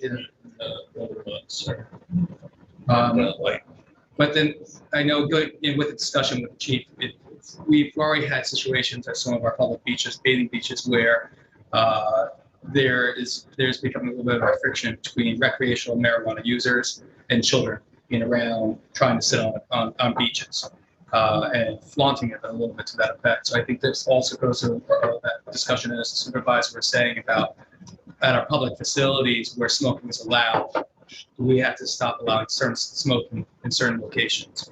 Can we smoke? That's a good question. I don't know the answer to that. I thought there was prohibition to smoking at beaches, but if there isn't, we should maybe consider it. Nobody wants to be sitting down and wait for that big cigar while they're trying to enjoy the fresh air of the beach. And, perhaps we would prohibit it like we do with alcohol within the lifeguarded areas of the beach. So that's another consideration. You have to think about just the public walkways within the hamlets, the business districts. People going around smoking on the street there, just like we have container laws. Perhaps we should consider restricting that use, public. So I think this question was asked when someone asked about the number of licenses. Can we prohibit like the number of dispensaries per hamlet so that if we vote for this legislation, they would be more spread out, they would be Anyway, just a thought. I Yeah. don't know. I think I'll it's look at where that. we can exercise zoning controls. It would seem I like. mean, I don't know that we've ever, any section of zoning code where we limit the number of type of business. It's almost like, doing exclusive use then to a certain number of people and how we Have to have look, that process. it might be addressed in the state's legislation, but then it would be in the licensing statute. We That's what I wouldn't was- have local okay. control. It Which might be brings in the up a whole nother, the peddler permits for beachettes or whatever. I mean, these, Different kind of peddler. possible ramifications. Yeah. Well, you have to be thinking about it Dispensary because. should not be in a- We limit it Dispensaries, to, though, they're like Fort Knox. I mean, you go into a dispensary, you have to show your license. I know the one in Massachusetts 4 times. There's an armed guard. how do you know? I did a little research. I spoke to my husband and my son. One's been to one in Massachusetts and one's been to one in Michigan, in Las Vegas. And apparently they're like heavily regulated. You're not going to worry about, underage kids trying to get through with, fake IDs. That just doesn't happen. So this is all part of, I think, the discussion and the informational side to the general public and, try to predict and anticipate any of the possible ramifications of actions that you take on the board. And so, I know we're really in the very preliminary stages of reviewing this, and considering the various options and implications. So I think we have a general outline of areas that we need to continue to review and get answers on. And there will definitely be a public engagement process necessary so that people understand that we're taking up this issue. There's something we're going to have to make a determination. I think we would be abdicating our responsibility if we didn't act before December 31st. So we'll have this back on the agenda soon and continue the conversation. So Peter, are you going to be the point person on this for the board? Or as far as liaisons are concerned, I would imagine it needs somebody to kind of shepherd it through. Somebody to do that, since I have the responsibility of being liaison to the attorney's office. It makes sense that come out of my office. So this was on the agenda for today that was widely published, and you can see we ended up with 2 people in the audience. So I'm concerned that the public doesn't quite understand what's going on. It's on our agenda. It's been published on our website. We would There are ask the lots of press. people here today. We would ask the press to cover this discussion. I know we can put it on our own social media when we have a discussion, and I think I have 1 email. I have 1 email from someone, so we all got the same email. And so it's really not on the public's radar at this, I'm assuming at this point. So I think we could use. Firm it up a little bit and get a little more information. We should have a public. We did have a little flurry. That's what this is called right now. Every meeting. And that's what I'm saying. This is it. But I think Nobody showed up. we should take this to our CACs. And I think that the CAC is the perfect venue to have conversations. And that is the one of the regular steps that we do take in engaging the public and that each of our hamlets that we're assigned to. Do we have to do a public hearing for if we opt in and out law? Yeah, we need to do it by way of a local law, so we need a public hearing. So it's subject to permissive referendum. So there can be a petition in some communities. There are people ready to go to submit those petitions should it not go their way, if you will, one way or the other. So John, the summary that you did for us, can I send that out to my CAC? Oh, sure. Okay. If you'd like, I could give you this, I don't know if I gave you something from the state, but there's a few more publications. We do have. We have the Office of Cannabis Management. Yeah, definitely. From the former. Soon to be former governor. Yeah, I see we have a member of the public who'd like to address the board on this topic, please. No, we heard from. If you'd like to come back and make a quick comment, just state your name for the record. Thank you. I appreciate it. I'm Shannon Tobin from Winscott Farms. One thing to consider, given the governor's office is now going to be changing, there was a lot of pressure to. Yeah, exactly. While this is all happening, the OCM, that website from the state is not set up yet. So I know they were getting a lot of pressure. We're working with some lobbyists to help give out these licenses properly. And anyway, I think it'll probably be delayed to get that OCM office up, but it's definitely on everyone's radar. So Yeah, I agree with you. I mean, there were a lot of questions circulating about how that whole thing was going to operate, the licensing. A lot of questions raised by a lot of people who were interested in entering the field. I had an extensive discussion with a local farmer who, was also interested in what the town planned to do. So, well, thank you I gave you all copies of our proposal. Thank you. Thank you, Tina. So at this point, if the board's ready to move on, we can go to an update on Seaview litigation, which is otherwise known as Truck Beach. Update. Amy Leach is also known as. Right. Basically, this is, as the board well knows, we're in litigation with the various property owners and homeowners associations in Amagansett along the beach.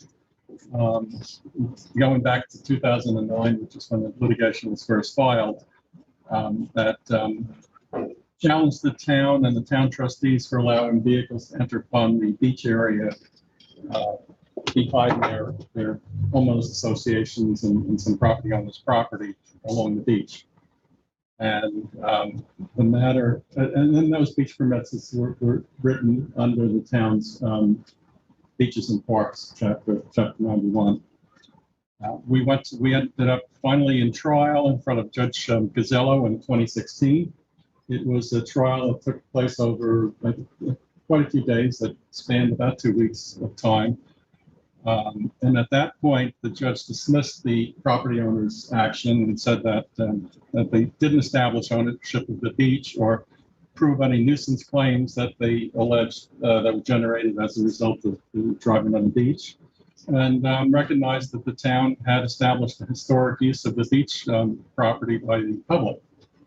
And so the property owners took an appeal of Judge Gazzello's decision, and the appellate division basically found that these various property owners had title to their property, which were mainly obtained by way of various quitclaim deeds that were gathered over a period of time before the initial litigation was started.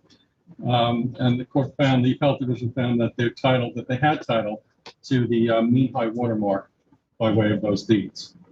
And that, but they did also find that their title was subject to a reservation that reserved to the inhabitants of the town of East Hampton the right to land, fish, boats, and nets, and spread the nets in the adjacent sands, care for the fish and the materials that have customarily used for such purposes along the south shore of the town. It actually specified to the westerly of these premises, which I guess is an active fishing area at the time the reservation was granted. So basically, it recognized the right of people who were engaged in fishing to enter onto the homeowners association's properties, provided they were there for that purpose. So fishing and fishing-related purposes, and that was a decision that came out in it was April of 2020, and earlier or after that decision was issued, the property owners, we had put up signage, as the board knows. We put up signage that says, access only for people engaged in fishing pursuant to the beach permits.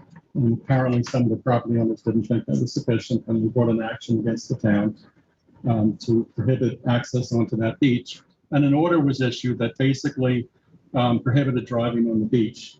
Within that property, homeowners associations and a couple of the property owners. The problem that we have with that order was that there's no delineation, there's no marking, there's no way for the town to know where the mean high water mark is. And so there's certainly no way for us to know when you're driving on the beach south of that mean high water or you're, north of it. So in compliance with the court's order, we blocked access to the beach for the present time. We blocked the access off on the west side. We put fencing and signage. And on the east side, there's signage and fencing there, but there's also, at least there has been a plover nesting area, which kind of prohibited people from getting in from that approach anyway. So at this point, we've fully blocked access.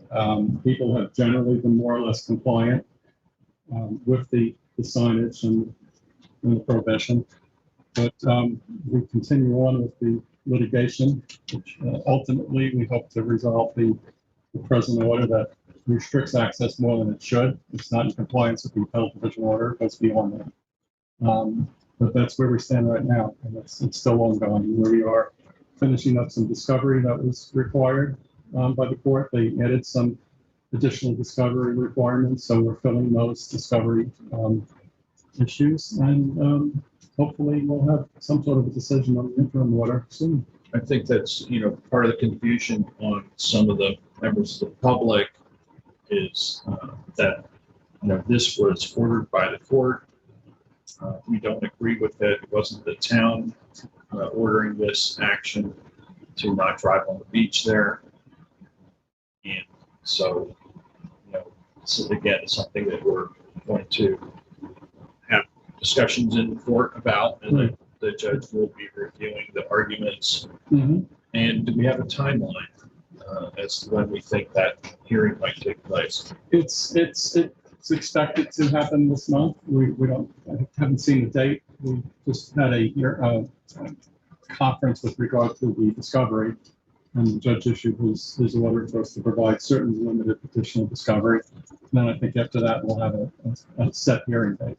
But you're right. This is an order, so we don't have a choice. We don't agree with it. We don't think it's in keeping with the appellate division order, but it's still a judge's order, and we have to comply with it until it changes. So,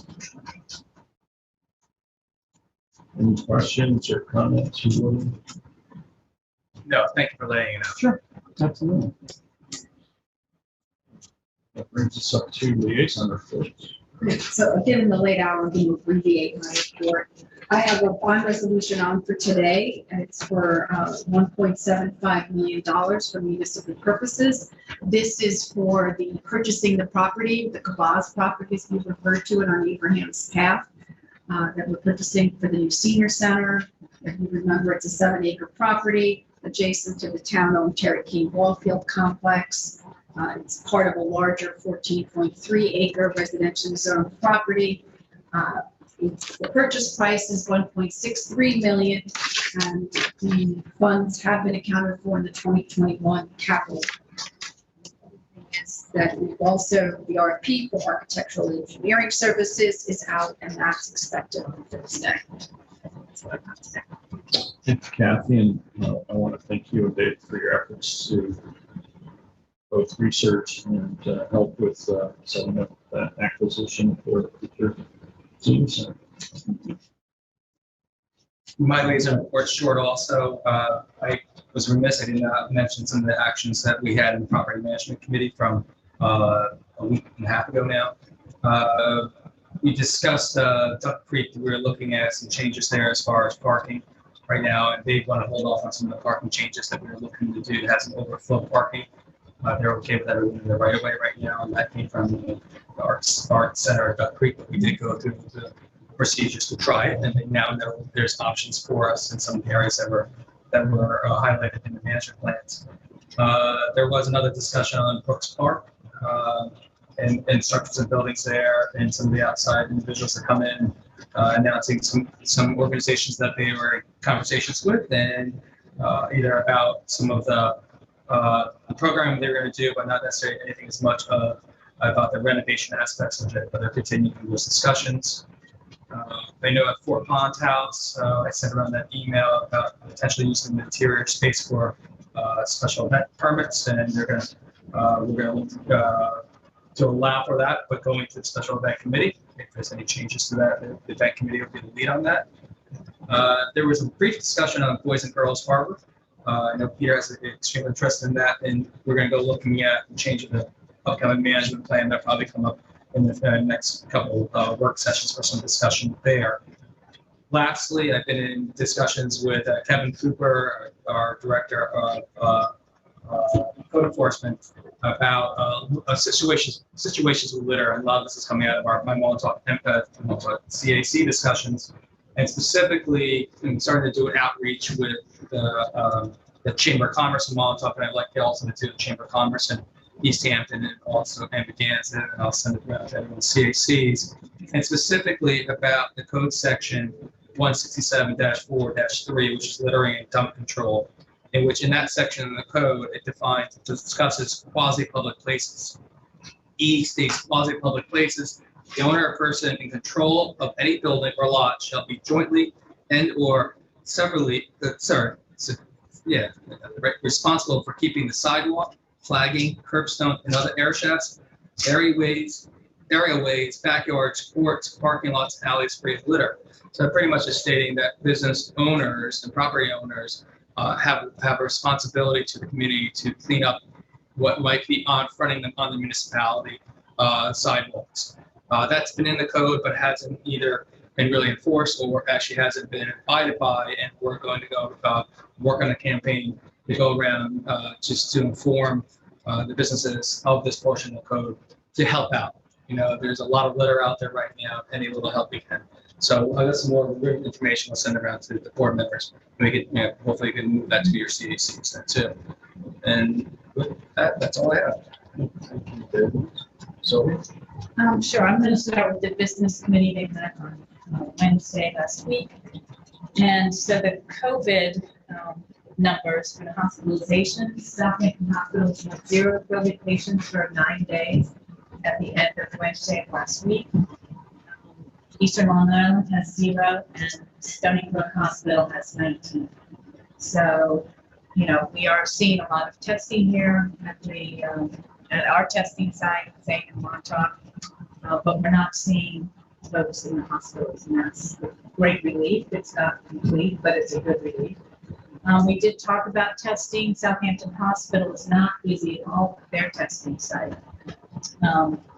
So, and I think Peter is going to announce it too, but I think I was talking to Robert Ross earlier today. So Tuesday, Wednesday, Thursday of this week is going to be at Parish Memorial Hall in Southampton. They will be giving the Pfizer doses out for people 12 and older. The timing is 12 noon to 6 p.m.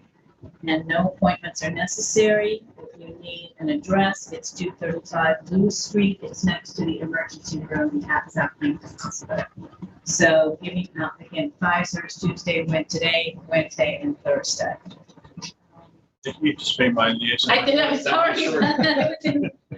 Thank you. You're welcome. But they might want to hear it again. But the discussion was about labor issues in the town, and they're having a hard time. A lot of the businesses are having a hard time finding labor. In conjunction with that, there are several members that are going to come to the Community Housing Opportunity Fund Committee on Thursday to discuss employee housing of some sort in the town. The Waynescott TAC also met. We had a guest speaker, which was Tom House, who gave an overview of an event to be at the Green to commemorate past businesses known as the Swamp and the Attic that were at the location of the Waynescott Green. It was met with enthusiasm.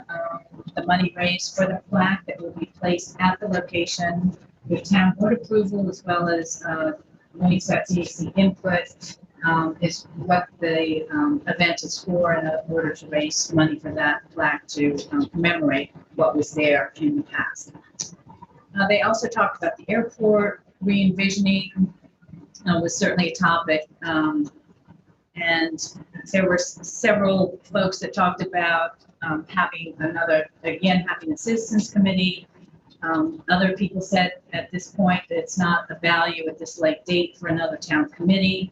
The consultants will be doing, quote, the work of the public participation now. Jeff Bragman was also on the call, and he correctly said and reminded everyone that the town needs to build a record about the airport, and that's really what we will be doing. The current presentations, we talked about the current presentations since May 11th, and they want to implore the town board to do the work in a timely fashion and quickly as possible, so that there were some answers hopefully by the end of September. We also discussed some leases at the airport. There was a discussion about the draft environmental conditions planning and zoning that was presented at the August 3rd meeting. Gun club was discussed, and it ranged from asking about environmental issues that might be affecting the gun club to its traditional use by many local citizens as a place that's inexpensive to go and practice, different, including the recreation of shooting clay pigeons. So it's not just for, target practice. An ARB issue was also discussed about a very large house that's slated to be built next to an ag reserve area. And a letter will be sent to, and I think should have been received maybe today. Yeah, yesterday. Okay, maybe yesterday, to the town board. And that was pretty much it. We're still meeting by Zoom, and I think we're going to continue to meet by Zoom at least for next, and we're just going to analyze it month by month. The Wainscott Tree Committee also met. We met at Nikki Wilson's house, which is on Main Street in Wainscott, to discuss working towards a fund to be established for memorial street trees. And Steve Lynch had provided me a list of trees, both salt tolerant and small trees, for planting under overhead lines, which then moved the discussion to burying the lines so that they could have really proper street trees that they, remember from back in the last Before electricity. Before electricity, right? And that's what they would like to see on Main Street in particular.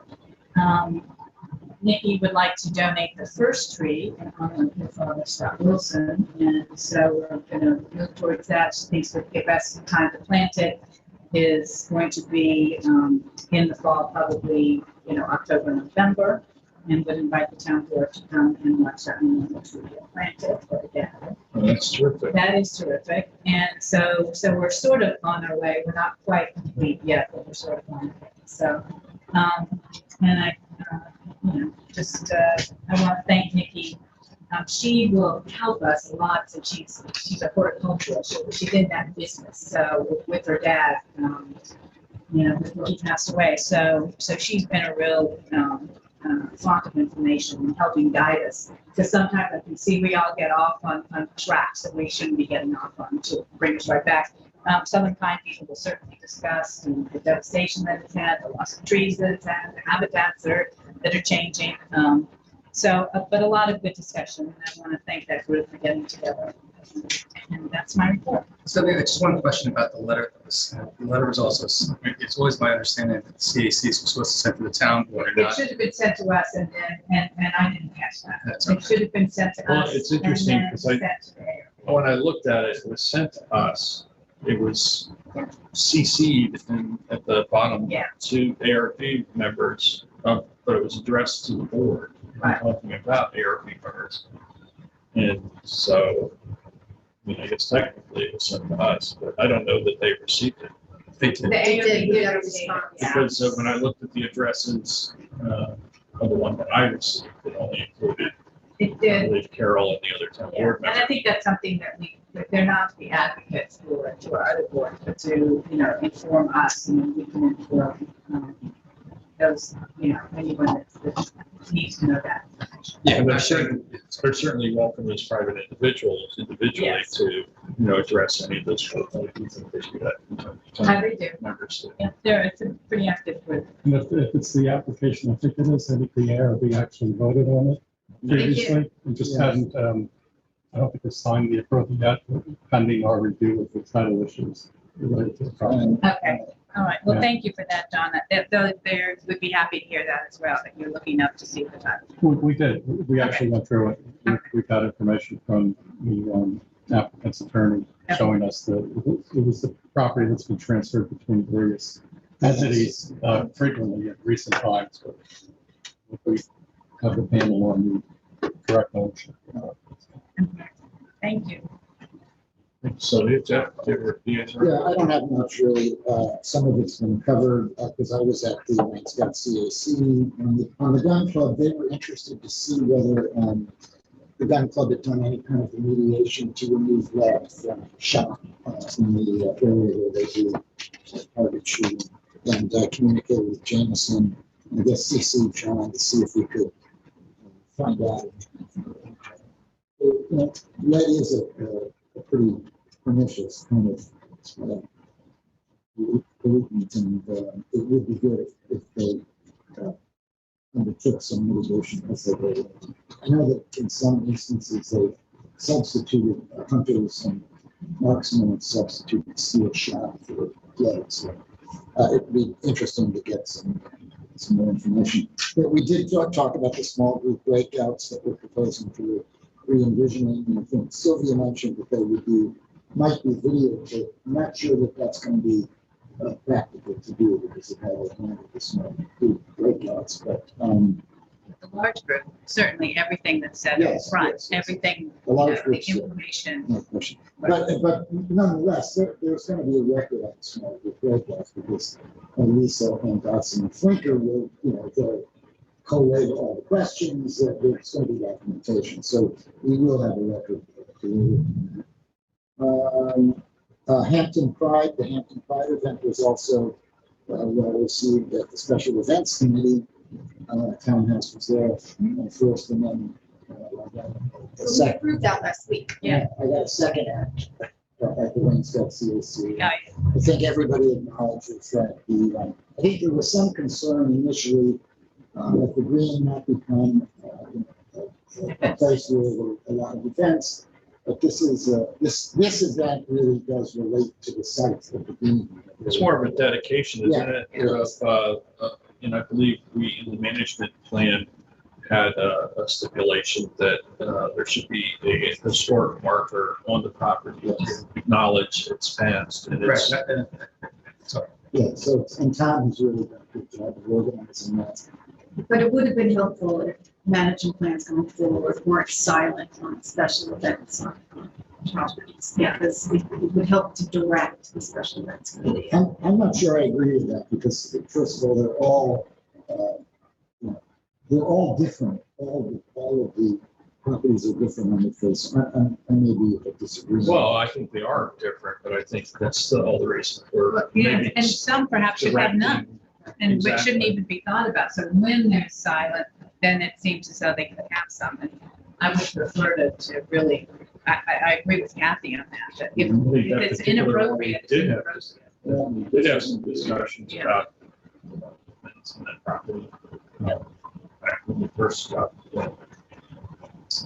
Townhouse, I don't really have that much more other than there was some concern at the Amagansett CAC about the special events, particularly the large concert that was thrown on the property and the complaints about the noise, which we heard on Thursday from one of the neighbors who live pretty far away on Central and Marine.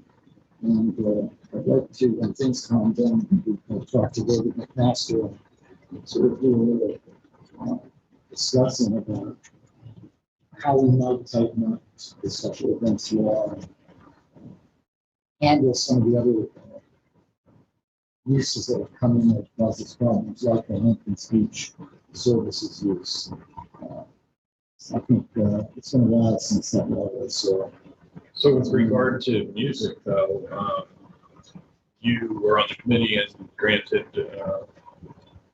music for that event, and from what I understood, it was in compliance with town codes, decibel levels, according to the chief. So I'm kind of interested to hear what you think you might want to change at some point. Well, I think, if something's audible or, I don't that's have different than whether or not it's deemed excessive under the code. Yeah, I I understand. mean, if music's audible at a level that's, similar to ambient noise, miles away or whatever, or whether it's a radio next door, at a certain level, I mean, we regulate, the trespass of music based on decibel level. So if it's below in conformance with the town code on decimal level, then how would you further regulate it? Well, I don't have all the answers yet, Peter, and that would be Okay, crucial on this. All right, that's fine. But I just I'm want- not asking for an answer now. I'm just curious if you had something in mind. But I will say this, that, we had a constituent come in who lives, very far from the site. I had a number of noise complaints from neighbors, and from what I heard, yes, they held the meters and they didn't exceed the decibel level. The interesting thing is that there's some provisions in the special events law that permits us to deny events when an activity is going to be an undue burden on the neighbors. And it seems like a major rock concert for 500 people that can cause, noise disturbance, a mile away, that it might be worth examining what we could do to restrain those kinds of events. Not to mention the 30-piece marching band. And I will say that when it came from the special events committee, I was one of the members who was saying we should find out who the act is that he's bringing into this party, because we had problems the year before with the Red Hot Chili Peppers, who are also a major national band, and it caused great consternation among the neighbors. So I think it is worth looking at to see if there's anything we can do. Don't have the answers, but there might be, and I know from my airport experience that noise evaluations aren't always they don't always achieve the effect that you want. That's why we've had trouble, regulating noise in the airport and the FAA So control. you would grant entertainment permits based on who the act was rather than have them conform to the town's decibel requirements? Well, once again, Peter, you're restating in your own vision of the world what I just said. Okay. Well, that's the vision I got from what you said. Well, So just maybe you could clarify. well, it's wrong, Peter. Okay, well, maybe you could clarify. Well, You said it was important to know who the act was. Yeah, So I think- is that based on the We sound? knew who the act was. I knew who the act I was, didn't, as did the not town in attorney's not in the first meeting we did. Well, but we missed 2 meetings. But Yes, the town attorney's office and myself knew who the act was, as did the supervisor. And I mean, what we could consider, next year, we're all here next year, is ending the event at 10 o'clock instead of 11 o'clock. I mean, we do that in, little tweaks like that. we do that in dense neighborhoods, right? I just think I would there's assume some. based on who the performers are. And Well- frankly, I got a soft spot for marching bands. So if there was a 10-minute performance of a marching band that was below the town code decibel levels, I'm good with that. Yeah, I'm not sure the neighbors are good with the 30-piece marching band. And I think there are certain types of events that are inherently incompatible with a residential neighborhood. And I know he lives on a big property, but I also know there's great concern in the community that these events are getting out of hand. And this is a man that wanted a Ferris wheel, a marching band, floats, and 2 major rock acts. And it came in initially as a private event, and then it came back in again as a charitable event for Project Most, which I don't think was, I think it was an attempt to massage the permit through the process. Well, There's more of a public benefit if an event does have a charitable aspect that contributes directly. Well, no, the good news is we heard. $5,000 at least that's going Right, to and contribute counting, from the event. Well, our peace and quiet in our neighborhoods is probably worth more than $65,000. Yeah, I will. And there is an increasing concern among neighbors. It was stated at the Amagansett CAC that we're losing control, that the town is becoming, overly, there are too many events, they're intrusive events, and they're inconsiderate events. I think that's something we have to think about. I think that's something we always think about, and that's the charge of the events committee, that reviews We make these. those decisions all the That's what time. those decisions are made, and you're on that committee, so. I will say I live closer to in Amagansett to who has been the neighbor that was in Marine Boulevard, and I didn't hear a thing. So I don't know. And I was outside. It was actually, they were lucky they got such a good night. And actually, there are less events in my neighborhood, in the last probably 3 or 4 years. But that doesn't mean they won't come back. So, but I understand what, I understand what you're saying, and we do have a committee, and I would like to actually make sure that committee is in the code. Right It's now, more than any other municipality nearby has. I mean, and we get better every year. Because, so, the input that we get from the police chief and from the fire marshal's office and from, the marine patrol. The trustees. So we get, so I think this committee, if Kathy, I hope you move it through to make it a permanent part of our code, because I think that's what's going to help people in the neighborhoods actually have a place to go to if something is out of hand. And so I would encourage that. No, I'm done. Again, I'd like to thank everyone for the well wishes. It's been a difficult time in my family. Just lost my mother and my father from hospice. And I want to thank Kathy for taking over the meetings while I was away last month and running meetings during what I would call rather contentious and difficult one. And my other board members who picked up the slack to keep things running smoothly. I really appreciate that. I appreciate everyone's well wishes.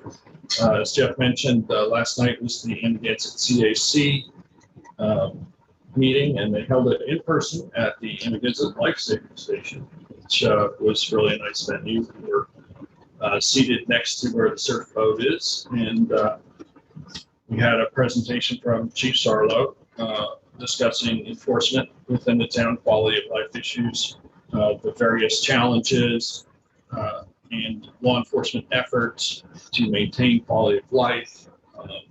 He was quite frank about his depiction of those challenges. We live in a community that seasonally increases to very large numbers, and our police force, like much of our services, is basically geared for that seasonal push. We've gone through an extraordinary period with COVID, with lockdown, with the mass exodus of people to their second home in New York and from elsewhere, the purchase of homes here. So we have a very large population compared to what we're used to for much of the year. And that's caused, a lot of stress on the system, not just law enforcement, but every aspect of town. Sylvia was mentioning discussion amongst business owners about the difficulty of finding and retaining staff. We experienced that ourselves here at Town Hall with keeping positions filled. This recent influx has also caused a great deal of inflation of property values, and which has further essentially destroyed the rental market. Much of our working folks, if they don't own a home here, their chances are they're not going to be living here anymore. And that's caused all sorts of problems. It's caused excess traffic on our roads as workers commute in and out of the community. It was announced recently that there will be the re-establishment of the Southport Commuter Connection that will help in the fall. I'll be meeting with Brett Thiel, the president of Long Island Railroad, Philip Inc., next week before our meeting on Tuesday to discuss that rollout. That will help, but some of the underlying and systemic problems that we have really will need to be addressed. I mentioned at the meeting that we're in the current budget cycle, whereby I'm meeting with the town budget officer and department heads to go through every department's budget. That will continue through the 23rd of this month. And I'm particularly focusing on what will be necessary in the year ahead in order to address some of the concerns that I have and that others have expressed. And that ranges everything from housing affordability to some of the organizations that support working people within the community. We mentioned Project Most just a few moments ago, fundraising efforts and grants to them, as well as organizations like Retreat, Home or Whitmore. These are all charitable organizations that help support our local community and have a particular impact on working people. Working people make this town run. Nothing gets done but to the backs of working people. And, I will be focused on that very much as we develop this year's budget. I think we will have to take a hard look at a number of things, everything from pay to ways to advance our affordable housing efforts. I know there has been some discussion with other businesses and entities like school districts about their concerns as well. So this is something that I'll be particularly focusing on. One of the things that I brought up at the meeting that I thought about for some time and would like to move forward is the discussion of a hospitality tax. Many resort communities experience a lot of demand for resources from what is otherwise a rather small community.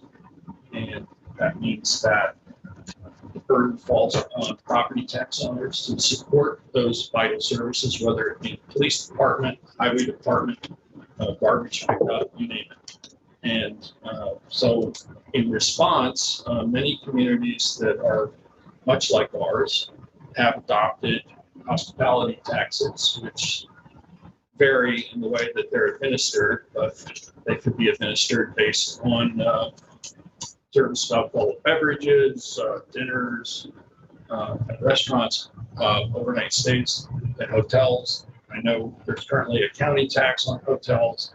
So, a bed tax, if you will. We get very little back from the county, and we contribute huge amounts of money. And that means that we're not getting the amount of support for the services that we need to provide, whether it's police, garbage, whatever, for those communities, for those who are visiting. So that's something I'd like to put together and discuss. I know it would require state legislation to impose such a tax, but I think the time is coming. It's not fair for local property owners to share the entire burden for that. Are there places in New York that have a hospitality tax? That's something you'd have to research. I know that there are a number of resort communities throughout the country that have that. They fund everything from free shuttle services throughout the downtown areas to building unnecessary parking, providing affordable housing and other necessary amenities and services. Because I think, we're going to start falling behind if we don't take some really important and bold steps. Yeah, I think we've gotten to that point now where we're at a tipping point. This was discussed in the CAC also. So this is something that's, I think we've all seen it brewing, but I'm in a position to pursue addressing that. Certainly will engage my colleagues in the public and our business owners, everyone else to have a discussion about how we address this, but the time is come. And so I just want to put that on everybody's radar. We always strive to run the town in a financially sound way. I'm happy to report that Moody's, ahead of our August bond sale, has again extended our AAA bond rating. And they cited fiscal, conservative planning and our significant reserves. I think it's time to put that frugality to work and address some of those other issues that are starting to come to the surface. And I think we'll be in a very good position financially to do that. We never want to break the tax cap at 2%. I will do everything in my power to present a budget that does not do that this year either. But I want to just make it known to everyone that if we need to, in order to deal with this situation, that I'm willing to present a budget that does that. We've seen the last 12 months, the consumer price index has risen an average of 5.4%. That's a significant amount. When you consider we have a 2% tax cap, it's an arbitrary number, and we've done very well to meet it so far, but this might not be the year we can continue that given what looks like inflation. So as Sylvia said earlier, there is Stony Brook Southampton Hospital vaccine effort underway at the Parish Memorial Hall. That is weekly, Tuesday, Wednesday, Thursday, 12 noon to 6 p.m. That's Pfizer. It would be that area behind the emergency room there.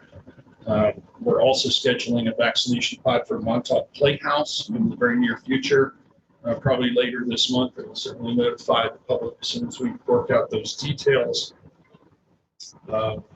It's very important that everybody who is eligible to be vaccinated get vaccinated.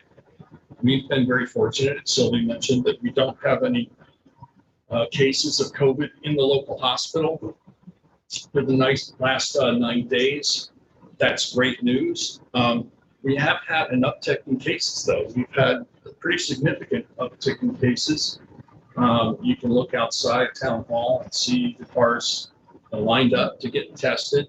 They ran out of tests yesterday, just as I was on the air with the tell it to the supervisor show, and I made people aware that they were coming today. They're back open today, so I guess they've resolved that, but they're also looking to expand the lab capacity by engaging with other laboratories. We saw this before in the fall and in the winter when things were spiking after holidays. That capacity of labs that the testing sites were using was greatly diminished and overwhelmed in some cases. We're still in the middle of this pandemic, and I'm concerned with the fact that we still don't have a vaccination for children that's approved for children under 12. We're approaching the school year. It's so important for kids to have in-classroom schooling. It's important for their socialization. It's important for their mental health. It's important for the mental health of their parents. And yes, it is. Mental health of parents, and it obviously that impacts the ability of parents to work too. So everybody needs to do their part to stay safe. The CDC has changed recommendations now, and they're recommending that going forward that people should consider wearing masks when indoors. We are taking a look at that recommendation and may follow suit shortly. We need to talk about our town employees and whether or not we'll have a vaccination requirement for weekly testing as recommended by the CDC. Obviously, there would be some concern and problems with weekly testing for those who might not be vaccinated. Again, we urge everyone to get vaccinated. And so that's all I have for today. So I have a resolution, 2021-929. It's to approve a bond for $1.75 million for the acquisition of real property for municipal purposes. This is to purchase the 7 acres we're looking to site the new senior center. Second. We have a roll call, please, Carol. Councilmember Gonzalez. Aye. Councilmember Lewis. Aye. Councilmember Yelsey. Aye. Councilmember Bradley. Aye. Aye. Passed and carried. I have resolution 2021-930. It's to authorize Community Preservation Fund water quality contribution to the Conic Estuary program. And that would be earmarked for $99,050 of water quality improvement funds earmarked for water quality improvement projects to the Conic Estuary Partnership for its 2020. We had a discussion, we have an email, perhaps we need to discuss this further before we actually approve this. And when did that email come in? Came in during the meeting. Yeah, Scott Wilson, sorry. Oh. So I would suggest that we table it until next Thursday or next Tuesday. I don't think that would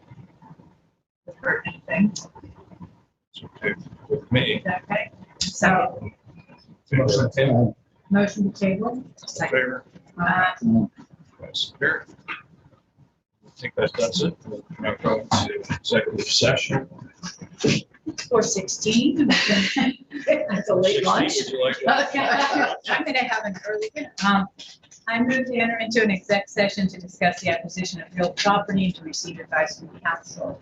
We should go into exec session at I've thought. 4:45. 4:45. 4:45. 4:45. Second. Sorry. All in favor? All right, that's great. Thank you, everyone. Stay safe, be well. Thanks, Mike. Thank you, Mike.